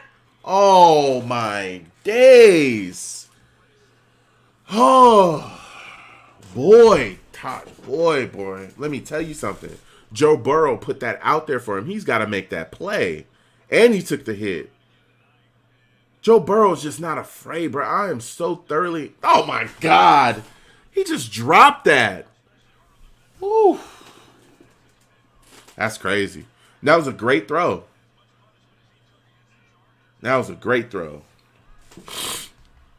Man. Let me tell you something. Oh, my God. They just ate him up on that, dude. Was that a QB? Oh, that was a QB keep. That was ugly. Back to the chat. Excuse me, folks. Ooh, got the sneezies for sheezy. Dag says 2010 Jets were beast. Yeah, that was a long time ago, man. That was a long time ago, bro. Nelson Luna says, how about AB? Would you take the risk? No. No. Look, I love Antonio Brown. I think he's a good guy. Okay, I want to start off by saying that. I think Antonio Brown's a good guy. I think he's in his prime, great player in his prime. I understand that he's, still in shape. He could give a team something. That nut job stuff that he be doing, no thank you. No thank you. Please have a great day. No thanks. I don't want to have nothing to do with it. I don't want to have nothing to do with that. No, sir. And Nelson, I understand that the desperation button is right there and you are ready to push it. You panic. I get it. Oh, boy, I get it. I understand. I get it. But hell no. With that guy, the things that he could end up doing here, woo. No, sir. Please, no. No. I just don't think he's the right fit here. I just don't, man. I don't think he's the right fit here at all. Woo. Jeez. Portwake says, totally agree about the Allen Robinson. I like Allen Robinson and Juju, but Allen Robinson definitely seems ready to go. Honestly, if any of those guys would help us greatly, including OBJ, that's a fact. Any one of those guys, OBJ, Juju, Allen Robinson, they can help us out. It's not like we could turn those guys down. Oh yeah, whatever. We don't need you. Like, no, yes, we do. We do need those guys. So, I'll be open to all those guys coming here. To be absolutely honest with you. Nanger says, yeah. You're YT Boot. Okay. Dag, I see you. Okay, you're Bootsy. Okay. Welcome back, man. Welcome back. Man. It's been crazy, man. It's been crazy. This is a crazy situation. We are just in such a need. We need everything. We're in need of so much. Oh my Lord. We need wide receivers. We need corners. We need pass rushers. We need more offensive linemen. We need. Some people think we need another quarterback. It's like, God dang, man. And then you know what's crazy, and somebody brought it up earlier, but listen, a lot of these dudes are on 1 year contracts. Jordan Jenkins, 1 year. Pierre Desir, 1 year. Like a lot of these guys, it's 1 year. So we're going to need some more. There's going to be holes that need to be filled. So.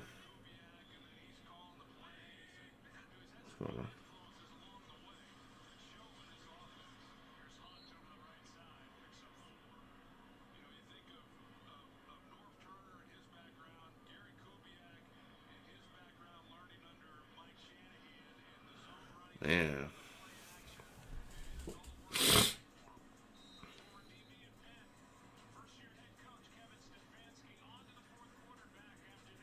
About to go into the fourth now. Oh boy, we about to see what's really good. Nelson Luna says, "What happened with Baker?" I don't know. Maybe I might have missed it. I don't think he got a. I don't know. We'll see when they come back. I know he was playing decently earlier. He had some pretty throws. He had some throws where it was like, wow, okay, all right, Baker, all right, I see you. You know what I'm saying? He had some throws where we were impressed, where it was like, okay, he's really doing his thing. He looked better, than he did. So I don't think he's out. I don't think so. You know what I'm saying? So we'll see.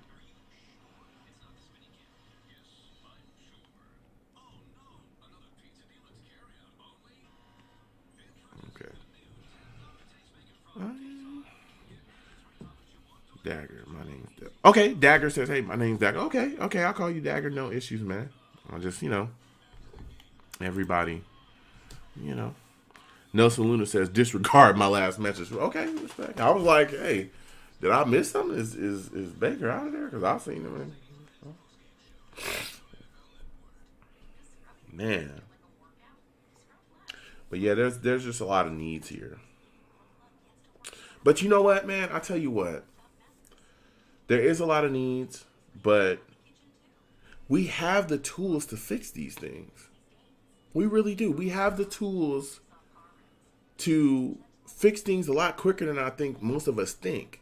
Because we have the cap, so that means we can attract some free agents. We got a lot of money coming this offseason.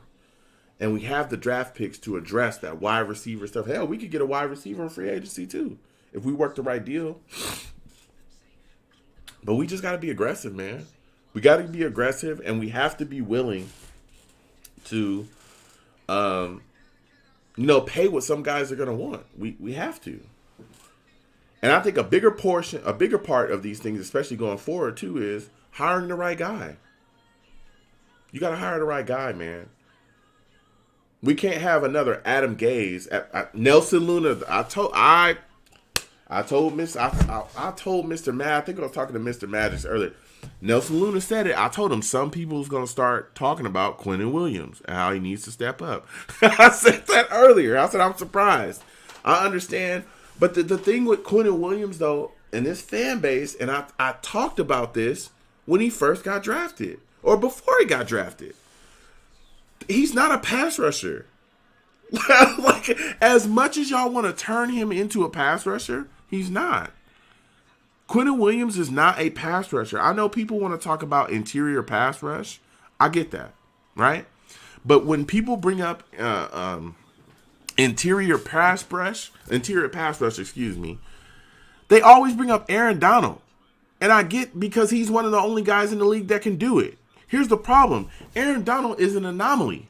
He's not your average, he's not your average human being. He's not your average defensive, lineman. He's not. A lot of guys in the league cannot do what he does. So when you're chasing an anomaly, it's like, come on. I look at the Jets and I'm saying, listen, we have a problem with basic math, right? If you think 2 + 2 is 78, you probably shouldn't sign up for trigonometry, right? You probably shouldn't sign up for trigonometry, huh? Maybe you should sit back, figure out what 2 plus 2 is, and then, go from there. Don't try to jump to, the quantum physics if you can't do basic math. You know what I mean? So it's like, why are we talking about interior pass rush, one of the toughest things to find in the league, when we could have got a guy like Josh Allen, who was sitting there in that draft? We could have actually traded down and still got Josh Allen. So it's like, what in the world is everybody thinking? And then when they put these astronomical expectations on this kid, and you're a bum. You didn't get a 16 sacks. You're a bum. I seen Aaron Darnold do it. You can't do it. You're a bum. And it's like, dude, he's not a pass rusher. I think that Quinnen Williams is going to be a good defensive lineman. I do think he's going to be very good at the run stop. I do think he'll probably get us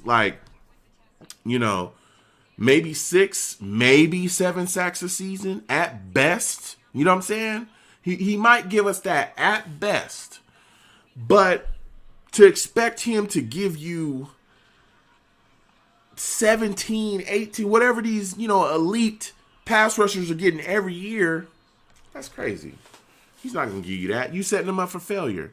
And then when he does fail, you're going to call him a bum and a bust. Tell him to take his ass back to wherever he came from. I just,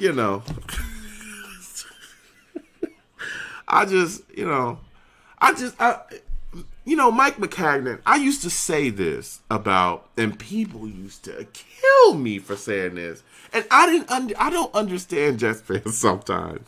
I don't. I love my Jets brothers and sisters.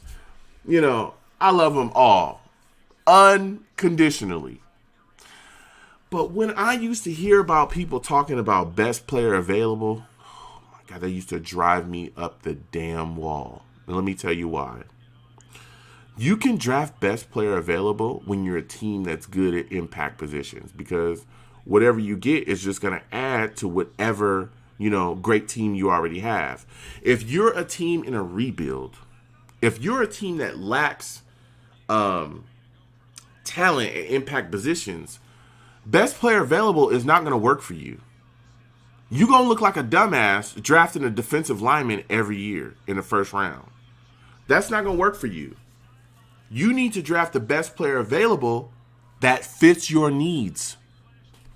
And I used to say that all the time. And people thought I was crazy. But then every year, we had no corners. We had no pass rushers. The wide receiver position was spotty. The offensive line was terrible. But we got another defensive lineman. Come on, bro. It's crazy. That draft strategy was one of the most idiotic draft strategies ever. Best player available? No. It's a cowardly strategy is what it is. I'm just trying to save my job. No, you should be trying to better the football team, dummy. Well, I took the best player that was there. Yeah, but we don't need a damn defensive lineman. We needed a pass rusher, so you go get a pass rusher. Jeez, let me get back to the. I'm sorry. I'm trying not to. I'm just talking to y'all, bro. I'm talking to y'all. Y'all talk to me. I talk back. Again, if you're on YouTube and you're watching my stream, please hit the thumbs up button. If you're in my stream and you want to see my social medias and all that other stuff, it's !links. Okay, I just did it. Boom. You'll see my link tree. You'll see all of my, various social media platforms. Please go follow me all over my social medias, and please follow all my YouTube channels and my Twitch channel, and I'm on iTunes as well, my podcast, which we will be doing another show Saturday at 7 p.m. Eastern. Wherever you're seeing it, that's where you're going to see it when I live stream as well. So the Jets dude,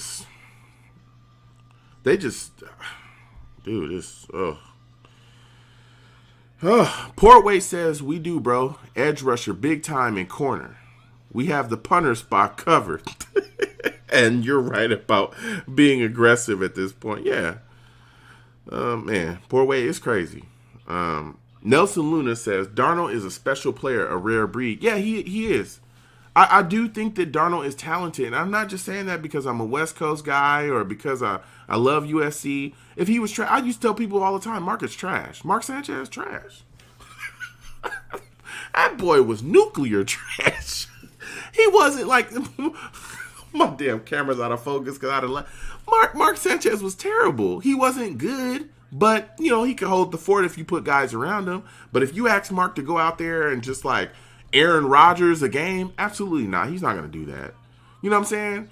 But I see the special ability in Sam Darnold. I see it. But when you're giving him the line that you're giving him, where you're getting him hit all the time, and then you're giving him the lack of weapons, and then you're giving him to Adam Gase, the QB killer, and you expected him just to ascend, he should be able to overcome all of that.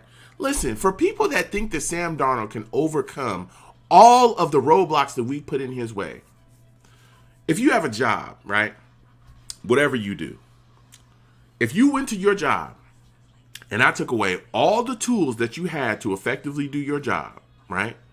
And I took away all the tools, I took away everything. How effective would you be at your job? You wouldn't be very effective. Like you wouldn't be very effective. If you were a plumber and I took away all your tools and never allowed you to buy any more tools, how exactly would you do your job? You wouldn't. You might be able to tell somebody, hey, this is how it should look, but you can't do nothing. That's ridiculous. This is what we've done to Sam. We're asking him to do something without giving him the proper tools to do so. And then when he can't do these things, or when we're seeing, there's times when he has overcome stuff, but it hasn't been to a certain degree. We're expecting him to be Aaron Rodgers or Mahomes or all these guys. And when he doesn't meet that, then people want to say, just throw him away and get Lawrence in here. Get Trevor Lawrence in here. It's like, why? So we can ruin him too? It's crazy. Back to the chat, guys. Dagger says, what's your thought on Robbie Anderson? I don't know how to spell you spelled it. I love Robbie Anderson. I think he's a good wide receiver. I understand why the Jets let him go. I understand. At the time, I understood, hey, there was a draft coming up with a lot of talent. The position was going to be addressed. He was asking for more money than I think the Jets were willing to give up. And especially at the time where he really, here at least, really seemed like a one-trick pony. That's a damn good throw by Joe Burrow. He just don't stop. He seems like a one-trick pony. Here, he's just a go-route guy. So I understood it. But then to go into the draft and only draft one wide receiver, to not get any real bodies of quality from free agency as well, it was like, ooh, you lose Robbie, and then you don't really replace him with somebody that can kind of give you that type of production. I know people were mentioning Brashad Perriman, but Brashad Perriman don't look like he's going to give you anything. So, it kind of is what it is. We moved on from him. Hey. Young Dez 83 says Josh Allen is overrated. First off, shout out. Welcome to the stream, Young Dez. I'll tell you what, Josh Allen is doing his thing. You can say he's overrated, but Josh Allen is out there rushing the QB and getting the guys, okay? So, Mr. Magic says Q just isn't nasty enough. I've heard people say that. Nelson Luna says, man, if we had Allen last year with Adams, it would have been a problem. Yeah. It's crazy when you have a pass rusher, an actual pass rusher to pass rush, how things can really open up on your defensive scheme. When you're not asking a safety to become a pass rusher, which was ridiculous. Like, Young Dez 83 says, I take Darnold over Allen. Fire Gaze and get a real coach. I'm right there with you.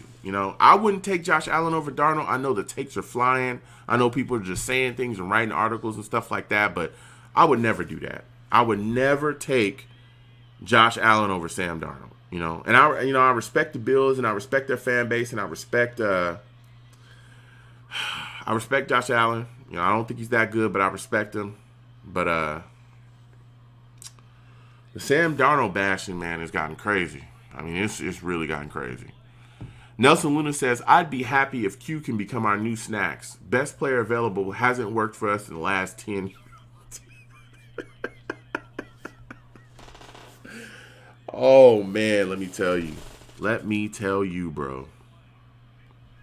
Let me tell you. It hasn't. It has not. So crazy. Bengals back at it, bro. dude, Joe Burrow, he is so damn good, bro. He is so damn good. Like he really does this. Like he really does this. Like look at him going into the quick. This is a rookie. This is a rookie QB. Oh.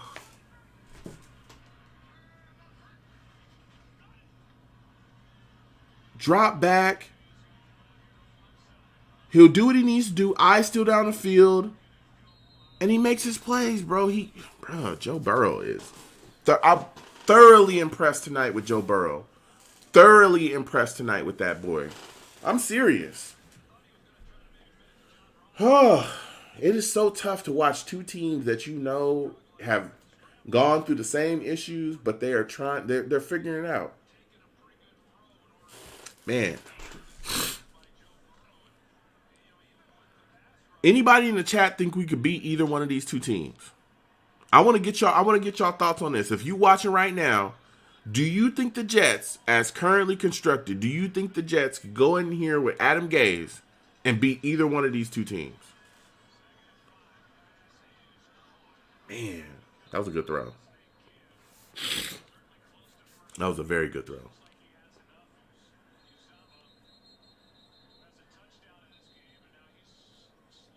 That was a very good throw. Whew, man. Dagger says, I love the Jets, but no.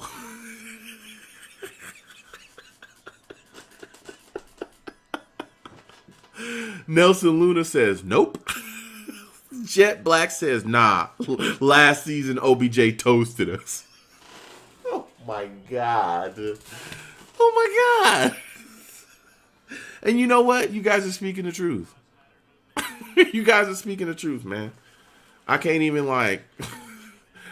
Mr. Magic says, no. Not that I would bet on it anyway. Bruh, it's like, bruh, come on, bruh. Come on, bruh. Come on. Come on, bruh. Come on. It's insane, man. It's insane. I feel the same way. I don't think we could beat these two teams. Sadly, I don't think we could beat these two teams. I really don't. That's a killer, man. That hurts to say, but it's the truth. It's the truth. I don't think we could beat either one of these two teams. I'm so tired of being a Jets fan and like the season being over by like week 3 or 4. Like legitimately, you know the season's over. Like, God damn, man. Oh my God. Dude, it sucks. It sucks, man.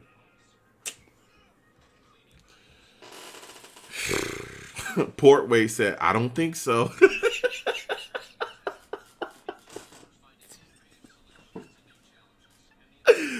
Oh my God. Nobody thinks so, man. Nobody thinks so.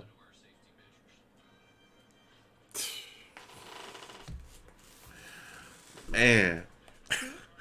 Nelson Luna says, we might win 3 games if we duplicate the same game from last week. Man, I'll tell you what. Dagger says, I was surprised last year versus the Raiders. I was shocked too. Well, you know, the Raiders, they do drop big games from time to time. I'm on the West Coast, so I watch them. And you know, I was more surprised with the Cowboys game. I didn't think they would play that well, but they did. And I was happy. But I'll tell you what, man. That Dolphins game, when we lost that Dolphins game, that was a franchise low. I mean, I've never, and I've been a Jet fan my whole life. I don't think I've ever seen a loss like that, where you were undoubtedly the better team. Like, it wasn't even close. You were undoubtedly the better team, and you couldn't get it done. It's like, bro, no way. Um, then that Bengals loss was like, what the hell is going on? Mr. Magic says deep despair. Yes. Yes, indeed. Jet Black says being a Jets fan is all about patience. It is. It is. Being patient and waiting for nothing. Waiting for nothing. You always waiting. You're waiting for, waiting for something to happen. I don't know what it is, but we're waiting on it, right? Waiting for something. Ooh, Bengals got themselves a big penalty right there. Oh, that's a big face mask. Mr. Magic says the game plan is always the same. That's big facts, Mr. Magic. The game plan is always the same, my friend. Always the same. Good Lord. It is always the same. Always. Dagger says, then the Bengals. Yep. Got beat by the Bengals. Like, I think this Bengals team could beat us too. Jeez, man. Man, it's tough. It is tough being a fan of the Jets. It is tough. When there's no defense for the things that's going on with the team, there's just no defense for it. There's no way you could look and defend what's happening out there because these are all the same problems that we knew. We knew that what was coming. We knew that there was no weapons. We knew that going into the offseason, and we just didn't do enough, man. We just didn't do enough. Dagger says, how are y'all liking the new jerseys, though? You know what? I don't know. I'm kind of a classic, Jets look kind of guy. I like the old jerseys, but the new jerseys are dope. I'm not gonna lie. I think they're cool. I like the blackout jerseys we have. I like those a lot. The white ones are cool, but the crazy thing is how long are these players that have some of these jerseys and how long they're gonna be here? Because I know people that's already saying they want to get rid of Le'Veon Bell. I've heard fans already saying we need to move on from him. He needs to be gone in the offseason. It's like, damn. I mean, what can you do? What can you do? Nelson Luna says the black one is fire. Yeah, I like those. I like those. I like the black ones. They're really clean. Bruh, Joe Burrow. Joe Burrow just keeps moving. He keep moving. Thoroughly impressed by Joe Burrow tonight. Thoroughly impressed.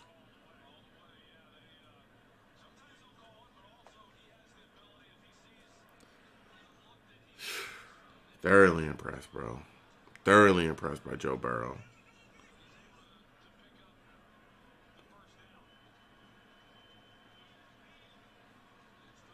Man.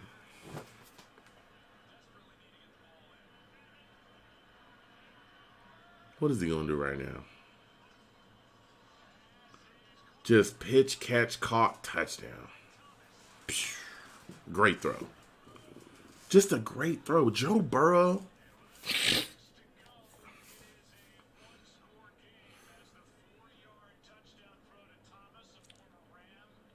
Just, dude, this kid Burrow he's a baller, dude. He's a baller.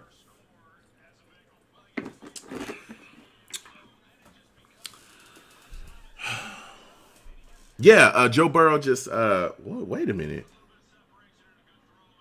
Yeah, didn't they have 19 points? Am I tripping? That's bad math.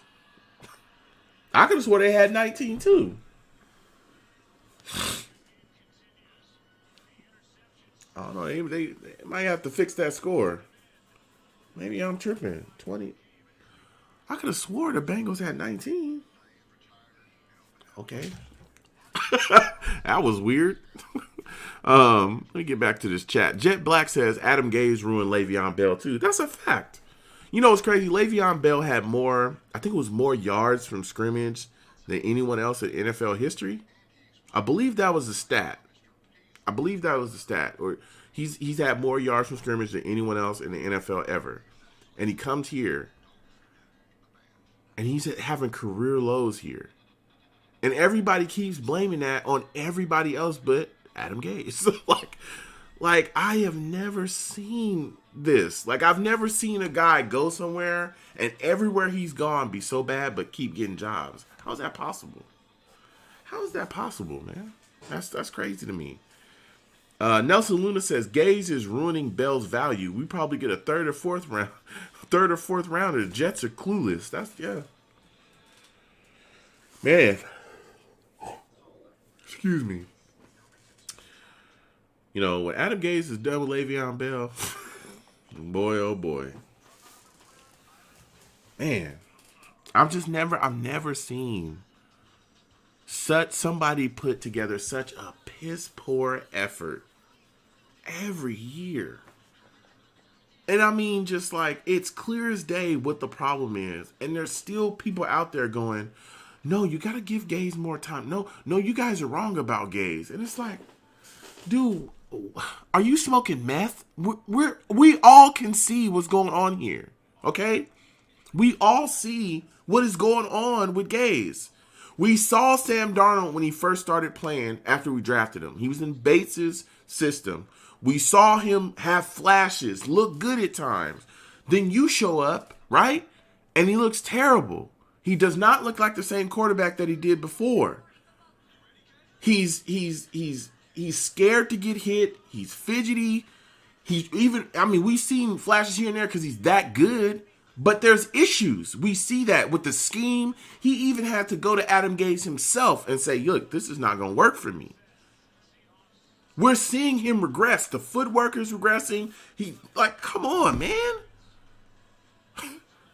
Everybody that's around, everybody that deals with Adam Gase, something bad happens. Their careers just don't work how they did before he showed up, or they just not but it's everybody else's fault but his. Like, come on, man. Come on. Portwait says, always waiting. That's a fact. 10 years of rebuild. Oh my God, Portway. You listen. Portway says, always waiting. 10 years of rebuilding. We're going to be glistening by the time we're done.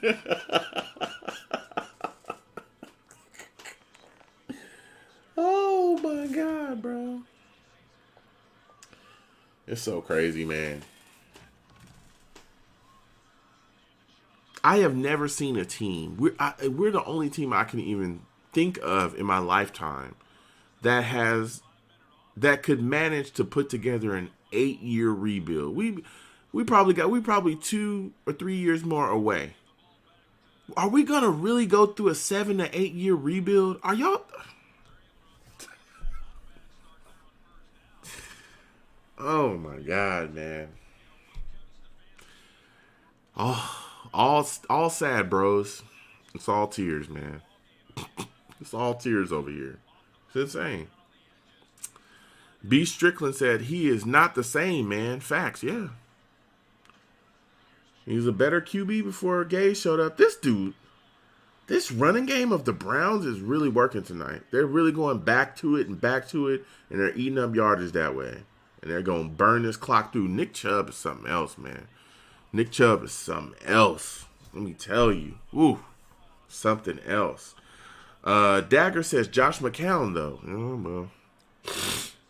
He was serviceable when he was here, but, yeah. Steve Rose. Yo, shout out to you, Steve Rose. Welcome to the stream tonight. Steve Rose says 10-year rebuild. God dang, man. 10 years, Steve? Damn. 10 years.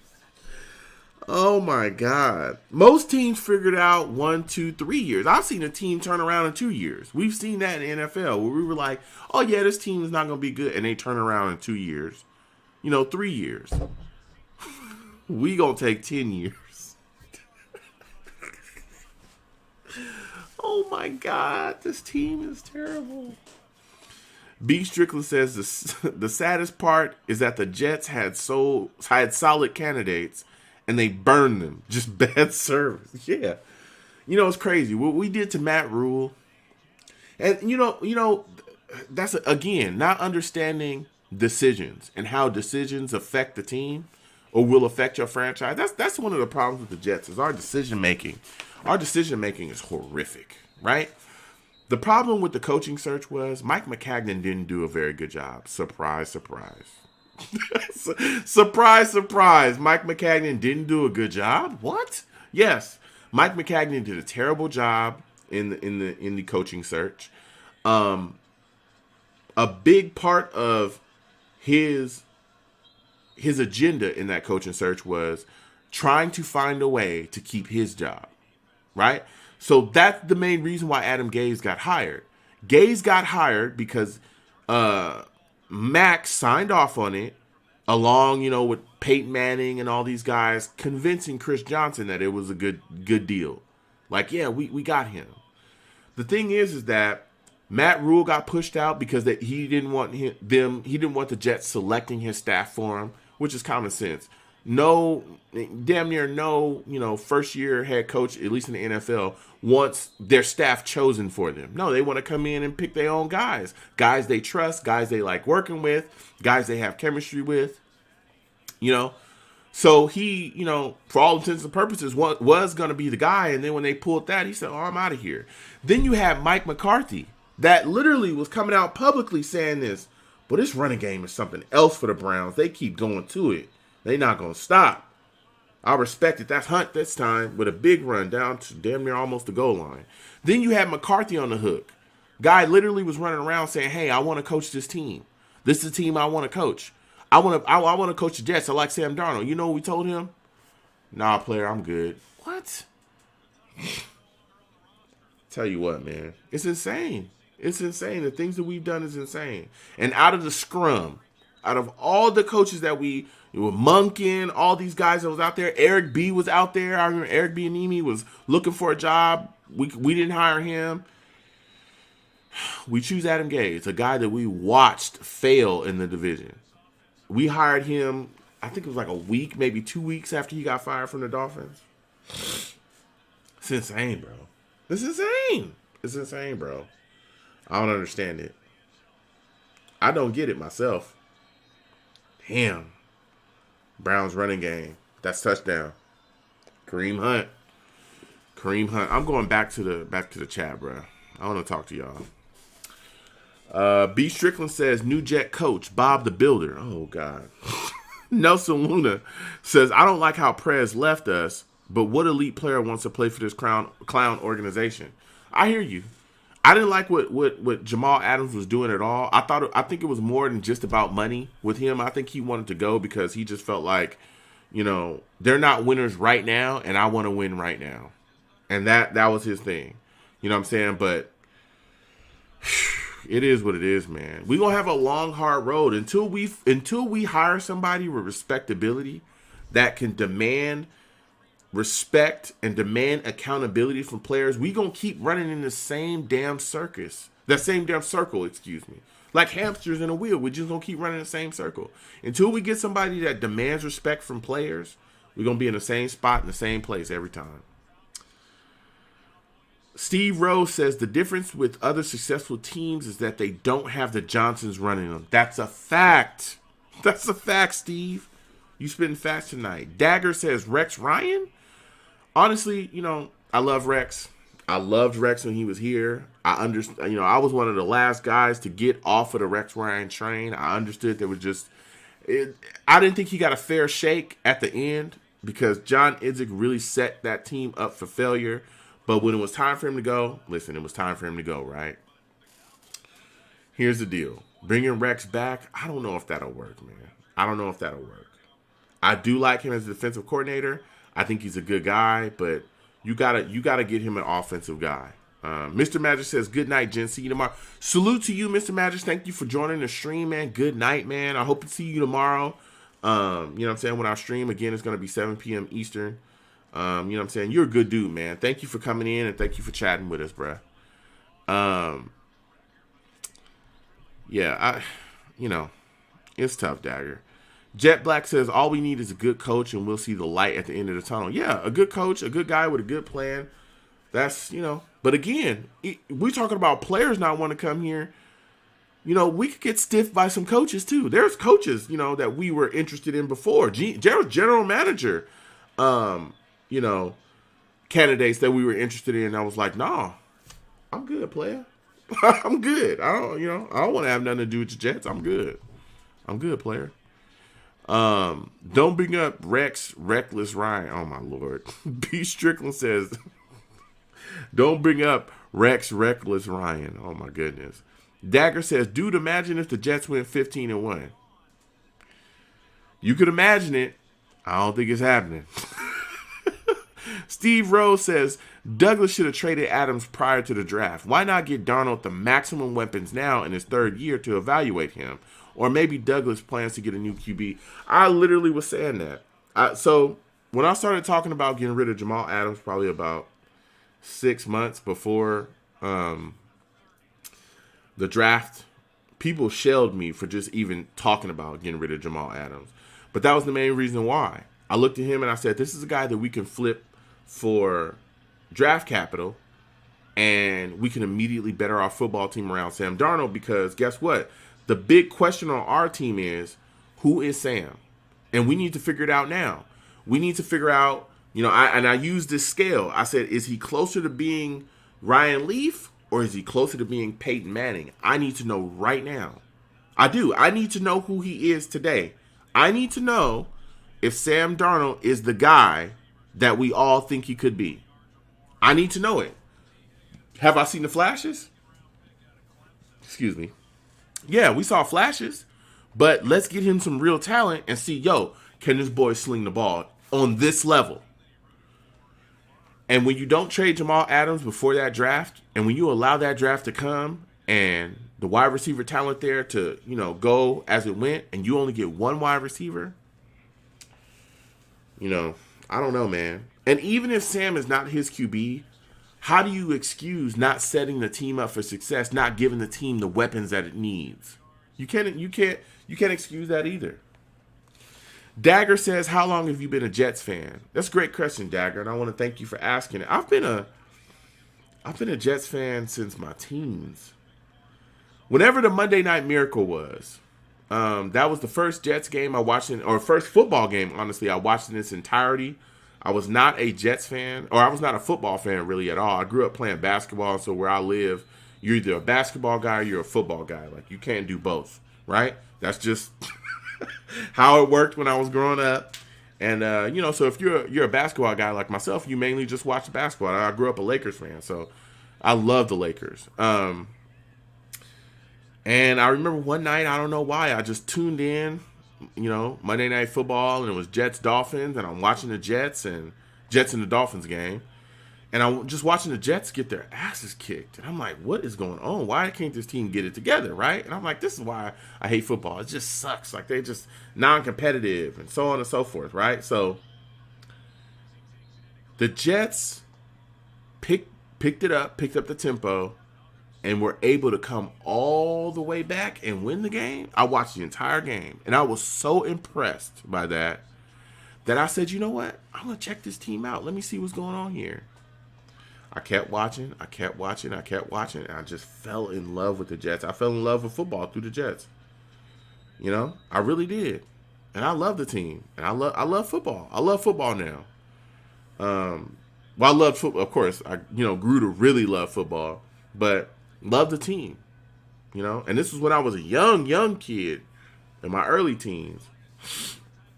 And I just followed them ever since. And just couldn't get enough, bro. Could not get enough of the team. Couldn't get enough of the Jets. Couldn't get enough of football. So that's how I became a Jets fan. But, if I would have known that was just one high and a string of lows. I was one high and a string of lows. You know what I'm saying? Maybe. No, I don't regret picking this team. I regret how they look every week, but I don't regret being a Jets fan. I love this team. I don't love what we be looking like, but I love the green. You know what I'm saying? I love them. You see my two guys here, Lev and Sam. You know what I'm saying? They protect me from the haters. They keep the haters out. You know what I'm saying? So Jet Black says we have a cursed franchise. I've heard people say that before. Um, I can see their points. I just think that we are a franchise that is mindless, and our owners are not. They're not smart football guys, and they make decisions where they think they're smart football guys, and they're just stupid. Like Chris Johnson puffing his chest out. I'll never forget it when he hired Adam Gase, and the damn near almost everybody in the fan base was like, "What is wrong with you and him?" I'm not trying to win Twitter. I'm trying to win football games. That was one of the dumbest damn things. That was one of the dumbest things I've ever heard him say. And he says a lot of stupid stuff, but that was really stupid. I'm not trying to win Twitter. I'm trying to win football games. What the hell did you draft? What the hell did you pick up Adam Gase for then? It's ridiculous. Mr. Green, hey Mr. Green, how's it going? Salutes to you, man. Welcome to the stream. He says, "What's up? What's up, Mr. Green? How's everything going with you? How's your night going? You know what I'm saying? How are you doing? Are you a Jets fan? Let me know if you're not a Jets fan. Who are you? A fan of? I want to know." Nelson Luna says, "Sorry, Joe. The Jets put the old bait and switch on, bro. They got me. They conned the hell out of me, bro. That was an old bait and switch, wasn't it? I mean, it was swift. And boys, that was the oldest trick in the book. Oldest trick in the book. Got my ass clean. Got me clean. I wasn't, a sucker's born every day." That's what they say, right? A sucker is born every day. A Jets fan is born every day. Good God, man. That's that old bait and switch. Oh, yeah, we look good here. We'll never look good again. Oh, my God, man. It was bad, man. It was bad. And I mean, I love the team through some bad years, bro. Oh, there were some bad years after that. I'll tell you what, I was excited. Those Rex Ryan years, though. Those Rex Ryan years was those were 2 special years. But other than that, boy, oh boy, we ain't been so good. Nelson Luna says, "I blame my step-pops for making me a Jets fan." That's what a lot of people say. A lot of people say that their fathers, their stepfathers, their uncles, they were the reason that they were Jets fans. It was like, they just pass it down to you and say, "Hey, look, here's the misery. Go ahead and put that on and be miserable." You know what I'm saying? But that's kind of how it goes, though, man. A lot of people, get their fandom from their family, whoever they're fans of, whoever the team is that the family follows. That's how it works. So, yeah. Elias Solomon, yo, Elias, welcome back, my man. How's everything going? What's worse? Elias Solomon says, "What's worse? Run, sack, punt, of screen, Frank Gore." Man, I tell you, this Saturday, this radio show Saturday is gonna be a hot one. The game Sunday is gonna be crazy too. Oh my God! I tell you what. What is it? Run, sack, punt. Run, sack, punt is real bad. But the screen is just like mind-boggling.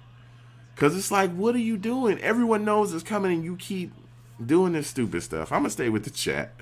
Mr. Green says, "I'm a Jets fan. It's rare to find another Jets fan, but now I'm subscribing knowing to join a Jets family." Yo, thank you, Mr. Green, for subbing. Please sub, man.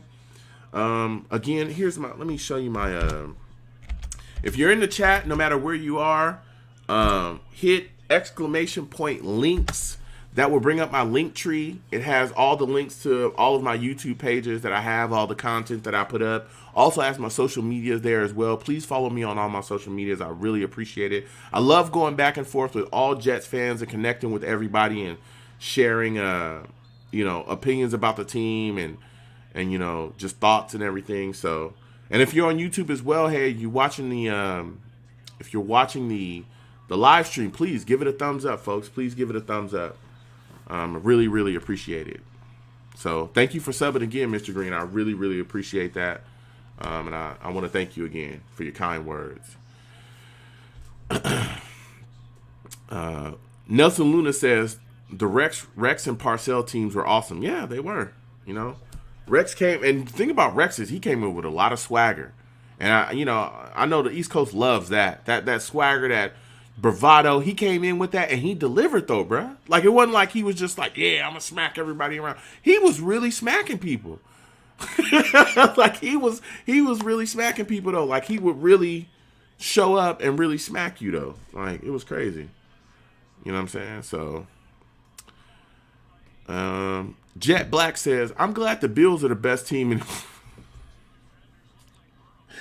Jet Black says, I'm glad the Bills are the best team in NY. Oh, come on, Jet.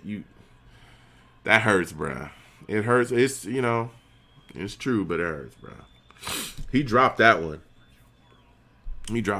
That was a catch he had to make right there. Joe Burrow is putting the ball where it needs to be, I'll tell you right now. Elias Solomon says, I won't be able to watch the game on Sunday. Am I lucky? You might be, bruh. You might be. I'm not going to be able to stream on Sunday either. You know what I'm saying? I gotta grind. Everyone know. Oh, my God. But this kid, Joe Burrow, is amazing. He's amazing, dude. He's amazing. He's amazing. He truly is amazing. I'm so impressed by him tonight. Elias Solomon, yeah, I'm not going to be able to stream Sunday either, so I'm not going to be able to watch the game with y'all, but we will do a radio show. I believe on Tuesday is when I'm going to do it next week. I think you are lucky, man. If you ain't able to watch the game, because I personally don't think it's going to be very competitive, at least on our side. I'd be shocked if we kept it close, to be completely honest. Nelson Luna says, first year with Bowles was a good year, but horrible ending to a season. We were so close. You know what? You know the crazy thing? I think a lot of people overrate that season because we had one of the softest schedules I've ever seen that season. I have never seen a schedule that soft. And even down the back end of the stretch, we played teams. I remember I went to Cowboy Stadium and watched the game live with a friend. And, dude, we shouldn't have beat the Cowboys. Literally, the only reason why we beat the Cowboys is because they were literally playing with third stringers. They were so banged up, but we made so many mistakes, and Ryan Fitzpatrick was throwing interceptions. It was crazy. It was crazy. We should not have beat the Cowboys at all. But yeah, we came close. If that wide receiver catches that ball against the Bills, we beat them in Buffalo, and I think we end up going to the playoffs.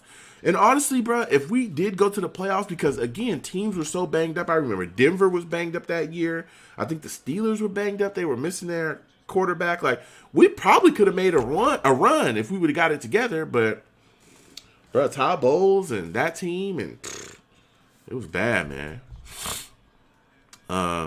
Jet Black says Sam Darnold and Daniel Jones. Sam Darnold, no question.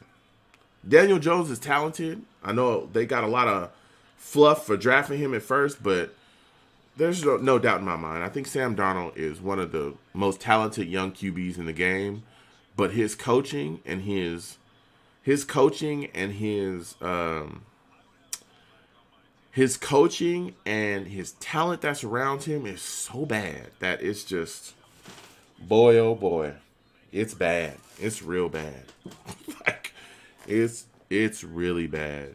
Like, man, it's real bad. It's real bad. We're coming to a close here. Bengals 30, Browns 35. They got a kneel. Browns about to burn the clock out. Man, I was thoroughly impressed. Tonight, I was thoroughly impressed with Joe Burrow. Thoroughly impressed. Man, that kid looked good. He looked real good. Really, really, really good. Really, really good.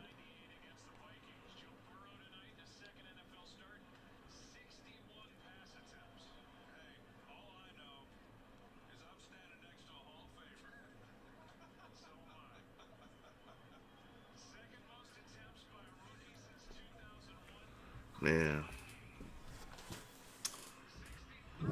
Game over. That's big. That's really big.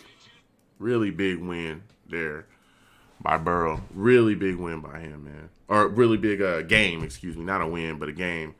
Shout out to Baker played well too. I thought Baker definitely did his thing. You know what I'm saying? So shout out to him too. So we're going to run some Street Fighter real quick.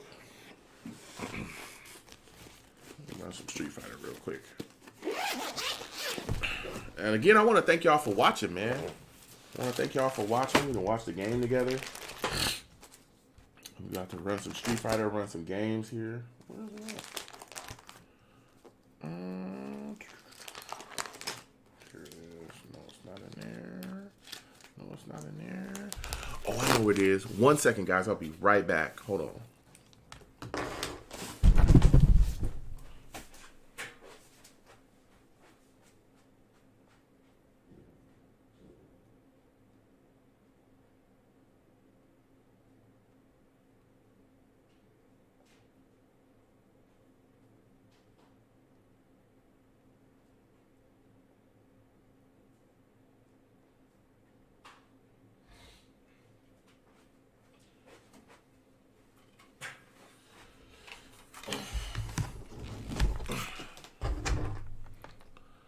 Sorry, folks. I had to get that, had to get my damn disc for the game. It's crazy. But, oh, man. I'm going to come to the chat in just a second, folks. Let me just make sure that this is there. Everything is good.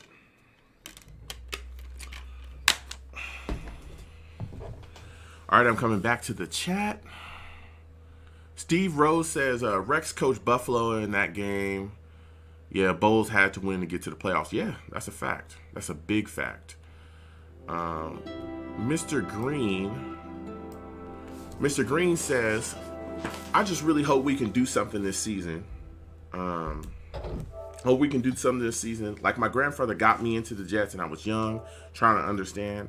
Now I got a job and stuff, and I'm back to football. Hey, man, I'm telling you, everybody says the same thing. My granddad got me in. My dad got me into the game. My granddad got me into the Jets, man. I hear you. I'm hoping that we can do something as well, Mr. Green. We gotta change it up. We gotta turn it around. This team can't be like playing like this every single year, man. We gotta step it up. Nelson Luna says, Joe, when is the next time you go live with the Jets playing?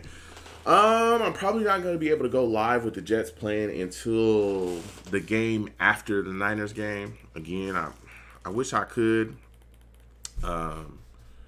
you know, but I got, you know, got to grind, man. Got to, you know, duty calls. So I got to do what I got to do. So, you know what I mean? So I'm probably going to, I don't know. Forgot who the hell we play after the Niners, but after that Niners game is probably next time I'm gonna go live. But again, I will be live, Nelson, Saturday. I'm gonna stream tomorrow as well, and I'm gonna go live Saturday as well at 7 p.m. Eastern, and we're gonna do the radio show then too. So you know what I'm saying. So we're definitely gonna talk about it, and then Tuesday we're gonna talk about the aftermath of everything. I think I'm gonna go live Tuesday at 7 p.m. Eastern, and we'll cover everything that happened during the game, live stream then too. So I think we definitely gonna talk about it. I do, man. I love going live while the Jets is playing, man. It's so fun to talk to all my fellow Jets fans and just have fun and laugh. I love doing this, man. Going live during the other games too. I'm probably gonna start doing that more often. You know what I'm saying? Let me know. Did y'all like it? You know what I mean? I want to definitely give y'all something to watch. I got a lot more stuff coming too. So just stay in the loop with me, and everything's good, man. I'm just enjoying myself. Let me know if the game audio is too loud as well. Let me know that. Let me know if it's overpowering my voice or anything like that. I'm going to change the screen in a second. I know y'all not seeing the game right now, but because I'm going to have to do some crap. But let me go back to this chat here. B. Strickland says, quick, everyone ask the chair questions. Get out of here. B is crazy. Dagger said, my dad liked the Patriots. Wow. And you became a Jets fan? That's crazy. Nelson Luna says, you got to pay the bills. I get it. Yeah, man, got Gotta do what I gotta do to keep the lights on. You know what I'm saying? I know you know how it is. Gotta grind. You know what I'm saying? Until we can't grind, you gotta grind. You know what I mean? B. Strickland says they won't release Adon in new Street Fighter V, but word on the street is that they're releasing another Final Fight character. I think it might be Gato or Roll.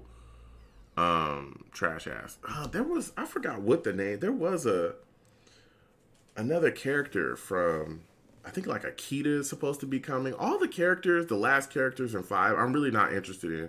Unless they, I know they've kind of teased like Sodom. I know they've teased, supposedly Hugo was supposed to be coming at some point in Street Fighter 5, and it just never happened. Like, so I'm kind of ready to move on to Street Fighter 6 as far as characters. But my problem is that Street Fighter 5 had the character that I want, which is Birdie, and I know they're not going to put him in 6 because they treat him like trash. So that's the problem is I just, you know, I don't want them to do Birdie badly. That's a booyah. Now y'all can see the game, you know what I'm saying? Let me know. Nelson Luna, thank you for telling me the audio's good. If the game audio is over my voice or, you know, anything crazy or, you know, if there's anything wrong as far as visuals as well, let me know, bro. Don't be shy. Let me know because I'm really working on the audio and the visual portion. As y'all can see as well, you know what I'm saying, the chat's up there, so you know what I'm saying. Everybody's integrated. Everybody can see everything. B. Strickland says Rolento. I don't want Rolento nosy ass. I don't want him nowhere around. Like. Save that guy for Street Fighter 6, I guess, if they want him. Shaq says, great job, Joe. Oh, thank you so much, Shaq, man. Thank you for the kind words, bro. I try, you know what I'm saying, try my best. Like I said, I'm going to keep streaming. I got a lot of things and content that I want coming, but I got to, you know, the technical stuff is what, you know, is driving and pushing. So I'm, you know what I'm saying, still working to get that together. This has been quite a thing to put together. You know what I'm saying? Quite a thing to put together. A lot of technical stuff. But I appreciate your kind words, Shaq, man. Thank you so much, bro. And thank you for joining and just being in the stream and chatting, man, and sticking around and talking to me, bro. I really, really appreciate that. I love that.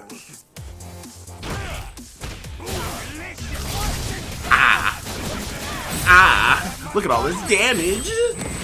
Look at all that damage. Damn. Get hit and just die. You get hit and just die. Like, man. Yeah. Anybody watching, y'all want to run some sets in Street Fighter 5 or whatever, you know what I'm saying? I'll play other games too in case you watching and you're not chatting. And you like, hey, do you only play fighting games? No, I do play other games. I'm trying to get back into GTA. We played that a little bit earlier. I want a car, but outside of that, I wasn't necessarily happy with what's going on in GTA. They still modding. They still doing one-shot kills. Still dudes running around in these weird-ass armored vehicles. like, what did they do to that game, bruh? Like, it used to be so fun, like, but now it's not fun at all. It's like three weirdos running around in the same map, like, hanging out together and just randomly, you know, just doing stupid shit. Stupid stuff, excuse me. It made me curse, but like, come on, man. Jeez Louise. B. Strickland says Birdie was a letdown. I don't think he was a letdown. I think the nerfs were some of the most ridiculous nerfs I think I've seen in the game. There were some things that I was like, bruh, hell no. There's no reason why they should be nerfing the bullhorn. There's no reason why they nerfed. They found a way to put a hitbox or extra hitbox or extend the hitbox on his heavy punch. So now you can get punished for that. It's like, why? Why are y'all doing all that? All that is not necessary. It's really not necessary, bro. It's really stupid. B. Strickland says they did my guy Birdie something so bad. Yeah, they did a number on him, man. He's not the worst character in the game, but I don't think he's as tournament viable. All the Birdie players that I knew that was playing at a tournament level, like Minna was like the best Birdie player out. He's not playing him like that anymore. So Mike Rubio. Yo, Mike Rubio, salutes to you, man. Welcome to the stream. Oh, let me change this this thing before they try to get after me.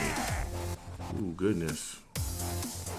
Actually, I just gotta change this. Hold on, guys. I gotta change this this thing here. Because they always be trying to get after you, boy. In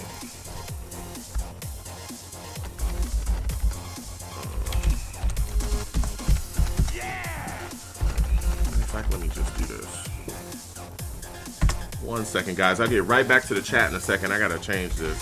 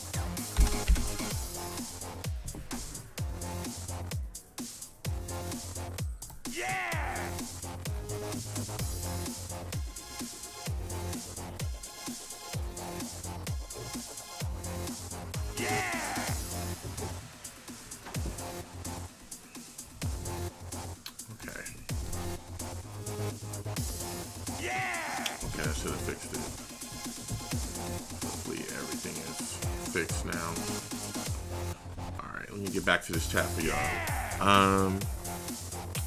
Let me see. Yes, salute to you, Mark Rubio. I want to thank you and welcome to the stream as well, my man. Haven't played since Street Fighter 4. You know what's crazy? I got back into Street Fighter, like watching tournaments and stuff like that. I got back into it around like the end of 4. And, you know, 4 was a decent game. There was a lot of things I didn't like about it. So, you know, but I watched it. I liked 4, you know, from the tournament perspective, it was solid. And I played Hugo, but I didn't really play like that much. I didn't play 4 that much because I was already behind the time, or behind in the I'll take a 4 bar. I was already behind kind of in things, so I was like, I don't know. Nelson Luna says, you play Madden? Yes, I do have Madden, and I will be playing that. I gotta, you know, open it up, put it on, and everything like that. So yes, we can definitely play Madden together, Nelson. Bro, what is with these? You know, the one thing about Street Fighter 5, and I love the game, okay? I know there's some jacked up stuff about it. I know certain people don't like it. But, bro, how the hell are you going to accept the match? I accepted and then you bounce. Damn. Mike Rubio says, Joe, did you ever play at Chinatown Arcade? No, I didn't. I didn't play at Chinatown Fair. I know that was like an East Coast thing. I didn't do that. I'm a guy that grew up on the West Coast. I know people talk about Southland golf and stuff like that. I didn't play at any of those places. I didn't even really know there was a tournament scene like that. You know what I'm saying? But I do know, you know, Justin Wong and Yipes and all those guys played at those things. So respect to them. You know what I'm saying? And again, respect to you, salute to you, and welcome to the stream. Please sub, man. Hit that thumbs up button for me as well, man. All my content as well. If you hit exclamation mark. What is going on here? If you hit exclamation mark links in my chat, it will come up. That's my link tree. All of my social media is there. All my stuff is there, man. Please follow me on social media and let me know, you know what I'm saying, what's going on with you and how everything's going in your day. Dagger says, I'm about to sleep. What times are you streaming again? Salute to you, Dagger. Thank you for coming in. Have a good night, bro. I'm going to stream tomorrow around 7 p.m. Eastern. It's probably going to be 7 p.m. Eastern. I might get in a little bit earlier, but so that's what I'm going to stream next. I'll be streaming tomorrow and Saturday. Again, a live radio show is going to happen Saturday. So please, you know what I'm saying, be here, you know, for, you know, my next stream. Again, tomorrow, 7 p.m. Eastern, Saturday at 7 p.m. Eastern, but we're going to do the live radio show on Saturday.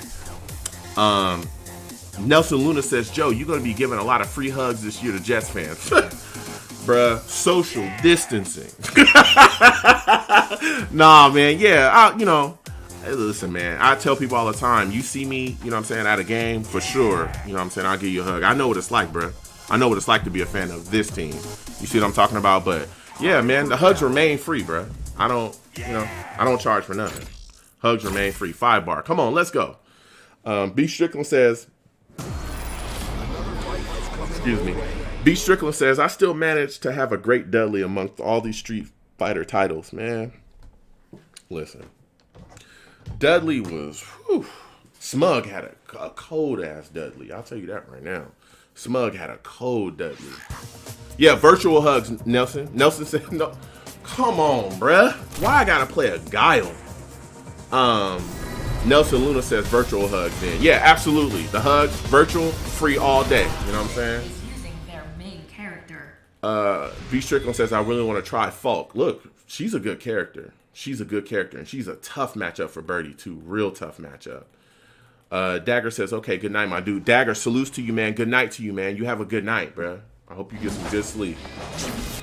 Oh, goddamn God. What the? That was not supposed to be that. Okay. Got him. I knew he wasn't gonna do nothing. Now he gonna try it. Why'd he throw me? Why'd you get thrown? You know what I'm saying? I knew he was gonna do it. I knew it. I knew it.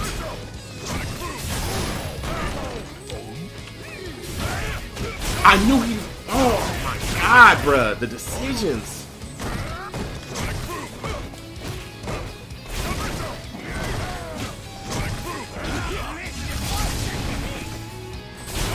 Oh my God, I'm so thirsty. Alright. I gotta slow down. Chat, I'm gonna come to you in a second. I gotta take care of this Guile. I hate Guile players. I hate them. Get over here, boy. Jumping. Yep, you're getting, I'm gonna start baiting that flash kick. Oh.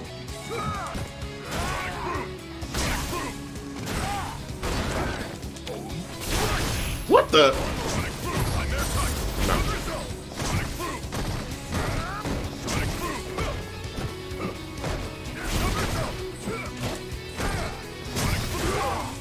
Get grabbed.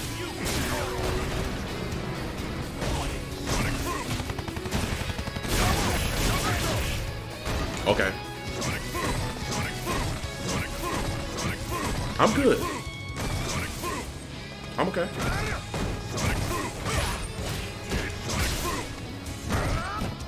I'm letting him jump way too much. He gonna jump again.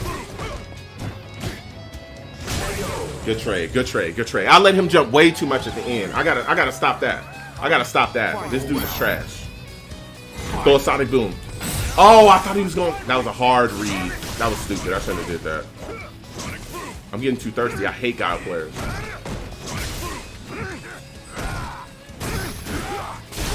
I knew he was going. Okay, he's predictable.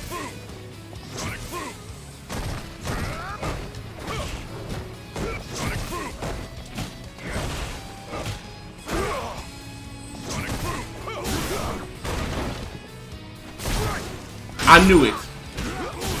Eat all this damage. Oh my God.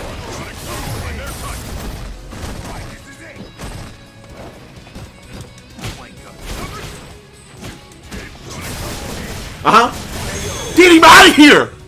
Get him out of here. Get him out of here. I did not play fundamentally sound. No.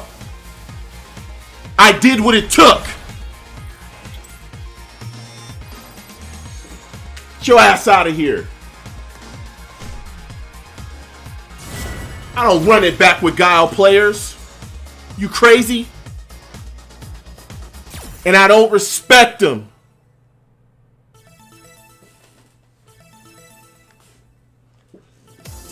I should have ran it back with him because he showed me some respect, but I don't care. I don't feel bad for that. He's a Guile player. I feel bad for that.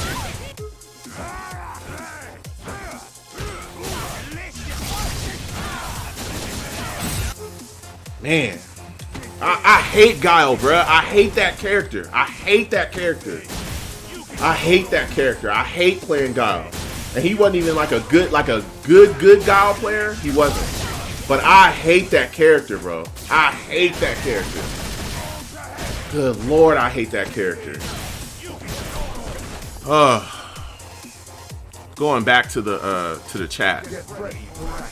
Let me see here.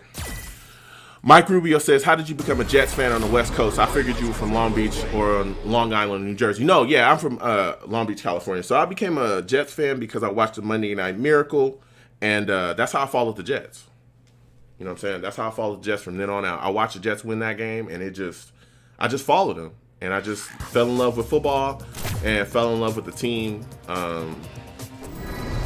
behind that. So Guile players come. B. Strickland says Guile players come with all the cheese, bruh. That's just that. I just hate that goddamn character, man. I hate that character. I hate Guile. I just hate him. It's just such a trash matchup. I already know what this guy about to do.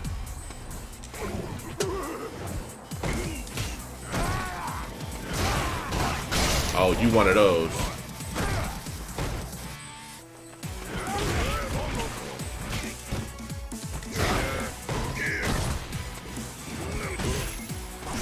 Guy doing? Oh, you up? Okay, with punish then. Oh, that's anti-air.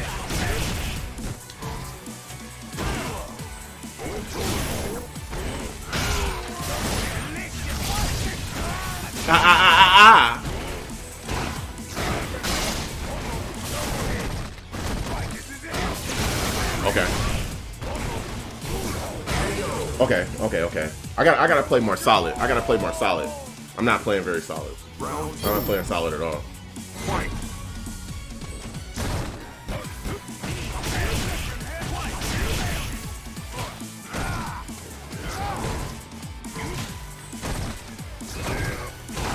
I gotta stop pressing buttons because that's fun. And I know that. Get the banana down.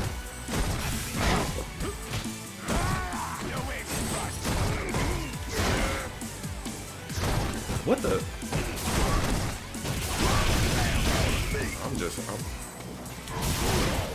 I'm pressing all the buttons, bruh.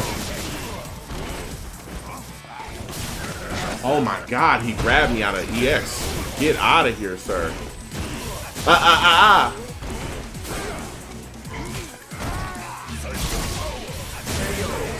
don't know where he was going or what he was doing, but I just swung and hit him.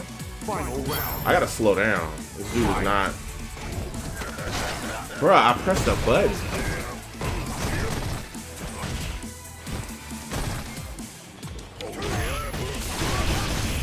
Good jump.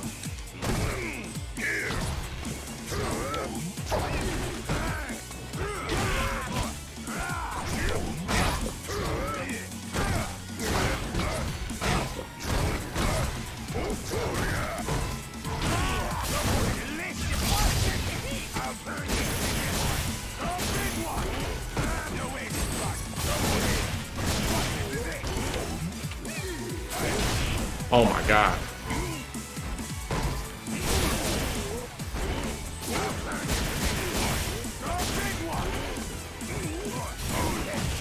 Oh my God. Oh my God, I pressed the wrong button. Damn. Okay. Damn. I pressed the wrong button. Alright, we back at it. I pressed the wrong damn button. I had that cross up too. I'm not playing very well in neutral. That's what it is. And then he stopped pressing buttons because he's plus, bro. Stop pressing buttons, bro. And I could anti-air too. That would be cool.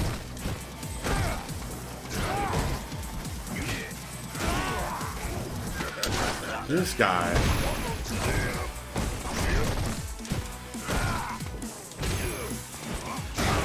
I should know that he's gonna jump.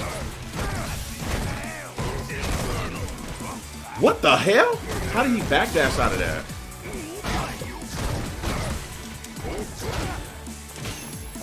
This guy's just gonna jump. Like, that's all he's gonna do. Oh my god.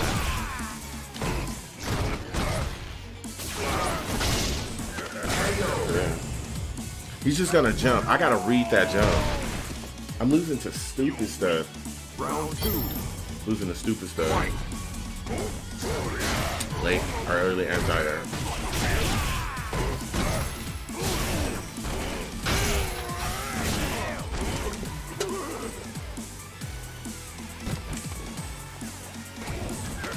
Bruh, how is that?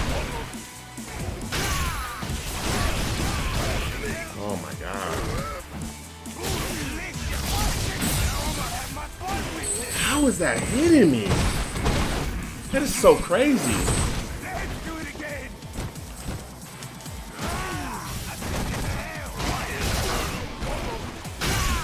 How is that crush counter?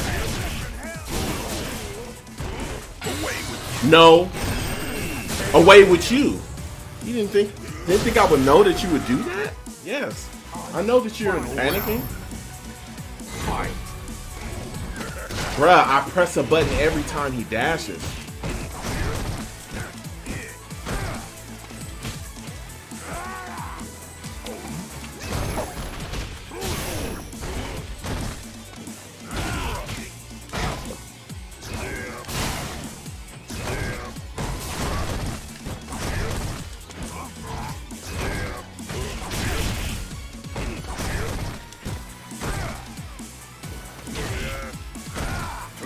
Oh.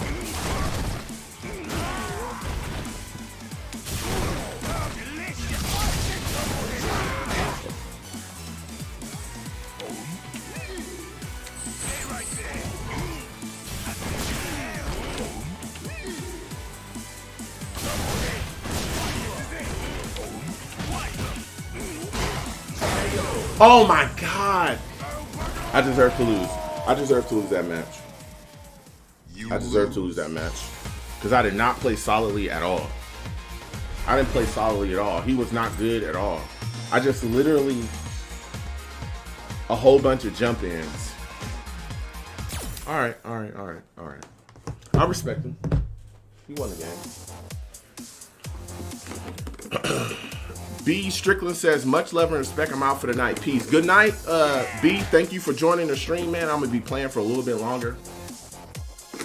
And then after that, I'm gonna call it a night.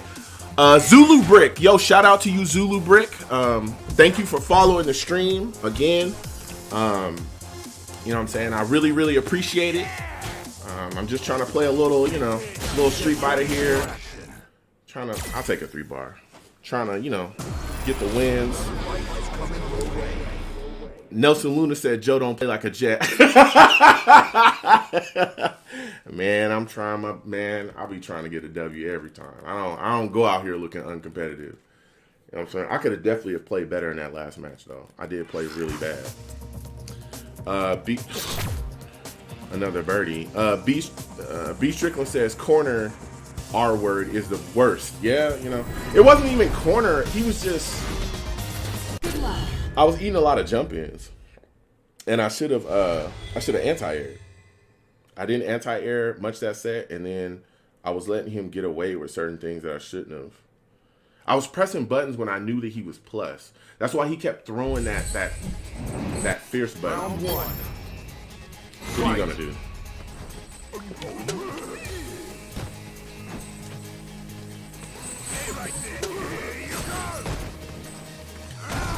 Is he one of those? Oh my god, it's like these dudes all play the same. I knew he was gonna command grab me. They all play the same, bro.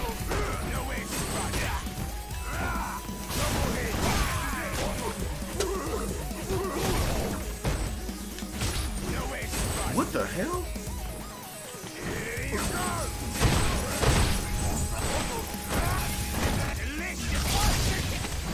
That is not what I wanted at all.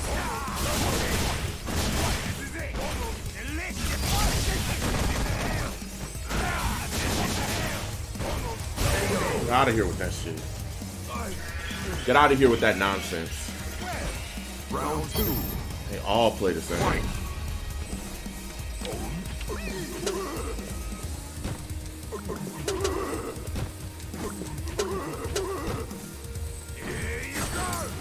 I can't grab him out of that. Everybody does it to me.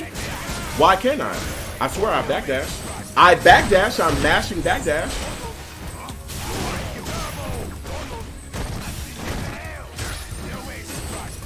Okay. I guess I can't do that either. I literally didn't press a button.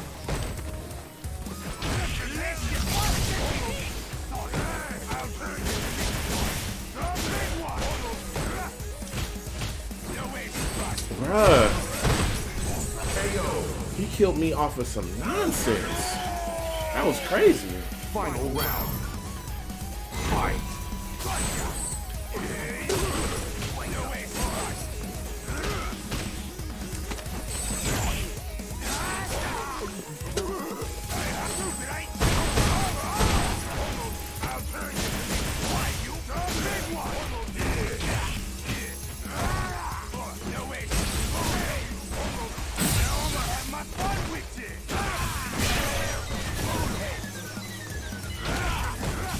Oh my god. What the hell?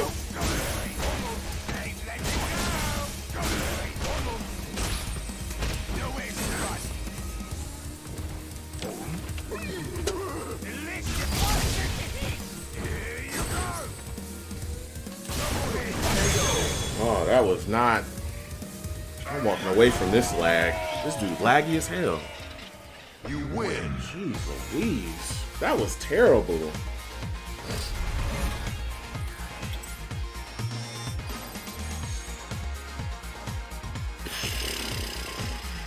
Gotta play better.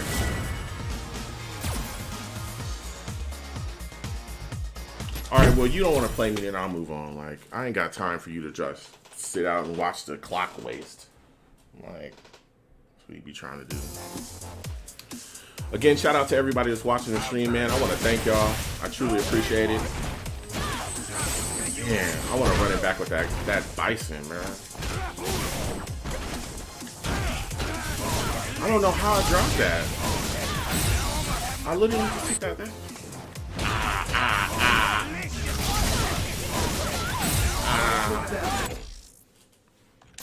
I'll take that. Man, I hate that.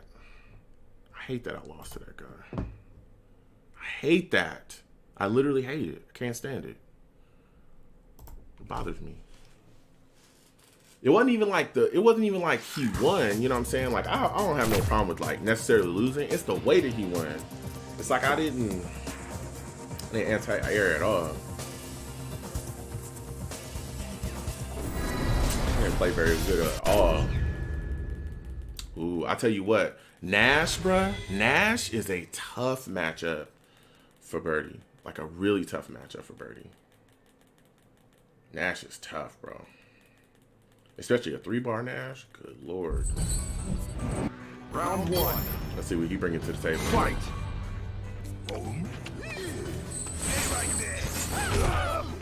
I'll turn you.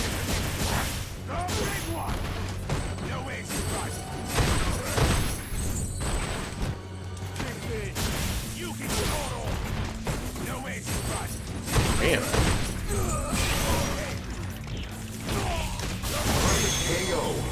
This dude. Maybe he thinks he's just gonna like walk me to the corner or something.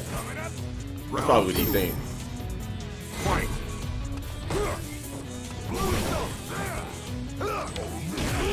I shouldn't have did that. What the hell? Why do I keep doing that?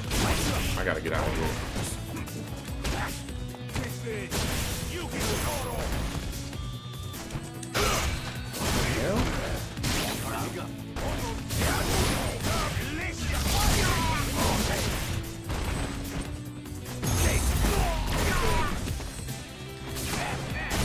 Yeah, I got his number. Before he even like did it, I was ready to go.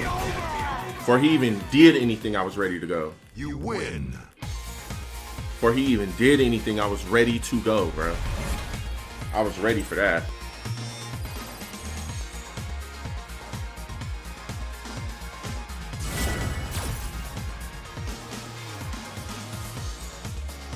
I gotta step up. Round one. Not particularly playing well. Fight.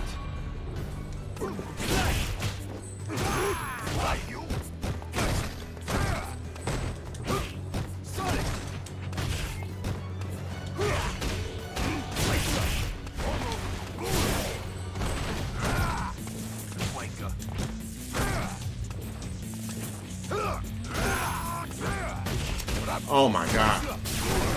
Why the...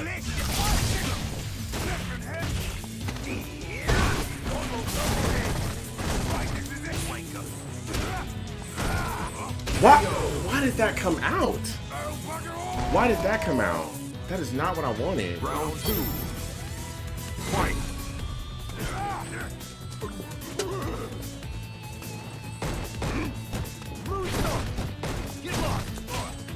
Damn it.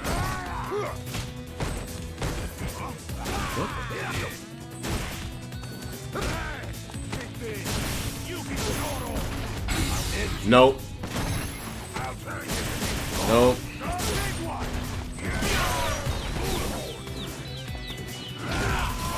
Oh my god. What the hell? Bro. It can't be over. Final round. Fight. That is not what I wanted.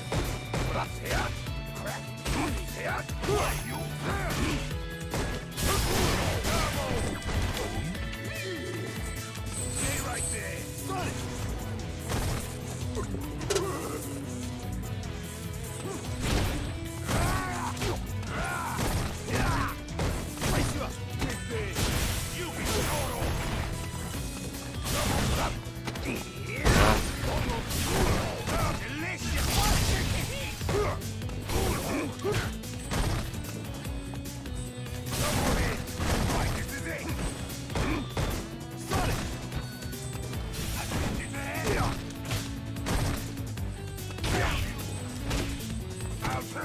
Your ass is dead. Damn, dead as hell. It can't be over. You win.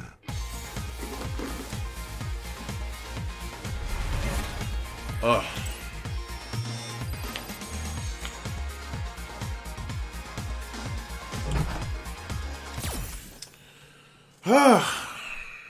Again, I want to thank everybody for watching, man. Really, love the fact that y'all watching. I know I get a little crazy when I play this Street Fighter, but I am very competitive, especially when I'm not playing well. Like, right now. I'm definitely not playing well right now. Like, not playing very well. Not what I'm used to. Nelson Luna says, have a good night, my friend. Salute to you as always. Great content. Yo, Nelson, thank you so much, bro. Salute to you as well. Thank you for chiming in, for checking into my stream and chiming in as well, man. I really, really appreciate it, bro. Again, I'll be back tomorrow at 7 p.m. Eastern, bro. Hope to see you. You know what I'm saying? Have a good night. Have some good sleep. You know what I'm saying? And, you know, do what you got to do.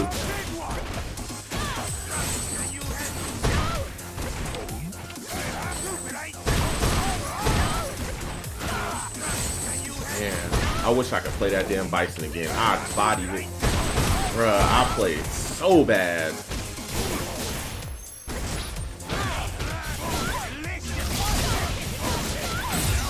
Man.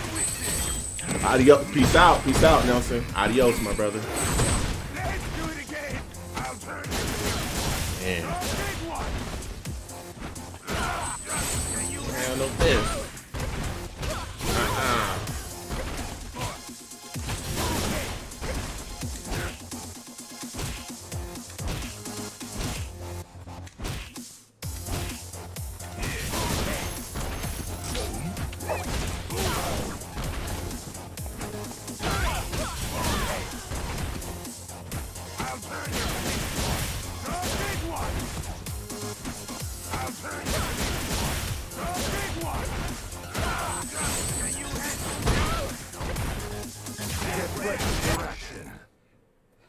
I don't think I want to play another 3-bar player, bro. I don't think I want that, bro. I don't think I want that smoke. I don't think I want that smoke. I think I want that 3-bar smoke, my guy. Let's do it again. Let's do it again.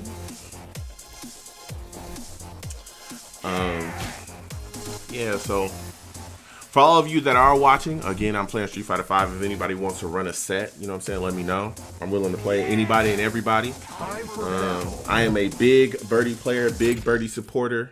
I'll play a 3-bar. Big birdie boys over here, you know what I'm saying? Love the character. Love what he brings to the table. Playing a 3-bar, bro. I don't think this is gonna be good for me. 3-bar connections in Street Fighter 5 are like, man, you are touching the ends of the earth. Oh, Colleen. You know what he's gonna try to do? I can already tell. He's just gonna do a lot of parrying. That's what he's gonna try to do. He's gonna whiff a button in the parry. I can almost smell it. He's gonna whiff a button in the parry. He's just gonna do a bunch of parries. I'm gonna command grab him a lot, bro. A lot. I already feel it. A lot. I'm gonna command grab him a lot. Round 1. Fight. Get anti-air. How is that possible? What I tell you? What I tell you? What I tell you? What I tell you? He gonna do it again. Watch. Oh, this is laggy. Super laggy. Oh, press the wrong button. Okay.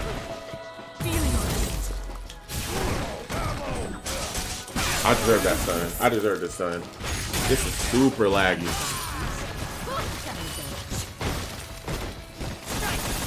Whiff. What? Huh?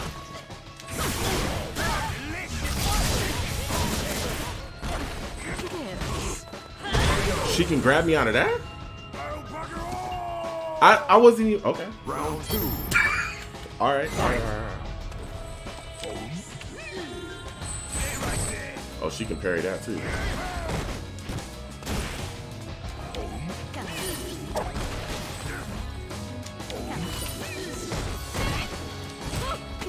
Bruh, how is he doing that?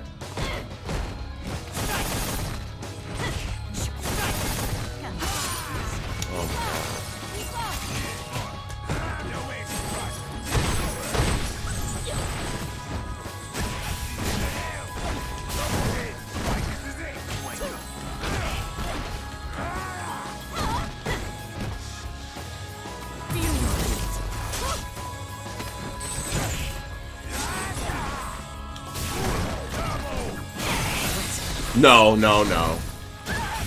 No, I didn't. Like, he's trying like some weirdo stuff. That's what he's trying right now. He's just trying to bait me into weirdo stuff. Final round. He don't have like no real neutral or nothing like that. Why did that come out? I didn't need that bullhead.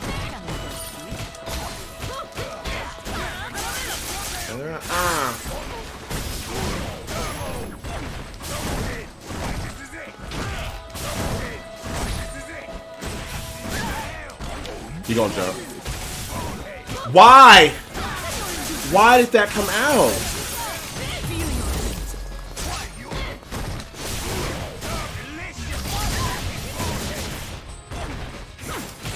I knew he was gonna do that. I know he gonna wake up Slash every time. He's trying to parry everything. I already have that in my head. When I play Colleen's like this, I literally just wait for the parry because they're gonna do it every time. B Strickland says I'm back because of Insomnia said so. Hi, what's going on, B? Welcome back, my man. I'm playing a laggy, fidgety, parry loving Colleen. So get that out of here, sir.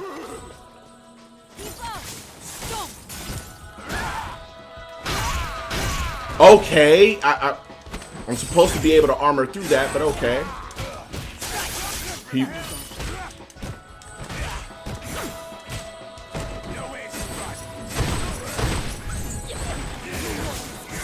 What the hell? Oh my God! What? What the hell was that? Oh my God! The lag. The lag. Okay, I'm gonna wake up and do it again, so it don't really matter. And I'll do it. Slash. Oh my Lord! I should have EX Bullhorn. The lag, I'm telling you, is crazy right now. The lag is crazy.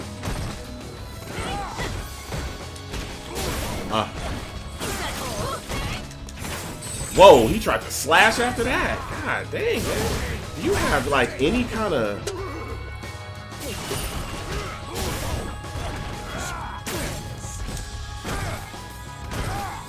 Jump. Jump. Jump. Nope. Jump. Jump. Thank you. Oh my God, it was so laggy I couldn't even do my damn combos. That was crazy. Oh my Lord, bruh. That was so damn laggy. When I went to do my combos, I couldn't even press a button or nothing. Mike Rubio says, I wish Birdie could play guard for the Jets. He bullhorn everybody to death.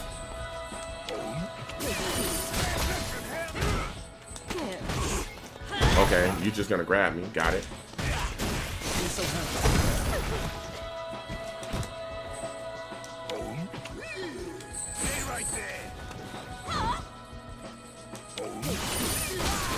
Bro, what the hell?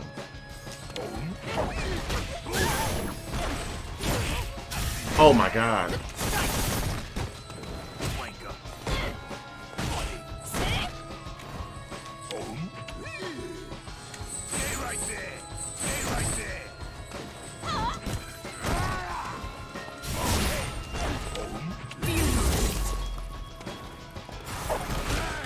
Oh my. That is not what I wanted at all.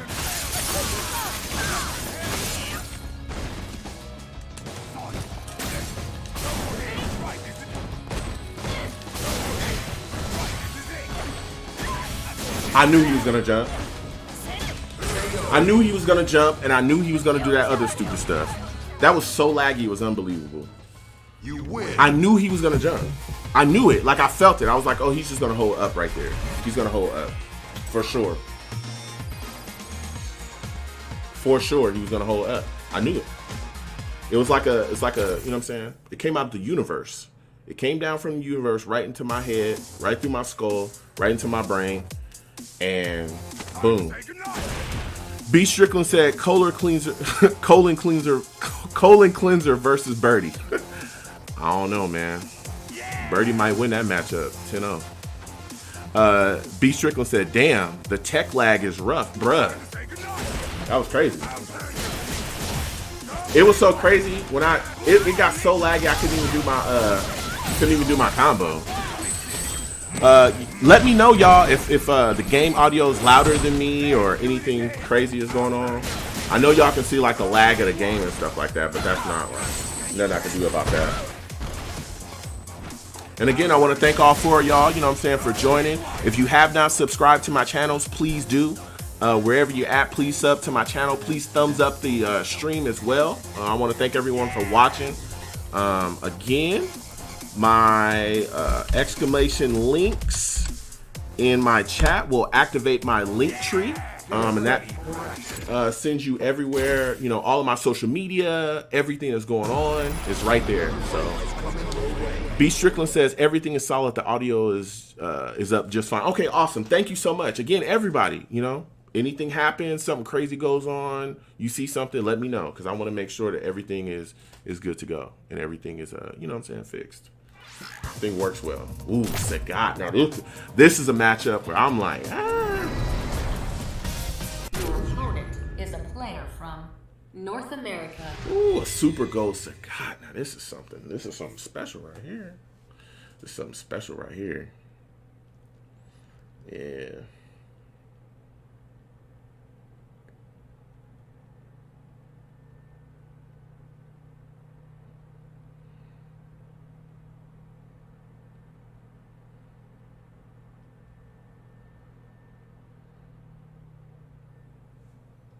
So Round 1.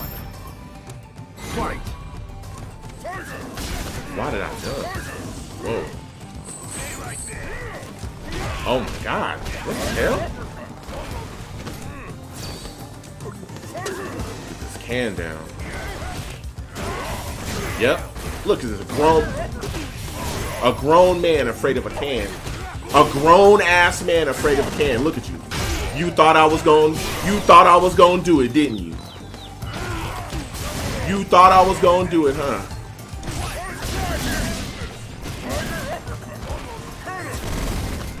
Go ahead.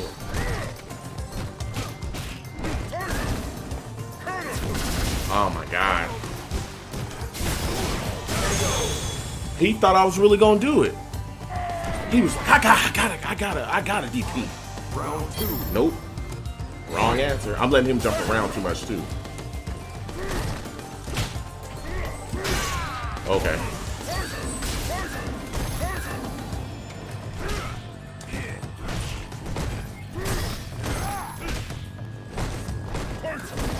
Where is my bullhorn? I gotta whiff punish.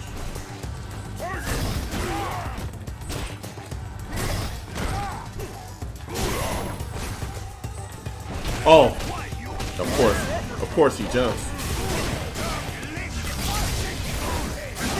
Damn it. That's my fault. That's my fault. I should have used my light one. Final round. Fight.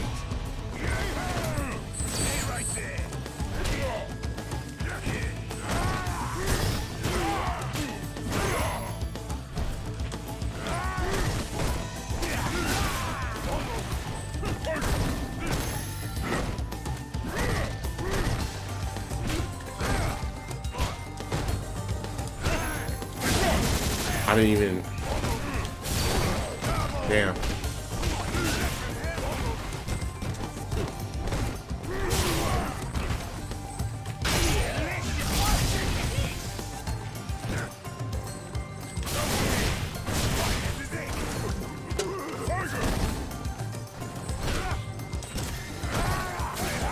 Yep. I knew that he was scared. He was so scared. He was so scared. You win. He was very scared. He was very scared. He was very scared. I think I can dash up and command grab him. I really feel like I can dash up and command grab him, but I gotta get him in the right, like. Round 1. Fight.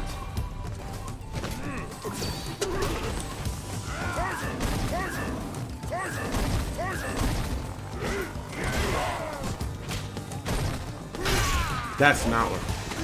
I knew he was coming to grab me.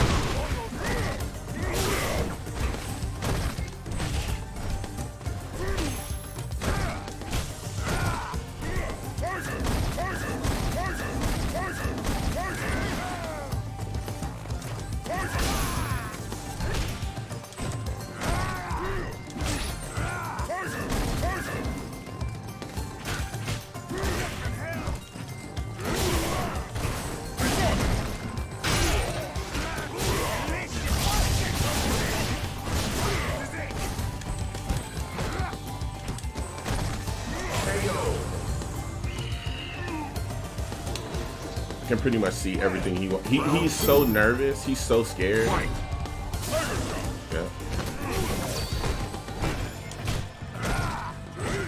Oh.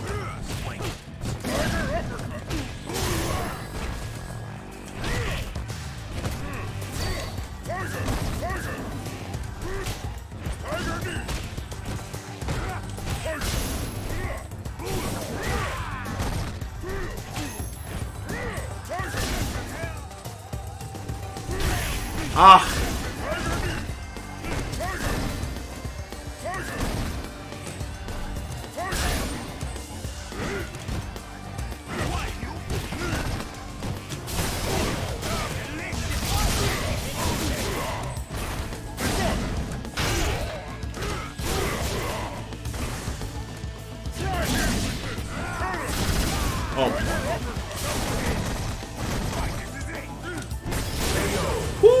that was lucky. That was lucky. He was so nervous. He was so nervous. You win.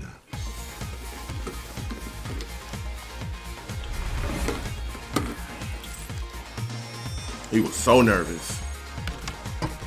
He did not want me to be anywhere near his face at all. Like at all. That's gonna be the that's going to be the last game of the night, folks. Go ahead and close this down.